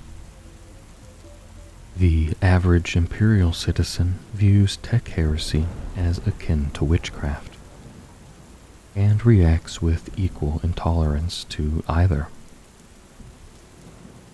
Some human worlds play host to ancient sites where the remains of dark technology lurk, but these are shunned as cursed by those forced to live in their shadows. Xenos technology is even further mistrusted. Even the most replicable and galaxy-changing innovations are typically shunned if they are of alien origin. There are exceptions. Dangerous archaeotech finds its way up from the lawless roots of hive cities or mine workings after being excavated by labor gangs. Fringe world colonists, who take a more pragmatic approach to survival than most, trade with neighboring xenospecies, and in doing so, introduce xenotech to the sprawling imperial black markets. Such dangerous prizes are sought out by the various ordos of the Inquisition, of course, as are their suppliers, for the damage that these deviant devices can cause in the wrong hands does not bear imagining. Legacy of strife.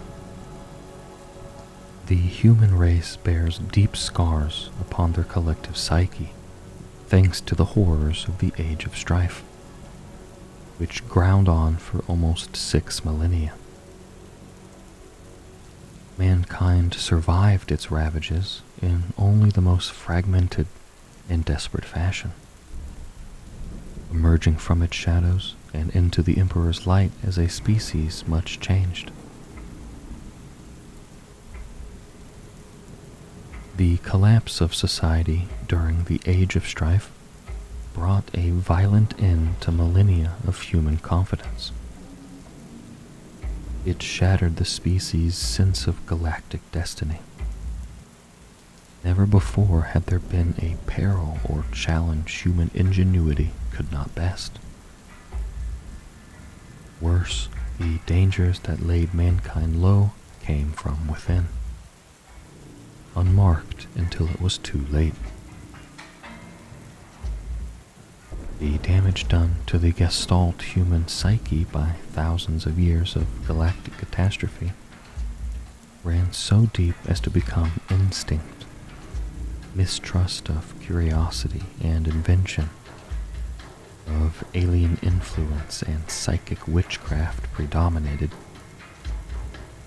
Humanity became close-minded and violently conservative, desperate to avoid repetition of the mistakes that had led to the horrors of the Age of Strife.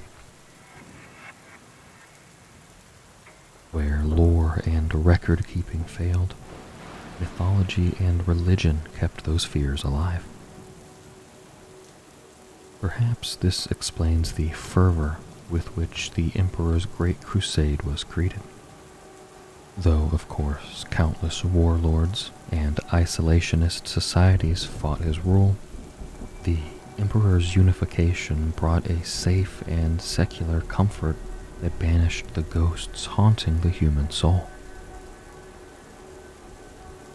If this is truth, then it would also explain why the Emperor's fall saw the specters rush back in with such vengeance. Fearful and bereft, humanity sought strength in the blind zealotry that the Emperor himself had so assiduously discouraged, becoming ever more entrenched in their superstitions over time. The Age of Strife even scarred the galaxy itself. Countless worlds were reduced to inimical wastelands or overrun by dangerous living weapons. Others were left haunted by the cyclopean ruins of lost endeavor.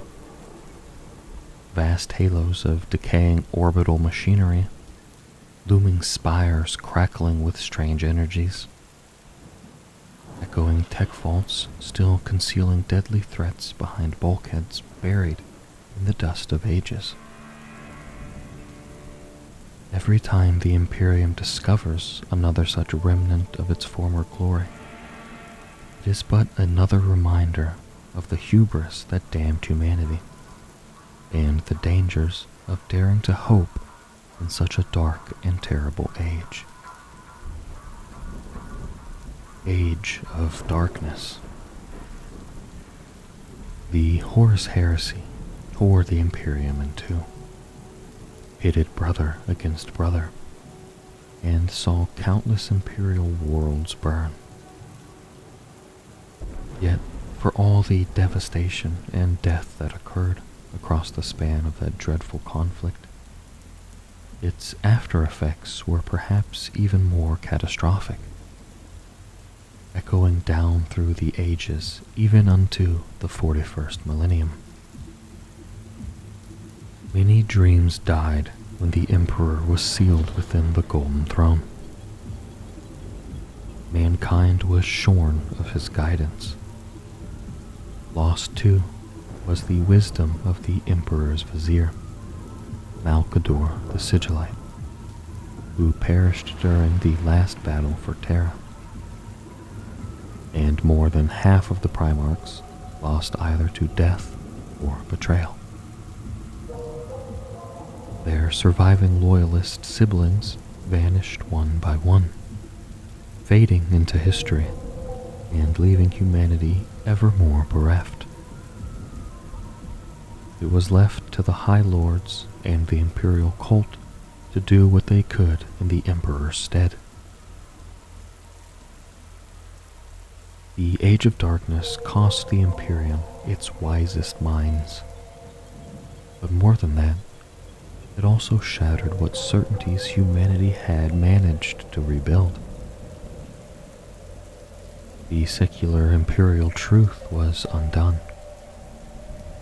Horus's dark pacts and otherworldly allies had exposed the malevolent Empyrean for all to see. Only through brutal repression and religious dogma could this knowledge be prevented from corroding humanity's soul. Thus began a spiral of enforced ignorance that cost humanity dear. Trust, too, was a casualty of the heresy. The Space Marines had been humanity's protectors, the Primarchs its mightiest champions. If one as trusted as Warmaster Horus could turn, who among the legions Astartes could ever be relied upon again? Historians point to such sentiments as the catalysts or the sweeping reforms that fragmented the imperial war machine in the heresy's wake. It was Ultramarines Primarch Rabute Guilliman himself who penned the Codex Astartes, the sacred text whose implementation saw the vast Space Marine legions split into parent chapters and their successors to ensure that never again could any one warlord wield such a concentration of martial might.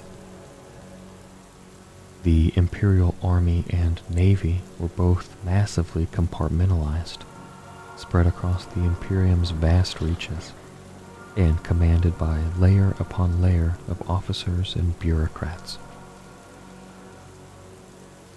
The Ordos of the Inquisition kept watch over humanity's rulers from the shadows, while draconian new laws aimed to ensure that rebellion on the scale of the heresy could never occur again.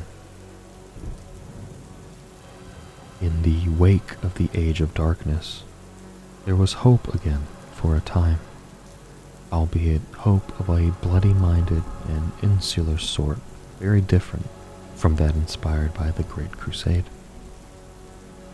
Yet, as the years ground on and brought new hardships and perils with them, that hope was replaced by unthinking authoritarian dogma and the simple determination to survive for survival's sake. There are those who say that though the body of the Imperium survived the Horus heresy and recovered from its wounds, the soul of mankind never did. Age of the Imperium. The rising tide of horrors that crashes against humanity's bastions in the 41st millennium has done so for thousands of years. After the Age of Darkness came a period of hardship as Xenos invaders and piratical raiders preyed upon the weakened Imperium.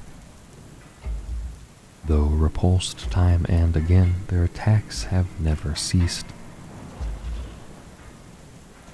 Throughout M32, humanity struggled not only to recover what it had lost, but to retain its grip upon that which it still held. Invasions and separatist uprisings took their toll as the High Lords strove to defend their scattered domains.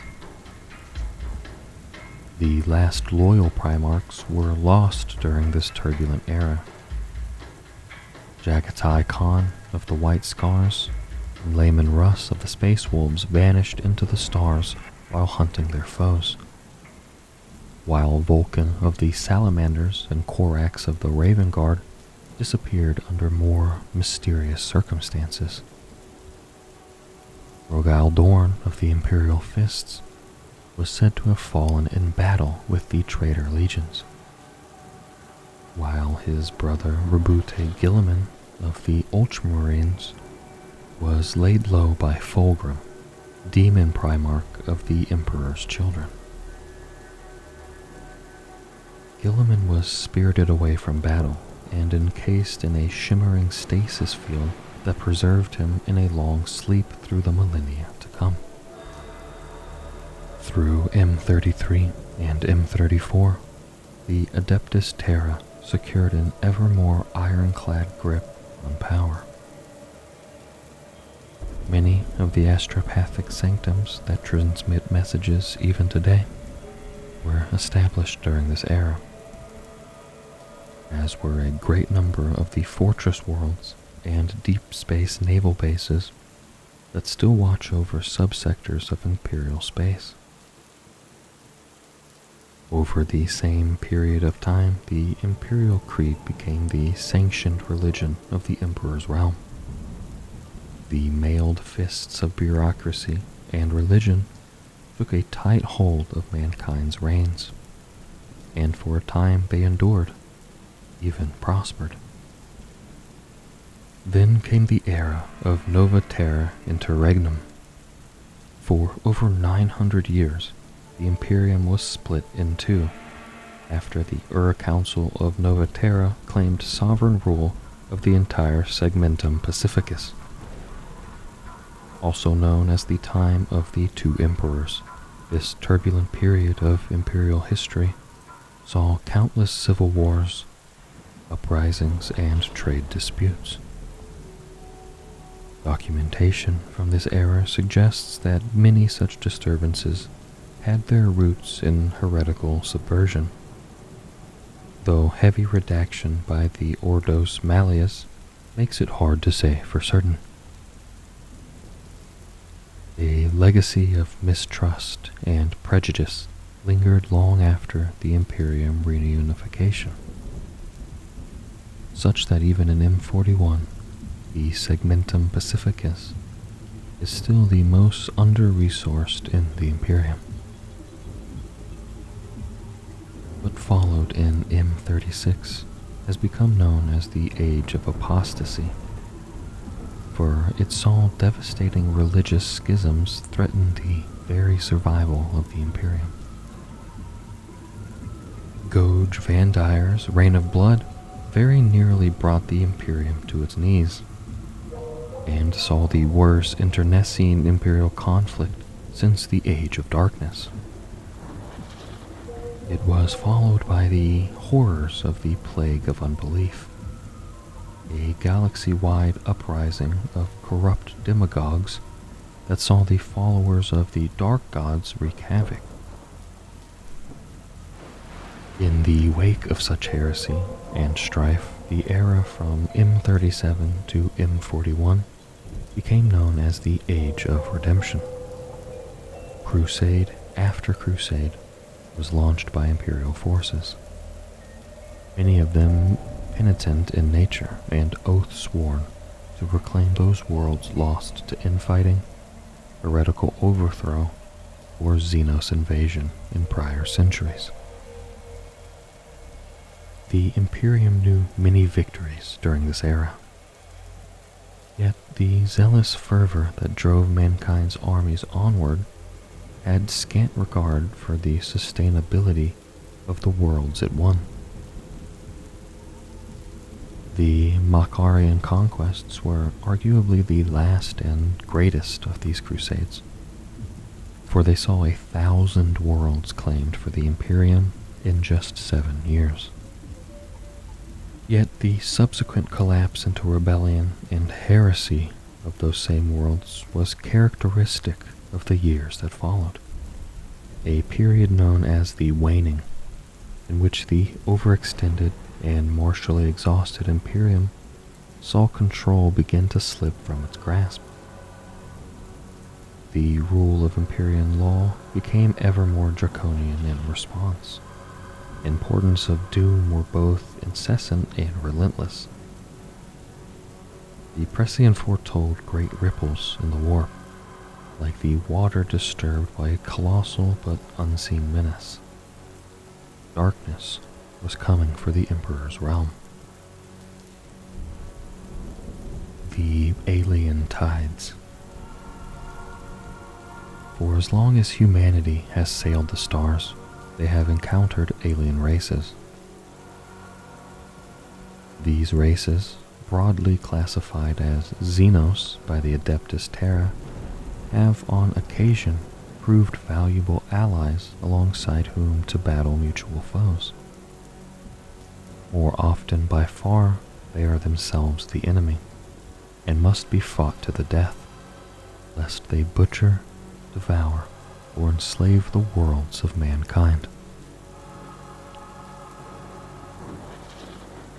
For 10,000 years, from the westernmost reaches of the Segmentum Pacificus to the most far-flung listening stations of the eastern fringe, the Imperium has made war upon myriad alien races, and has been made war upon in its turn.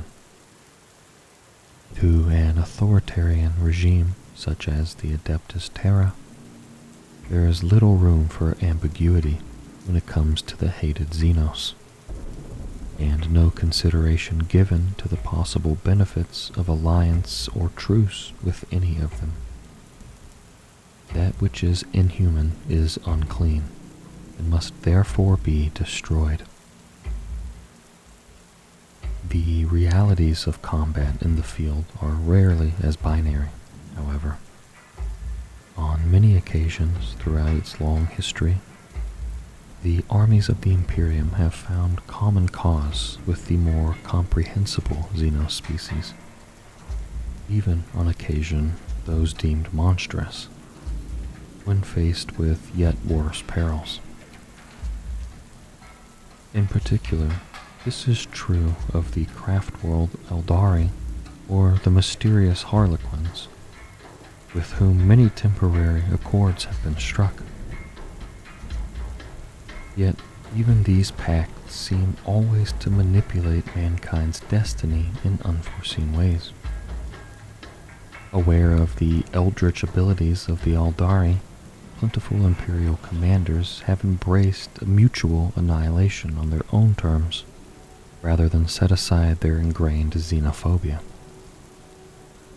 The wars against the Ork menace have been comparatively simple, if at times utterly devastating. Setting aside the odd, unconfirmed report of illicit trade with alleged green-skinned subfactions, humanity and the Orks have been at one another's throats nearly constantly for the best part of 10 millennia. The Ork race is so incredibly prolific that few indeed are the star systems without at least a hint of green-skin presence. Moreover, these crude and anarchic aliens are so aggressive that to encounter them at all is to find oneself embroiled in an immediate and rapidly escalating war that it soon becomes clear is being fought as much for the Ork's sheer enjoyment as for any coherent material gain. Such sudden and senseless conflicts are bad enough, but Imperial history is littered with examples of those times when greenskin numbers have reached critical mass upon some world or system, and a wag has begun. From the notorious War of the Beast to the Second and Third Armageddon Wars, and the unstoppable advance of the Ork arsonist of Charadon, such occasions have seen the Imperium virtually brought to its knees by this brutal and widespread foe. Some Xenos threats to the Imperium are more ancient than humanity itself. This is true of the myriad Eldari factions, but equally so of their ghoulish nemesis of old, the Necrons. Imperial historians know little of the origins of this race of murderous alien androids, and much of the knowledge they have successfully gathered has been delivered by the arrogant and often insane overlords of the Necrons themselves, casting its veracity into doubt. It is certain, however, that the Necron race plunged themselves into millennia of hibernation long ago, perhaps seeking to outlast or evade some deadly foe. Now they are awakening again. Their buried complexes of stasis tombs rumble into life deep beneath the surface of countless worlds scattered across the galaxy. The Inquisitors of the Ordo Xenos suggest that the Necron race is fractured into many factions, and that, thanks to the ravages of time, it has emerged from its long sleep damaged in both body and mind. For all this, the Necrons are a terrifying and infallible foe. Conflicts such as the battle for the ice-locked war zone Damnos have proved to the Imperium that nothing short of an overwhelming military response stands any chance of overcoming the Necrons' eldritch technologies, or the shackled godlike beings that they goad into battle. By comparison, the Imperium also faces Xenos threats that are comparatively young and vital, or else have only made their appearance upon the galactic stage of late. When explorator ships first marked the homeworld of the Xenos race classified as the Tau, they found a relatively primitive society that were marked for potential further study or exploitation, and then ignored. The next the Imperium saw of the Tau was when the aliens' technology advanced and ideologically driven empire surged into the eastern fringe. How the Tau could have possibly advanced so swiftly was beyond the ken of the Adeptus Mechanicus, and thus swiftly put down to monstrous alien heresy. A more pertinent question appeared to be how to best drive them back. The most serious attempt yet by the Imperium to do so has come to be known as the Damocles Crusade, and at best that bloody and protracted war could be adjudged to a draw. Unable to keep pace with the rapid maneuvering of Tau forces, and in constant danger of losing outlying populations to the utopian promises of the aliens' water-caste diplomats, Imperial commanders were at last forced to enact a broad frontage annihilation protocol that employed ancient Adeptus Mechanicus technology to mutually deny a firebreak of worlds in the path of the Tau advance. It was a desperate act that put an end to a desperate war.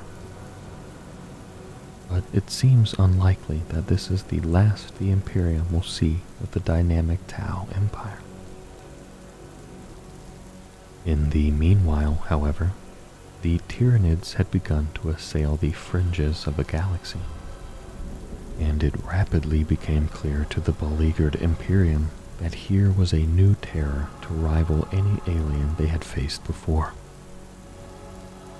Descending in vast and rapacious swarms, the Tyranids appeared at first to be little more than predatory animals.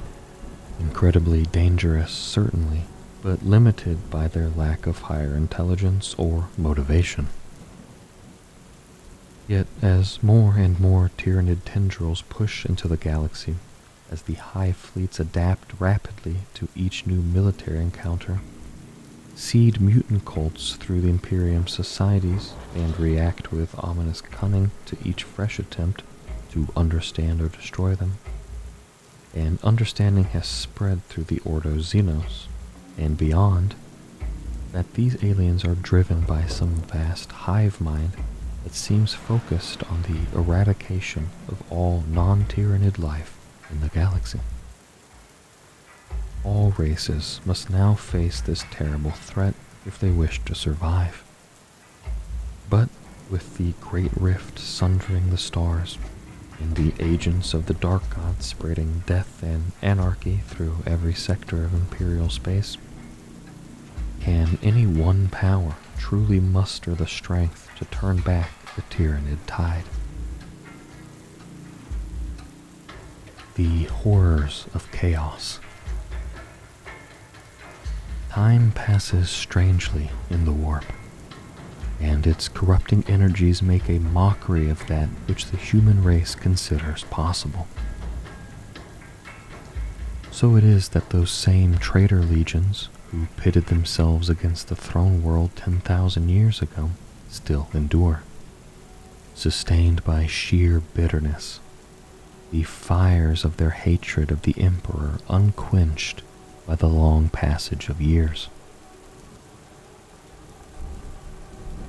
The Imperium has known countless foes over its millennia-long existence. Many have come and gone, their own power waxing and waning. Others have prevented sudden and shocking threats to the Emperor's realm, but once vanquished have vanished into the teetering mountains of data scrolls and ledgers entombed beneath the Emperor's palace on Terra. Only one enemy has remained a constant and omnipresent threat throughout the last 10,000 years. And there is a grim irony that it is an enemy of humanity's own making. These are the traitor legions, the heretic Astartes, the dreaded Chaos Space Marines. Hounded across the galaxy by vengeful Imperial armies, Horus's traitors were forced to take refuge in the Eye of Terror, a vast interstitial area of space between the warp and real space. Plunging into the anarchic tides of this tainted region, they fractured and degenerated into a nightmarish plethora of ways. Some legions, Angron's blood-mad world eaters, and the ever-anarchic Night Lords chief amongst them, shattered entirely into the countless warbands, each led by their own dangerously ambitious champion. Others, such as Perturabo's relentless Iron Warriors, retained much of their martial structure, but were corrupted body and soul by the ruinous powers.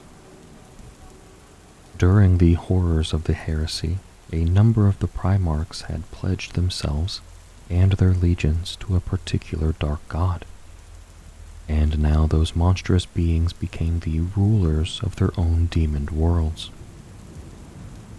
Horus had united the traitor legions. With the Warmaster dead, the insanity of chaos all around them, and the promise of unlimited power tantalizingly within their reach, the defeated renegades fell upon one another, and anyone else unfortunate enough to stand in their way, and thought only of walking the bloody path to glory. Despite all this, the unifying factor that the traitor legions retained was their hatred of the Imperium. Whether they believed that they had truly fought upon the right side of an ideological conflict, had been embittered by the loss of their beloved heroes or battle brothers during the fighting, resented their martial defeat at the 11th hour, or had simply descended into murderous insanity hardly mattered. To the traitors, the war was far from over, and their determination to see Terra burn was greater than ever. So began the Long War. It began with sporadic raiding by chaos-worshipping heretic Astarte warbands against Imperial holdings bordering the Eye of Terror. With few stable warp routes in or out of this malevolent realm, smaller raiding parties could slip in and out with impunity, but larger forces had to attempt to pass through the Cadian Gate, centered around the fortress world of Cadia itself. This massively defended region had been established specifically to hold back the potential threat of a major traitor invasion of Imperial space, and it did its job well despite the cost. Yet, as the centuries ground past, the worshippers of the Dark Gods found other ways to strike at the Imperium. Agents of misrule moved from world to world, establishing cults in the shadows and spurring bloody insurrection wherever Imperial vigilance faltered. The whispering lure of ruinous power turned formerly loyal Space Marine chapters renegade, each such fallen brotherhood weakening the defenses of the Imperium even as it strengthens the cause of the Dark Gods. Particularly determined or favored champions forged temporary alliances between Chaos warbands and rode the tides of the warp wherever that might take them, emerging into Imperial space aboard tainted warships or monstrous space hulks to reave and murder at will.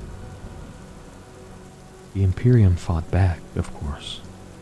For centuries, the heretic Astartes were just another of the dangers that beset humanity. Terrible, certainly, so much so that the Inquisition fought to suppress the very knowledge of their existence, lest it incite panic and heresy. Yet, divided and ever at one another's throats, the traitors stood no better chance of overthrowing the Imperium than did any of the other forces that battered at humanity's defenses year in and year out. Yet that was all to change. When Horus fell, his chief lieutenant Abaddon had the Primarch's body borne away and held the sons of Horus together long enough to reach the Eye of Terror. What occurred beyond the precipice of real space is a matter of conjecture and guesswork to those few Imperial scholars who dare address the subject at all. What is known from records, however, is that near the end of M31, Abaddon the Despoiler emerged again from the Eye of Terror, leading his renamed Black Legion and dozens of allied Chaos warbands in the first of his apocalyptic Black Crusades. The tide of screaming lunatics, twisted mutants, demonic warriors, and hellish war engines wrought havoc throughout the Cadian Gate before they were at last turned back at terrible cost of lives. Yet, incredibly, in the bleak light of hindsight, it seems likely that the entire war was but a distraction, during which Abaddon was able to travel in secret to the world of Uralon and claim the demon sword Drachnien. This, along with the mighty talon of his own slain Genesire, he would use to butcher the servants of the Emperor in their thousands. This was only the beginning. As the millennia ground on, the Despoiler struck again and again against the Imperium. 12 more Black Crusades bedeviled the Emperor's realm, some greater, some smaller, but each working towards some ineffable goal that only Abaddon himself truly understood. The shrine of Saint Gerstal was despoiled, and the prophetic words in his tomb erased from existence. The citadel of the Cromarch was breached and the entire line put to death. The forge world of Arkrith was annihilated, the naval fortress at Cancephalis crushed, and the Gothic sector plunged into unrelenting war. Always, Abaddon demonstrated terrifying foreknowledge of the Imperium's defenses, and strove to achieve goals that his enemies did not understand until it was far too late. Only when the Great Rift roared into being and the Imperium shuddered as it was split in two, did those few cursed with knowledge see the truth of what Abaddon and his heretic Astartes had striven to achieve. The Gathering Storm. The opening of the Great Rift was presaged by an era of dark portents and momentous happenings. Seers and mystics went mad with fear, raving about an unstoppable confluence of events and of black storm clouds gathering to blot out the light of hope. It was a time of desperate heroics, of grand triumphs and bitter defeats, all turning about the inescapable wheel of fate. Dramatic events occurred in the later years of M41, directly preceding the opening of the Great Rift. The galactic mayhem that followed has left the Adeptus Terra struggling to piece together what really happened. It does not help that many accounts sound more like scripture or myth than tangible fact, or that Terra was subjected to a tidal wave of astropathic distress cries that may, in some cases, have dated from thousands of years in the past, or even from unspecified but horrifying fragments of the future. Nor is the burden of reckoning events made lighter by the fact that some of the trails of casualty and fate may lead back through millennia now, all but lost to time's corrosive embrace. Perhaps it will never truly matter, as the Imperium struggles to weather the worst storm since Horus's fall. There are few enough adepts free to concern themselves with understanding the whys or hows of the rift's opening. Comprehension is a dangerous luxury in an era where nothing but the fight for survival matters. For all this, there are those who have pieced together what they can. These scholars point to a series of loosely interconnected happenings, each significant enough itself to warrant entire pages in the historiator's accounts, yet vastly more important as a whole than the sum of their parts. The return of the planet of sorcerers from beyond the Veil of the Warp, the scorching of space during the devastating culmination of the Damocles Crusade, the vicious disjunction that tore through the dimensional subrealms of Kamorag, the shattering of the last chains that bound shut the crystal tome within the halls of the Black Library, the sundering of the Amethal demon cage, all of these happenings punched their own ragged tears in the weft and weave holding reality and the warp apart. And any of these, or countless others like them, could have been the pivotal blow that split the galaxy in two. Yet the three most likely epicenters for this galactic shockwave are the fortress world of Cadia, the Aldari craft world of Votann, and the Ultramarines chapter planet of Macragge in the heart of Ultramar. In that portentous time, war-torn Cadia became the stage for the final battle of a conflict that had raged for millennia. For thousands of years, the hordes of chaos had hurled themselves against the Cadian Gate. From the Gudrun system to the naval base at Bellis Corona, the fighting had raged, Yet always it was Cadia that had borne the brunt of one traitor offensive after another. And always the redoubtable fortress world had held. Yet, in this dark hour, Abaddon the Despoiler came against the planet again. And this time, he led so impossibly vast a coalition of traitors, demons, and renegades that even the Cassar fortresses of Cadia could not withstand their fury. Though great imperial leaders and countless mighty armies rallied to the planet's defense, though winged Saint Celestine swept down from the firmament to aid the planet in its hour of need, and Belisarius' call turned his unimaginably vast intellect to its defense, it was not enough. Abaddon laid waste to Cadia, and in so doing, destroyed the ancient Noctilith pylons that had for so long held the Eye of Terror itself in check. Far too late did the Imperium understand the true power of those prehistoric Xenos structures.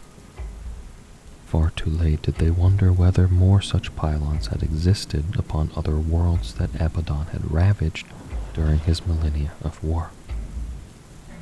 By the time such questions were asked, catastrophe had already been unleashed. The sundering of craft-world Votann was equally unforeseen disaster, one that sent shockwaves through all the scattered branches of the Aldari race.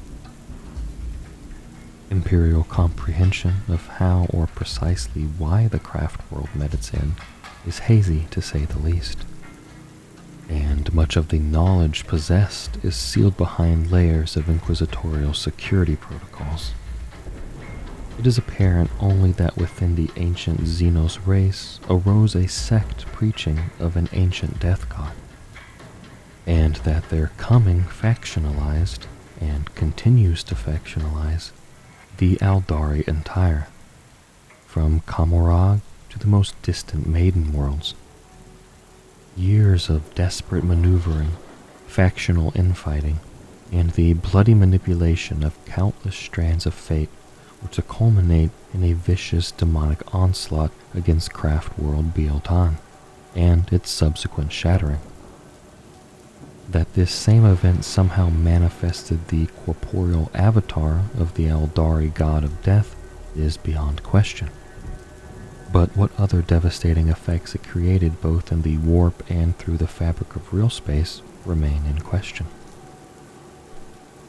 The most incredible happening of all those in this turbulent period, at least from the Imperial point of view, took place upon Macragge, within the fortress monastery of the renowned Ultramarines chapter. A heady mixture of eyewitness accounts, barely coherent scriptural logs, and much embellished mythology tells how, even as a host of Abaddon's own Black Legion led a devastating attack against Macragge, an uneasy alliance of disparate champions from across the galaxy converged along paths of fate to thwart them. With them they brought strange lore and ineffable machines that they would use to work a miracle. Even as battle raged at the very foot of his stasis throne, the Primarch Rabute Guilliman was healed, brought back at last from the brink of death to lead his Gene sons in the hour of their greatest need. Guilliman drove the Chaos Worshippers from his world before embarking upon a desperate crusade of his own. He reached Terra upon the very wings of the Great Rift's devastating warp storms, and from there began his furious battle to save his father's realm from annihilation. Age of the Dark Imperium. 10,000 years have passed since the Emperor ascended to the Golden Throne. 10,000 years of hardship, toil, loss, and horror. Still, mankind fights on, clinging to their faith in the God Emperor, and their belief that one day he will deliver them. Were such to happen, it would be a miracle on a scale unprecedented in human history, for the darkness enveloping the Imperium has never been deeper. Most of the galaxy's sentient races have prophecies of doom, a time when the stars will be extinguished and the void consume all. The Rana Dandra of the Eldari, the hollowing of the Nikasar, the Tau Empire's carefully suppressed terror of a plunge back into the final violence of the Montau.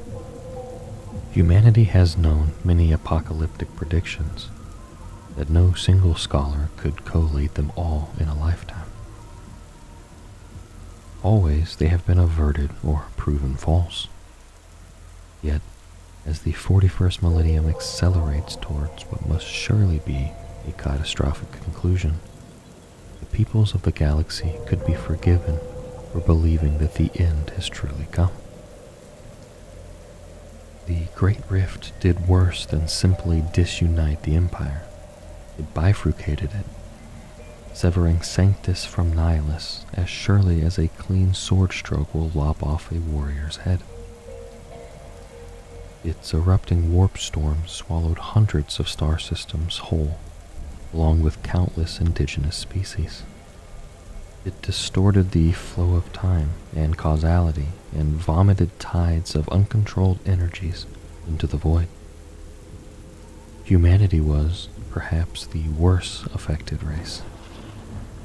The sheer scope and scale of its holdings and its desperate reliance upon the Astronomicon rendering it uniquely vulnerable. To the Adeptus Terra, the worlds lost beyond the rift may as well have ceased to exist, along with the reinforcements, resources, and intelligence they supplied. It is just as possible for those denizens besieged upon the lost worlds of the Imperium Nihilus to believe that they are the last humans left alive. These sundered fragments of humanity might take heart if they could see how hard they all continue to fight. For every world lost to madness, despair, or catastrophe, another battles on even now. Their watchful pyres burning high, and their hymnals ringing defiantly out into the darkness of the void. After all, mankind has not survived 10,000 years of strife by being weak or quick to admit defeat. The ages that came before have tempered the Imperium. They have instilled both strengths and weaknesses in the Emperor's teeming flock. Humanity's ignorance has long been a blight. Technological innovation might allow them to resurrect countless vital weapons, defenses, communication systems, perhaps even to repair the faltering mechanisms of the Golden Throne itself. With greater knowledge of the dangers they face, could mankind perhaps adapt better or employ those insights to combat the manifold threats? A less superstitious and ignorant human race would be swifter to react, more versatile and adaptable, would perhaps even set aside its crippling prejudices long enough to forge common cause with the more amenable alien races, and thus gain powerful allies in the war against chaos. Yet perhaps ignorance, fear, and superstition are the Imperium's saving graces. The downtrodden masses provide an endless supply of military manpower and industrial toil against which more empowered populations would rebel. Too much knowledge is a dangerous thing when battling eldritch horrors such as the ancient Necrons or the insidious demons of chaos. Against such foes, unthinking faith is the brightest burning blade and the most indomitable shield. Perhaps the macabre edifice that humanity has become is ideally suited to surviving this darkest hour. Yet, if that is so, then what price is victory? Perhaps it makes no odds either way. The galactic war has a momentum all of its own, and the sheer scale of the Imperium's war defies human control or comprehension. Even the greatest individuals can do little to change the course of matters at this point. Mired in darkness and uncertainty, they can only do their best to drive back the most dire of threats as they appear, and to hold the Emperor's realm together under the ever-increasing pressure. The Indomitus Crusade. When he reached Terra, the Ultramarines Primarch Roboute Guilliman came before his father, the God Emperor of mankind. What transpired behind the closed doors of the Emperor's throne room is not recorded, but it is said that Guilliman emerged with new purpose burning in his gaze. He would not sit idle while the Great Rift poisoned the stars. Even the Sol system was besieged in the wake of the Great Rift's opening. Only the combined efforts of many Imperial armies saw the throne world preserved, and the enemies of mankind hurled back yet again. By this time, Roboute Guilliman had had the chance to see well the strength that remained in the Imperial war machine. He now appreciated, better than ever, the might that the beleaguered Imperium could still bring to bear when fighting in concert. It was this strength he intended to set against the horrors revealed as the darkness of Noctis Aeterna faded at last. It is said that Roboute Guilliman struggled every day not to draw his sword, gather his loyal warriors, and simply plunge into the maelstrom of battle. Such was his dismay at the condition of the Imperium and his hatred of the traitor foe. Instead, displaying the ability to rationalize and compartmentalize for which he was rightly famed, Guilliman held his ground and set into motion a plan that he hoped would allow him to win not a handful of battles, but rather humanity's desperate war for survival. Guilliman viewed the wider galactic battlefield with a perspective no mere mortal mind could achieve. First and foremost, he recognized that the Imperium Sanctus must be made secure before any most desperate thought could be given to the Imperium Nihilus. Secondly, with a dispassion many called cruelty, he concluded that every world could not be fought for or saved. If the Imperium was to stand a chance, it must amass its overwhelming strength as best it could, and then apply it strategically and methodically. So began the mustering of the Indomitus Crusade fleets, the greatest military undertaking by the human race since the Great Crusade had departed Terra 10,000 years before. The muster could not happen overnight, nor could it occur without resistance and difficulty. Guilliman secured the agreement of the High Lords easily enough, for they saw in his plan a chance to restore sanity and stability to a galaxy turned to madness. The Primarch had to work harder to secure the support of the Adeptus Mechanicus, the Adeptus Custodes, the guilds of Navis Nobilite, the ponderous bureaucratic might of the Adeptus Terra, and countless others. He faced organized resistance, not only from those cells of chaos worshippers and xenophile cults that festered in Terra's underhives, but also from pompous and politicking nobles too used to being the masters of their own petty domains. Guilliman was as tireless as he was merciless in crushing and purging these obstacles to his plan. The diplomatic and military onslaught he unleashed through every strata of the throne world soon became known as the Primarch's Scourge, and though it won him few friends, it also ensured that the muster of the Indomitus Crusade fleets proceeded apace. That muster was achieved in part by the vast material output of Terra, Mars, Jupiter, and more distant worlds such as Armageddon, Astrofall, and Sinjin. As much, if not more, military strength was garnered through withdrawing vast forces from those systems in the Imperium Sanctus that were deemed untenable. This latter process spawned a great deal of resentment and more than one mutiny by warriors unwilling to abandon their posts. But it succeeded in providing vast numbers of battle-hardened warriors and war machines for the growing crusade fleets.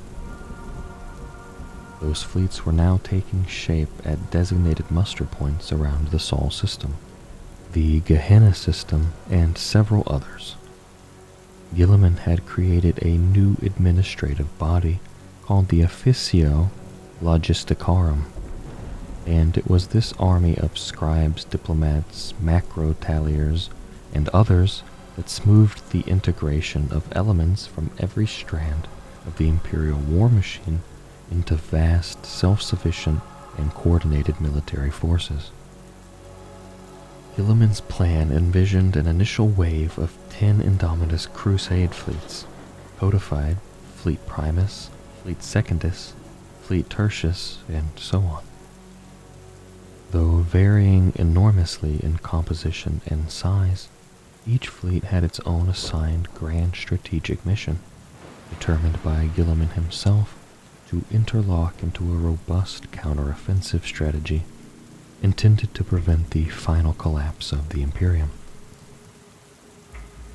It was Fleet Tertius that departed first, slipping its moorings and plunging into battle before the muster fleets of Sectus and Octus had even commenced.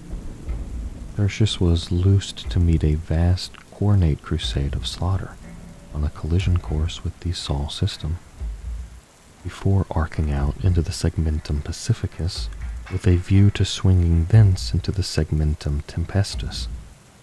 Fleet Secundus departed Terra next, taking the Martyrs Road straight toward the Eye of Terror. Only once he was sure that his plan had gathered unstoppable momentum did Guilliman at last allow himself to strike out at the head of Fleet Primus and begin reinforcing the Imperium Sanctus one world at a time. Age of Witches. The opening of the Great Rift had many obvious and catastrophic effects. It brought a more insidious peril, too, one that spread slowly across the stars and tainting all it touched.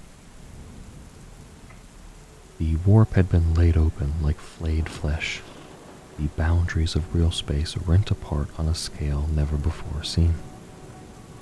It was inevitable, perhaps, that its energies would flow like blood from those wounds.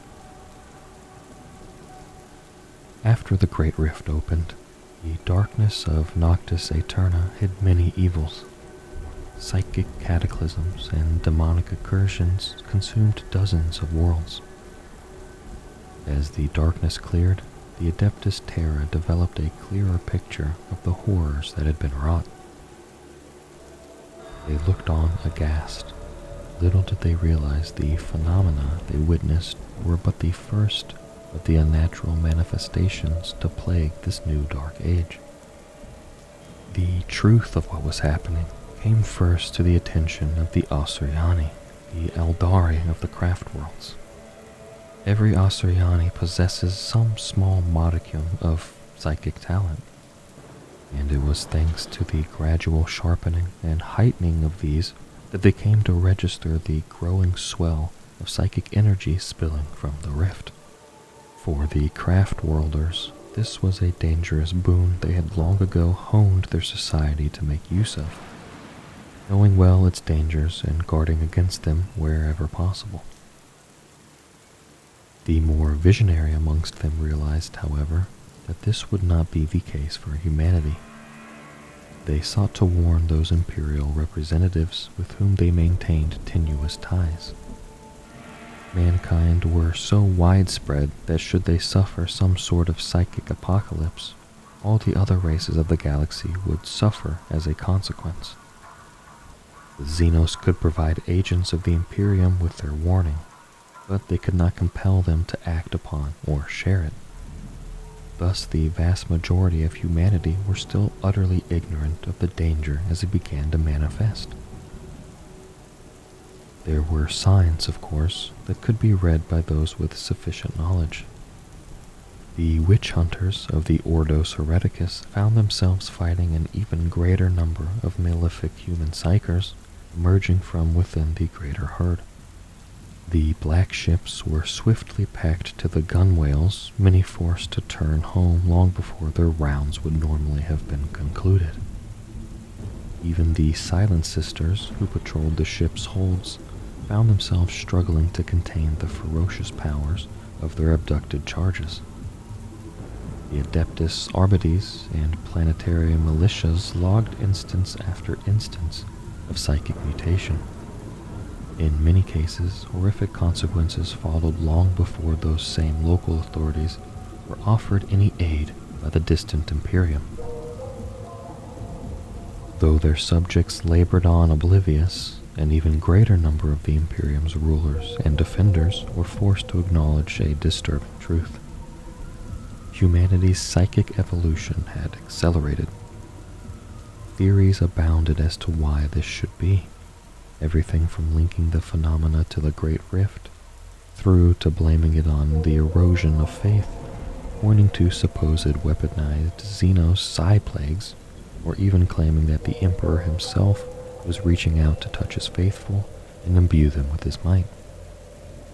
In the Talidus system, masses of Imperial citizens and soldiers manifested powers that appeared divine. This earned them the moniker of humble saints, and saw the forces of chaos driven back, at least until the moment that those powers escaped their wielder's grasp with ruinous consequences. Across the systems of the Red Scar, Imperial defenders were forced to waste valuable days screening tides of refugees for hidden witchery, when they should have been battling the tyrannids from which those refugees fled.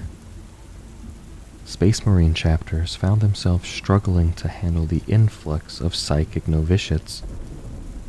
Inquisitors and Imperial armies alike were forced to battle newly psychic overlords and self-proclaimed deities who had overthrown formerly loyal worlds. Chaos worship spiraled as power and temptation combined to transform even the lowliest Imperial menials into dark cult magisters.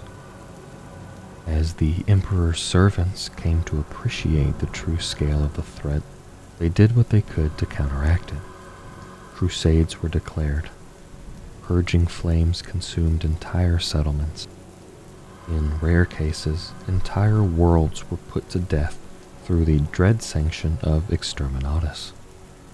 Despite all this, it became ever more apparent that humanity would have to endure this perilous new evolution or be destroyed. Nor did the threat to the Imperium stem only from within. The psychic buildup affected all the races of the galaxy.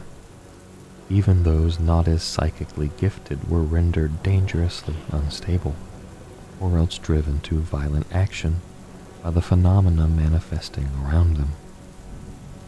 The Orks, for example, became even more aggressive than they had been in millennia. It was as though the background swell of psychic energy drove them into a frenzy of tribal aggression. More and more of their migratory invasions, known as WAGs, poured into Imperial space, either driven by expanding fringes of hungry warp storms, or else led by bellowing warlords. Around these latter, green energies leapt and crackled amidst the deep and booming laughter of monstrous gods. Though utterly without psychic presence, the Tau Empire found themselves beset on all sides by sudden and unnatural manifestations that their science could not explain. Determining the root cause of these nightmarish phenomena to be humans and other such warp-sensitive beings, the Tau became ever more intolerant of alien species, and ever more aggressive in their neutralization. The Tyranids were equally immune to the touch of the warp, their tendrils snaking heedlessly through even the most empirically unstable regions to strike at the Imperium from unexpected directions. Yet it was the Necrons whose response was perhaps the most frightening and dangerous. Though not themselves psychic, the ancient androids could nonetheless lose their worlds to manifesting demons and cataclysms. A galaxy overrun by metaphysical insanity was of no use to them. Accordingly, they applied their eldritch lore to the problem in an attempt to stabilize, perhaps even neutralize, the influence of the immaterium upon real space. Amidst the veiled horrors of Warzone Pariah, the Imperium saw the barest hint of the damnation such an effort would unleash. Spirit-dead human colonies, soulless husks with glassy, staring eyes, worlds saved from madness but plunged instead into silent sterility. This fate also the Imperium must resist with all their faith and strength, lest in battling the madness of the warp, the Necrons should be allowed to drive the galaxy to an even more terrible fate.